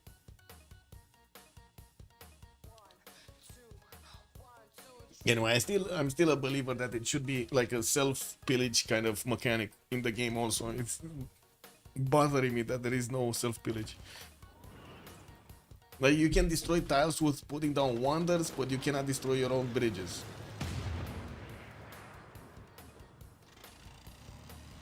You know what I mean? Kind of weird. It's kind of weird, man. Anyway, the 2 bombers started attacking to Korla. It looks like where did that heavy fighter go? Because I'm pretty sure it didn't die to the fighter. Where did the biplane go? Did the biplane just die? Or did it get repositioned somewhere? It just died. Lol. How did it die to just fight? Bombers. Wait, we got another one of these. Okay, so he got another 2 bombers, and I do see he's deploying another fighter on the front line. He's gonna have enough distance to actually attack into the units around the city of Kola with these fighters, and doing massive amount of damage to the tank corps. And what do we have? So Japan's capital got taken out. Those units in the north are also taking quite a bit of a beating from the Scythian units. There are some more island clans that are coming around very slowly, and we do see he's starting to work on the canal. Dave plays. Hello there, sir. Any players. Boats can't stay for great people on canal. You need land units. Well, is he getting land units? He needs land units. Where is he? He needs to get land units. Oh, we got caps coming up from Mongolia. Those are getting into the water here.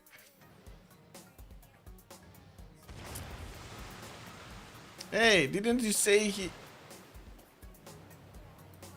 You said it cannot happen. Also, are there any top players in this lobby like Dave plays 14? Oh, that's a good question. I mean, I don't know if anybody can compare with the great Dave, man. When Dave plays... Woo.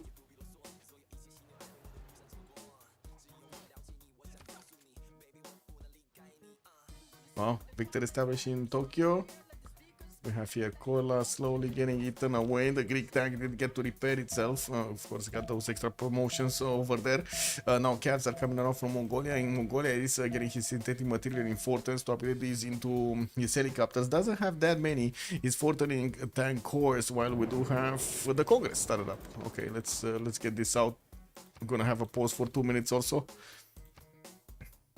Actually, let's go autocracy here.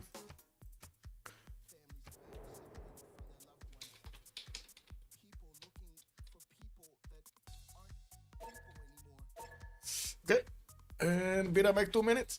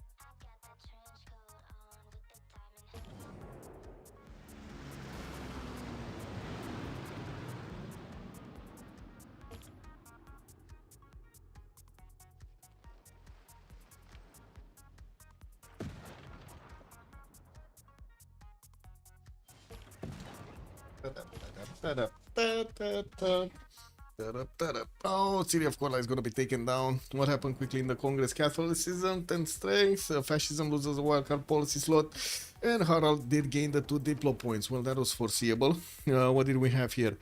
He's still on 11 out of 20. He still needs 2 Congresses. I think the big question is, can they survive 2 Congresses with Tiri's getting his nuclear bombs going? Japan going down. You do have the Maori with the ability to get in. Hungary did put a biplane to stop the attack on Kyoto, but Omori, yeah, not yet defended. We do have the aircraft carrier over here of Hungary that still has 1 slot. Very good, by the way. Very good move to put the biplane there. Very nice. Stats wise, still nobody over 500 science, over 400 science on the side of ChillBro. While we do have Tirits and Sprig getting both to 300, 600. I mean, they do have also almost 400 culture on Tirits, and Sprig is on 279. Looks like Tirits is also on 240 points of tourism a turn. Getting spied on, still getting spied on by both Scythia and Maori, and I do see him getting his Christo Redentor. Did manage to spread out his religion everywhere, getting quite a few theater squares. Yeah, I mean, can they even get the culture with 1 player down? That's the big question. We do have him starting to chew actually through the Mongolian cities from the eastern side, and by the looks of it, of course, he's going to need to place down a few more of these airstrips on the front line. Xanadu is starting to get attacked by the bombers, and it's going to go down quickly. We got 4 bombers here able to deploy their strength against that Mongolian city. Xanadu, the capital city of Mongolia. crown jewel of Mongolia. That's gonna be a lot of trouble also for Maori on the land on the eastern side if Mongolia is gonna fall quickly, and it does seem like he is gonna fall relatively quickly here. Or maybe that's just my impression. Yeah, these tank armies are way stronger than the Mongolian units, even with the +6 on the Mongolia, and also a general. Oh, they got generals on both sides. Jose de San Martin is here, and what is the other one? There's one here. Timur, no? Come on, Hannibal Barca. Timur. Napoleon. Napoleon is here, okay. I mean, it makes sense, no? Napoleon getting... Well, actually, it doesn't make sense, but anyway. Napoleon got recruited by their opponents. They're not French.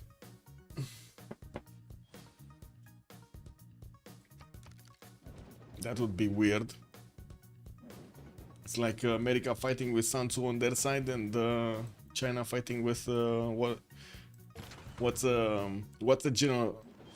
What's a famous general from the United States? Who's a famous general actually from the United States? Peyton? Peyton, right? The what was it? The tank specialist? Anybody? No? Nobody knows? Oh well, guess it is what it is.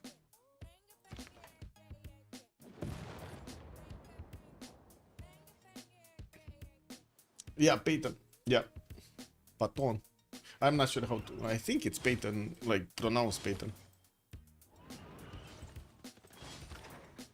No idea? Yeah. It is what it is.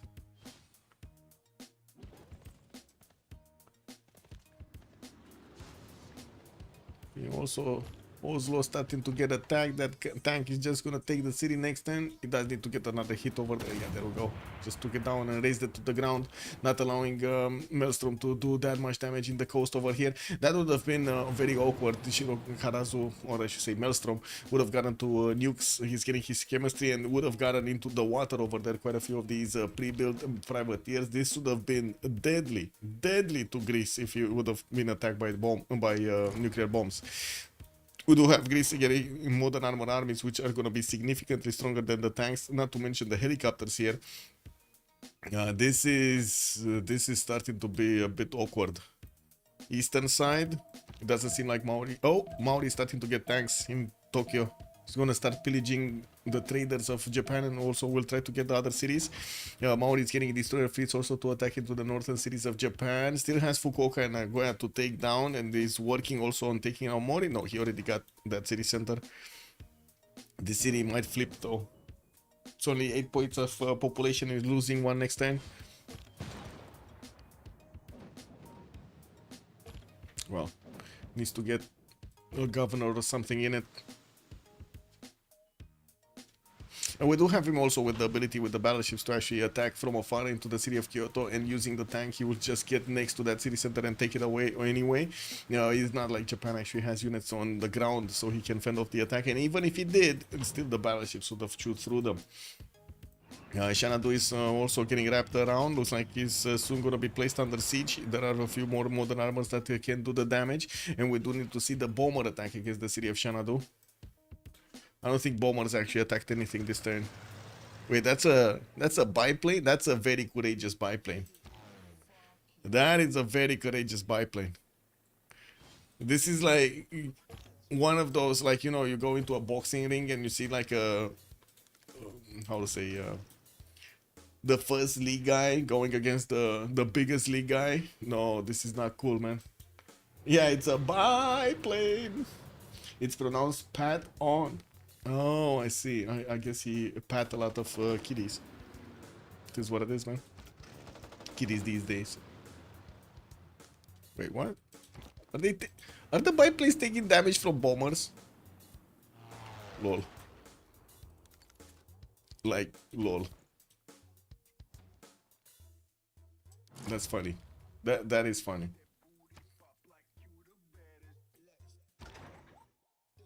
So this city of Xanadu will be taken this turn. There is a modern armor that could just walk onto it.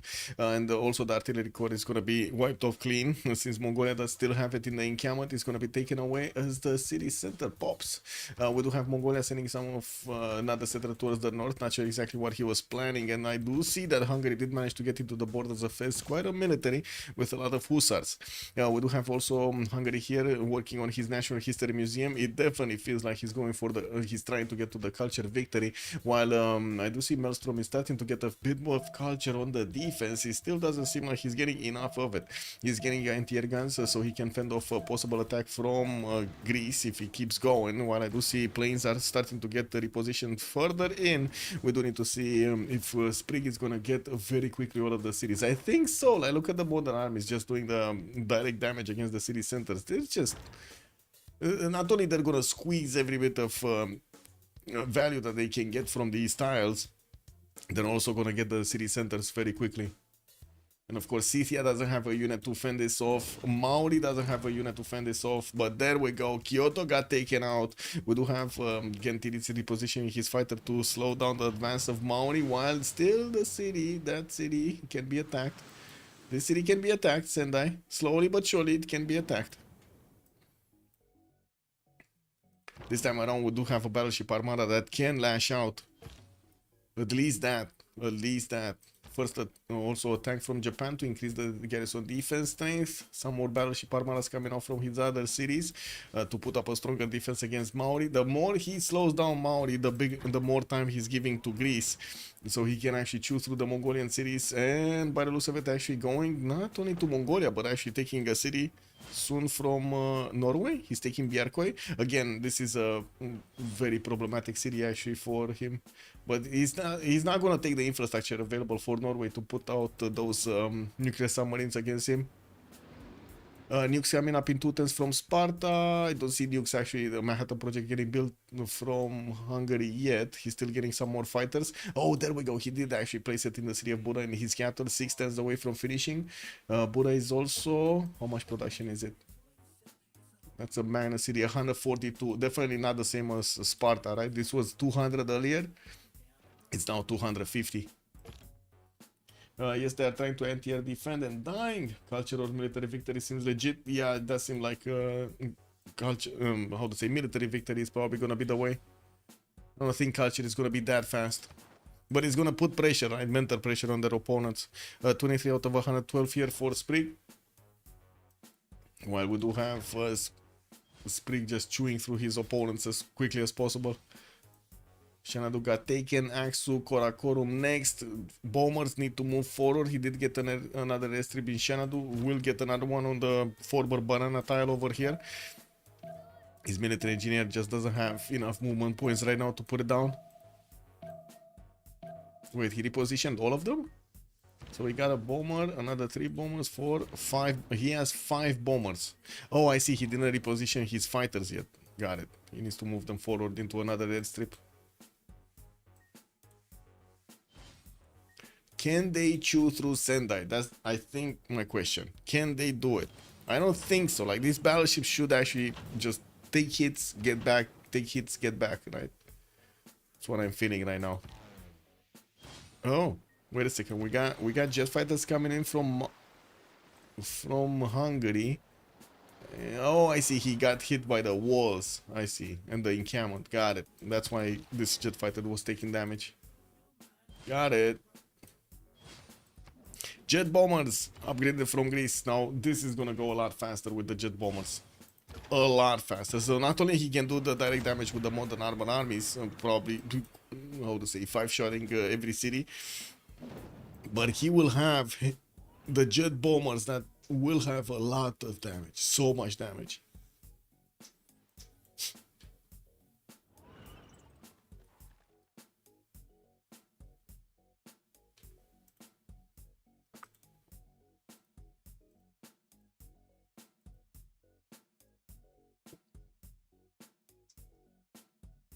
Wow, there's a BBG beta outside, man. See, people are already playing with it.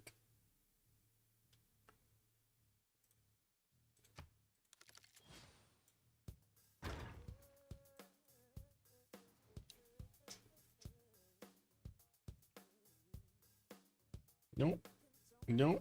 I want to see this, if he's gonna attack into Axe or not. It doesn't take that much damage, actually. It doesn't take almost any damage attacking into the City of Axe's walls, and it does do a lot of damage to the walls itself.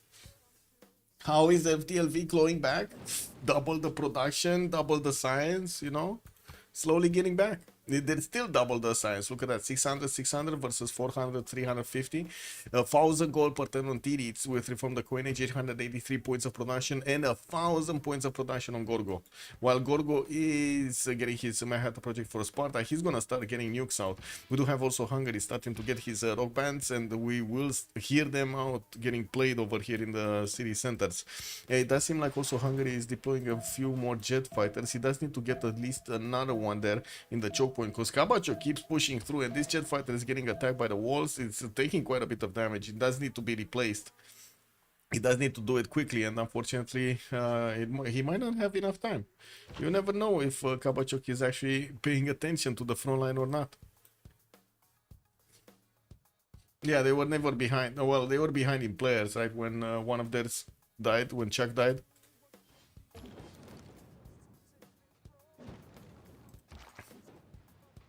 Okay, Fukuoka got taken out. Nagoya's gonna be next. We got Battleship Armada attacking into it and also getting promotion points. Yeah, there we go. Repositioning of the jet fighter did give way to one of the battleships to get closer. And of course, we do have the tank that is trying to get through. Should we? Oh, there's another jet fighter deployed here. It will have enough range to get onto the Diplo quarter. Really needs to get onto the Diplo quarter. And of course, onto the Amber tile. They need to cover the city from all sides. But he only has one of them. I mean, he cannot cover two tiles at the same time. Okay, anyway. This is what it's not like it's gonna be easy for Maori to get one unit here, but you know. Bjarkoi got taken away. Greece is starting to get into the borders of Norway, where he's meeting some of these AD crews, which he is one-shotting, by the way. This is basically nothing. Line infantry armies are also dying, while Axu and Korakorum got taken this time. Korabalgasur and Keshker are following up next. Looks like he's chewing through these cities very quickly, and he's going to get into the borders of Kabachok as well as into the borders of Norway. Norway does have GMC, so he can use that 350, what was it, 376 Faith of 10 to get some units out. And I do see him building up some air guns. His industrial zone did get destroyed by one of the spies of Hungary, and I do see him also trying to get some more biplanes out. He's 1 turn away from combined arms, 3 turns away from ideology. It's gonna take a while to get actually to fascism, while Kabachok is trying to get to also his research labs and his fascism. It's gonna take a while. Why are there spy scores? I don't know, man. Like sometimes it's just weird graphical glitches. Like this is still amazing for me that we have so many weird graphical glitches in a game that's like 8 years old, and like they're so obvious. Also super funded, right? A game that is like super funded. Man, you see less bugs in a free game than you see in this one.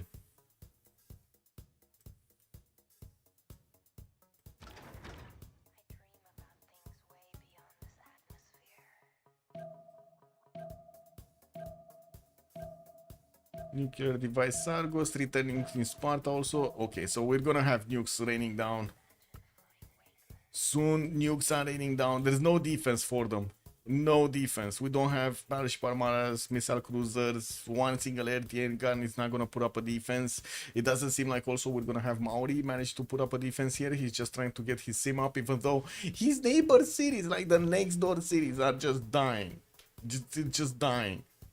There's no way he's gonna save these. He doesn't even need to attack them anymore with his planes. Kick. Just pillaging. Rocketry Sprig, Rocketry Tirits 1 turn. Also Barca getting his plastics in 5. I do see he did manage to actually take out one of the calves of Maori. He's gonna get invaded by Mongolian helicopter corps though. That is gonna be a bit of an issue. So Yokohama is in danger of those battleships attacking into it, and of course the helicopter corps actually doing the damage. We do have jet fighter deployed on the Amber tile. That's the third one. Okay. And Manhattan project coming up in 3 there. From the city of Buddha. There's also level 2 spy that got sent somewhere. I didn't see where. Okay, Korabalgasun got taken out. Queshker's borders, Army's borders are also getting destroyed here. I think he can just ignore Mongolia, right? Unless he actually wants to take him out entirely, so he doesn't get to vote in the next Congress. That is definitely a possibility. So they basically take out all of the dreams of getting a Diplo victory here. But to be honest, I think pushing into Norway and keep pushing into Maori is probably going to have a much bigger mental impact on their opponents than just taking out the Diplo option.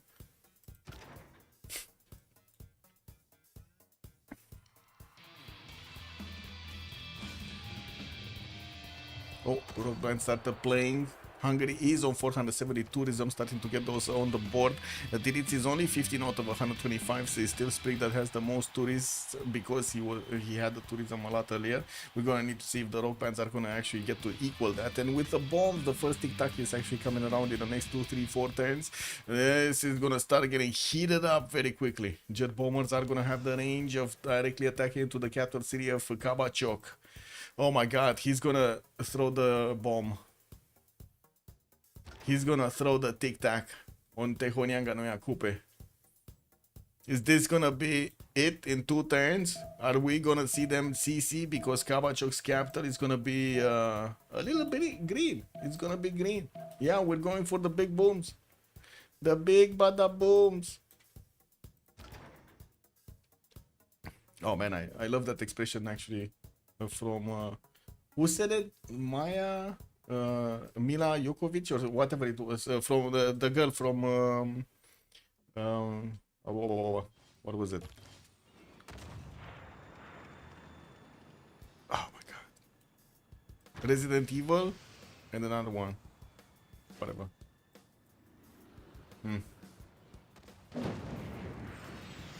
Okay, Hami got taken. Ulaanbaatar is gonna also be taken next turn by the Modern Armored Core next to it. Fifth element, there we go. Fifth element, yes, yes, yes. Fifth element.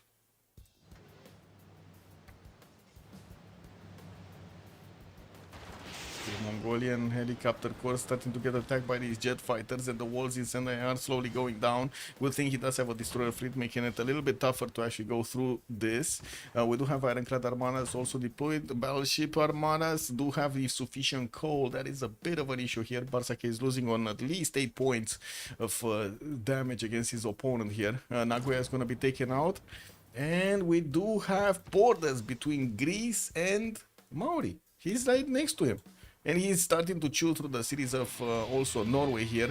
He's just gonna get the capitals, right? He's gonna get Nidaros and he's gonna get also Tehonianga and Yakup at some point. Just needs to chew through a few cities here. With jet bombers shouldn't be a problem. With no defense also shouldn't be a problem.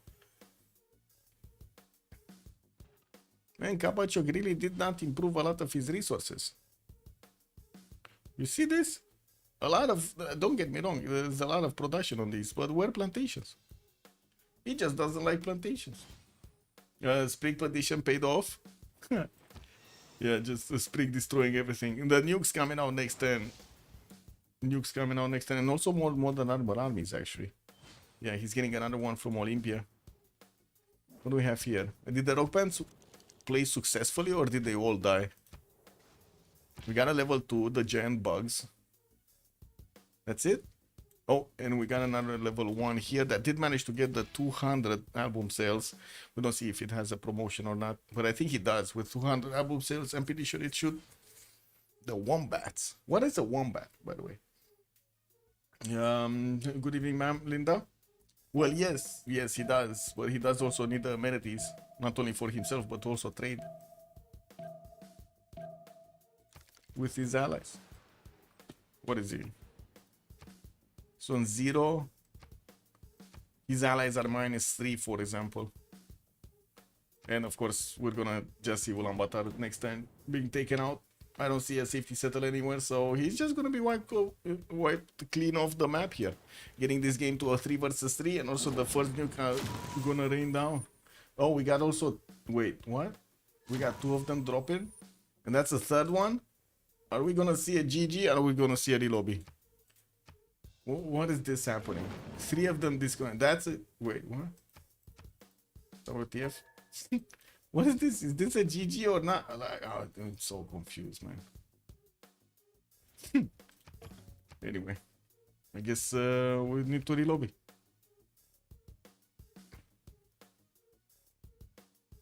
The host dropped, but he's not putting up a relobby. He actually dropped to. Wait, they're going post again.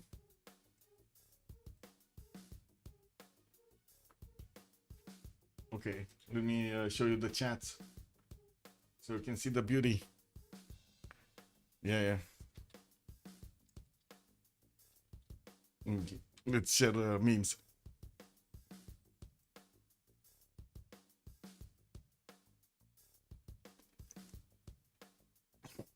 Yeah, I didn't see anybody from the other team say, oh, Devries is getting into the post game. So I think that's GG right there. Give me a sec. GG, well played. GG. So that was GG, right? You Yeah, disconnect? we CC. Yeah. Okay. Well, I wasn't sure because Barsake said GG after you disconnected. And I didn't know. Easy. Yeah. Kick. Yeah. That was interesting adventure over there you had in the top with the Saka horse archers just going around. Yeah, I just faith bottom. Yeah. Why didn't you go monumentality and you focused everything on the buys? You wanted to get everything on the units? I mean, I have a way to spend faith. I don't need to go monumentality. It's not like I have good land to scale. Yeah, it was kind of bad. So I just get the culture so I'm not slow on feudal or civil or whatever. And use faith to get units. Yeah, they had some beautiful land between Hungary and Gorgo over there, and so far away from you, you couldn't interact with them properly. Like, do some pillages, try to slow them down somehow. I couldn't do anything on there. We could have killed the Tokugawa faster, but we kind of failed. I don't know if you saw it, but Kaba moved his frigate armada I did. front line and then just fucking full fed it. I made a clip out of that. It was insane. I was watching. Dude, What is he I don't doing? know. It got He drunk or was something. I don't know. raging. Yeah, I He can wanted- imagine. He wanted to CC after he lost that. Yeah, that is sensible. Oh my god. Clip in the chat. I need to send it to him. He's raging. I think he's watching the stream or something because he's raging in the channel. There you go. Where is it? Let me see. Let me scroll up for chat and get it. Yo, tais-toi, nice sim. Yeah. Nice blonde. GG. Dude, you had so much envoys? What the fuck? Yes. You went foreign? I went or what? foreign. Yes, Ah, of course. that's why your spy died again and again. Yes, but Ah. I was hoping my team would build at least a few of the Diplo wonders. But no. Ah. They complained about the engineers being taken, so They barely made point until turn 70, something like this. So that's hard yeah, to catch up. our Norway, he was gonna go free ink, but then he decided that he would just have 1,000,000 settlers and have all the CS. I think he didn't take a nap or something and had no sleep today.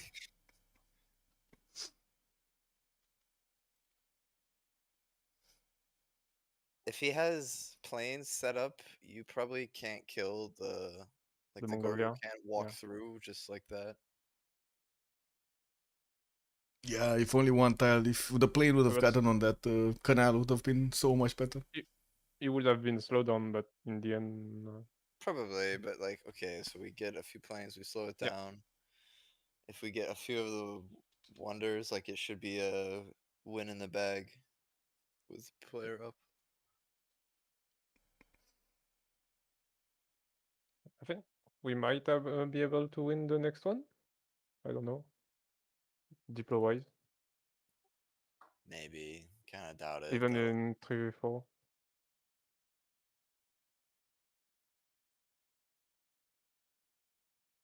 I don't know. But no, you guys just kill us before then. That's Yeah, nukes. Gorgo. We can't do anything about the Gorgo at this point.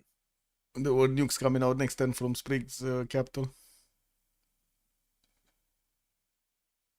must have so much pod.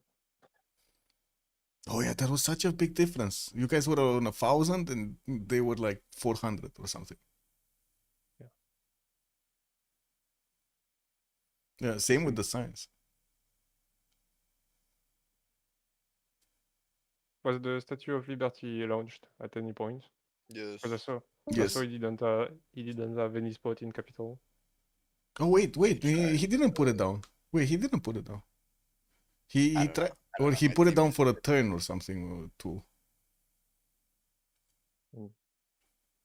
Still, you can't contest if you can't have the hand of on engineers. It's hard to build wonders. Yeah. Well, GG. Have a good night. GG, well played. You guys Have a playing good night. Friday or one? Next, Have a good next evening. game, I'm not sure about Thursday. So, like, I know I can on Thursday, so I can't say for sure. Okay. Anyway, see you around. Have a good evening. No, See you. Bye bye. Bye bye. So there we have it. Finish the game. Have a good evening, everybody. We're gonna see each other in the next streams. Thank you so much for joining us. We had the first first game out of a best of 3 series, won by FDLV in a 3 versus 3 situation, going against ChillBro. We're gonna need to see what they're gonna do in the second one if ChillBro does manage to come back into this series and get us to a third game. If not, we definitely need to see also the other series getting their schedules done. I did see another one, but they're on Saturday and Sunday, if I'm not mistaken. In the meantime, have a good evening, everybody, and thank you so much for the follows. Much appreciated for the subs. Don't forget to leave a like and a subscribe over there on YouTube, and have a great time with some Civ6 content. Bye, bye, bye.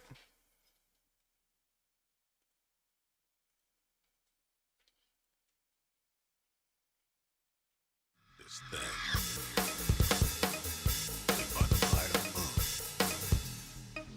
moon. Minute.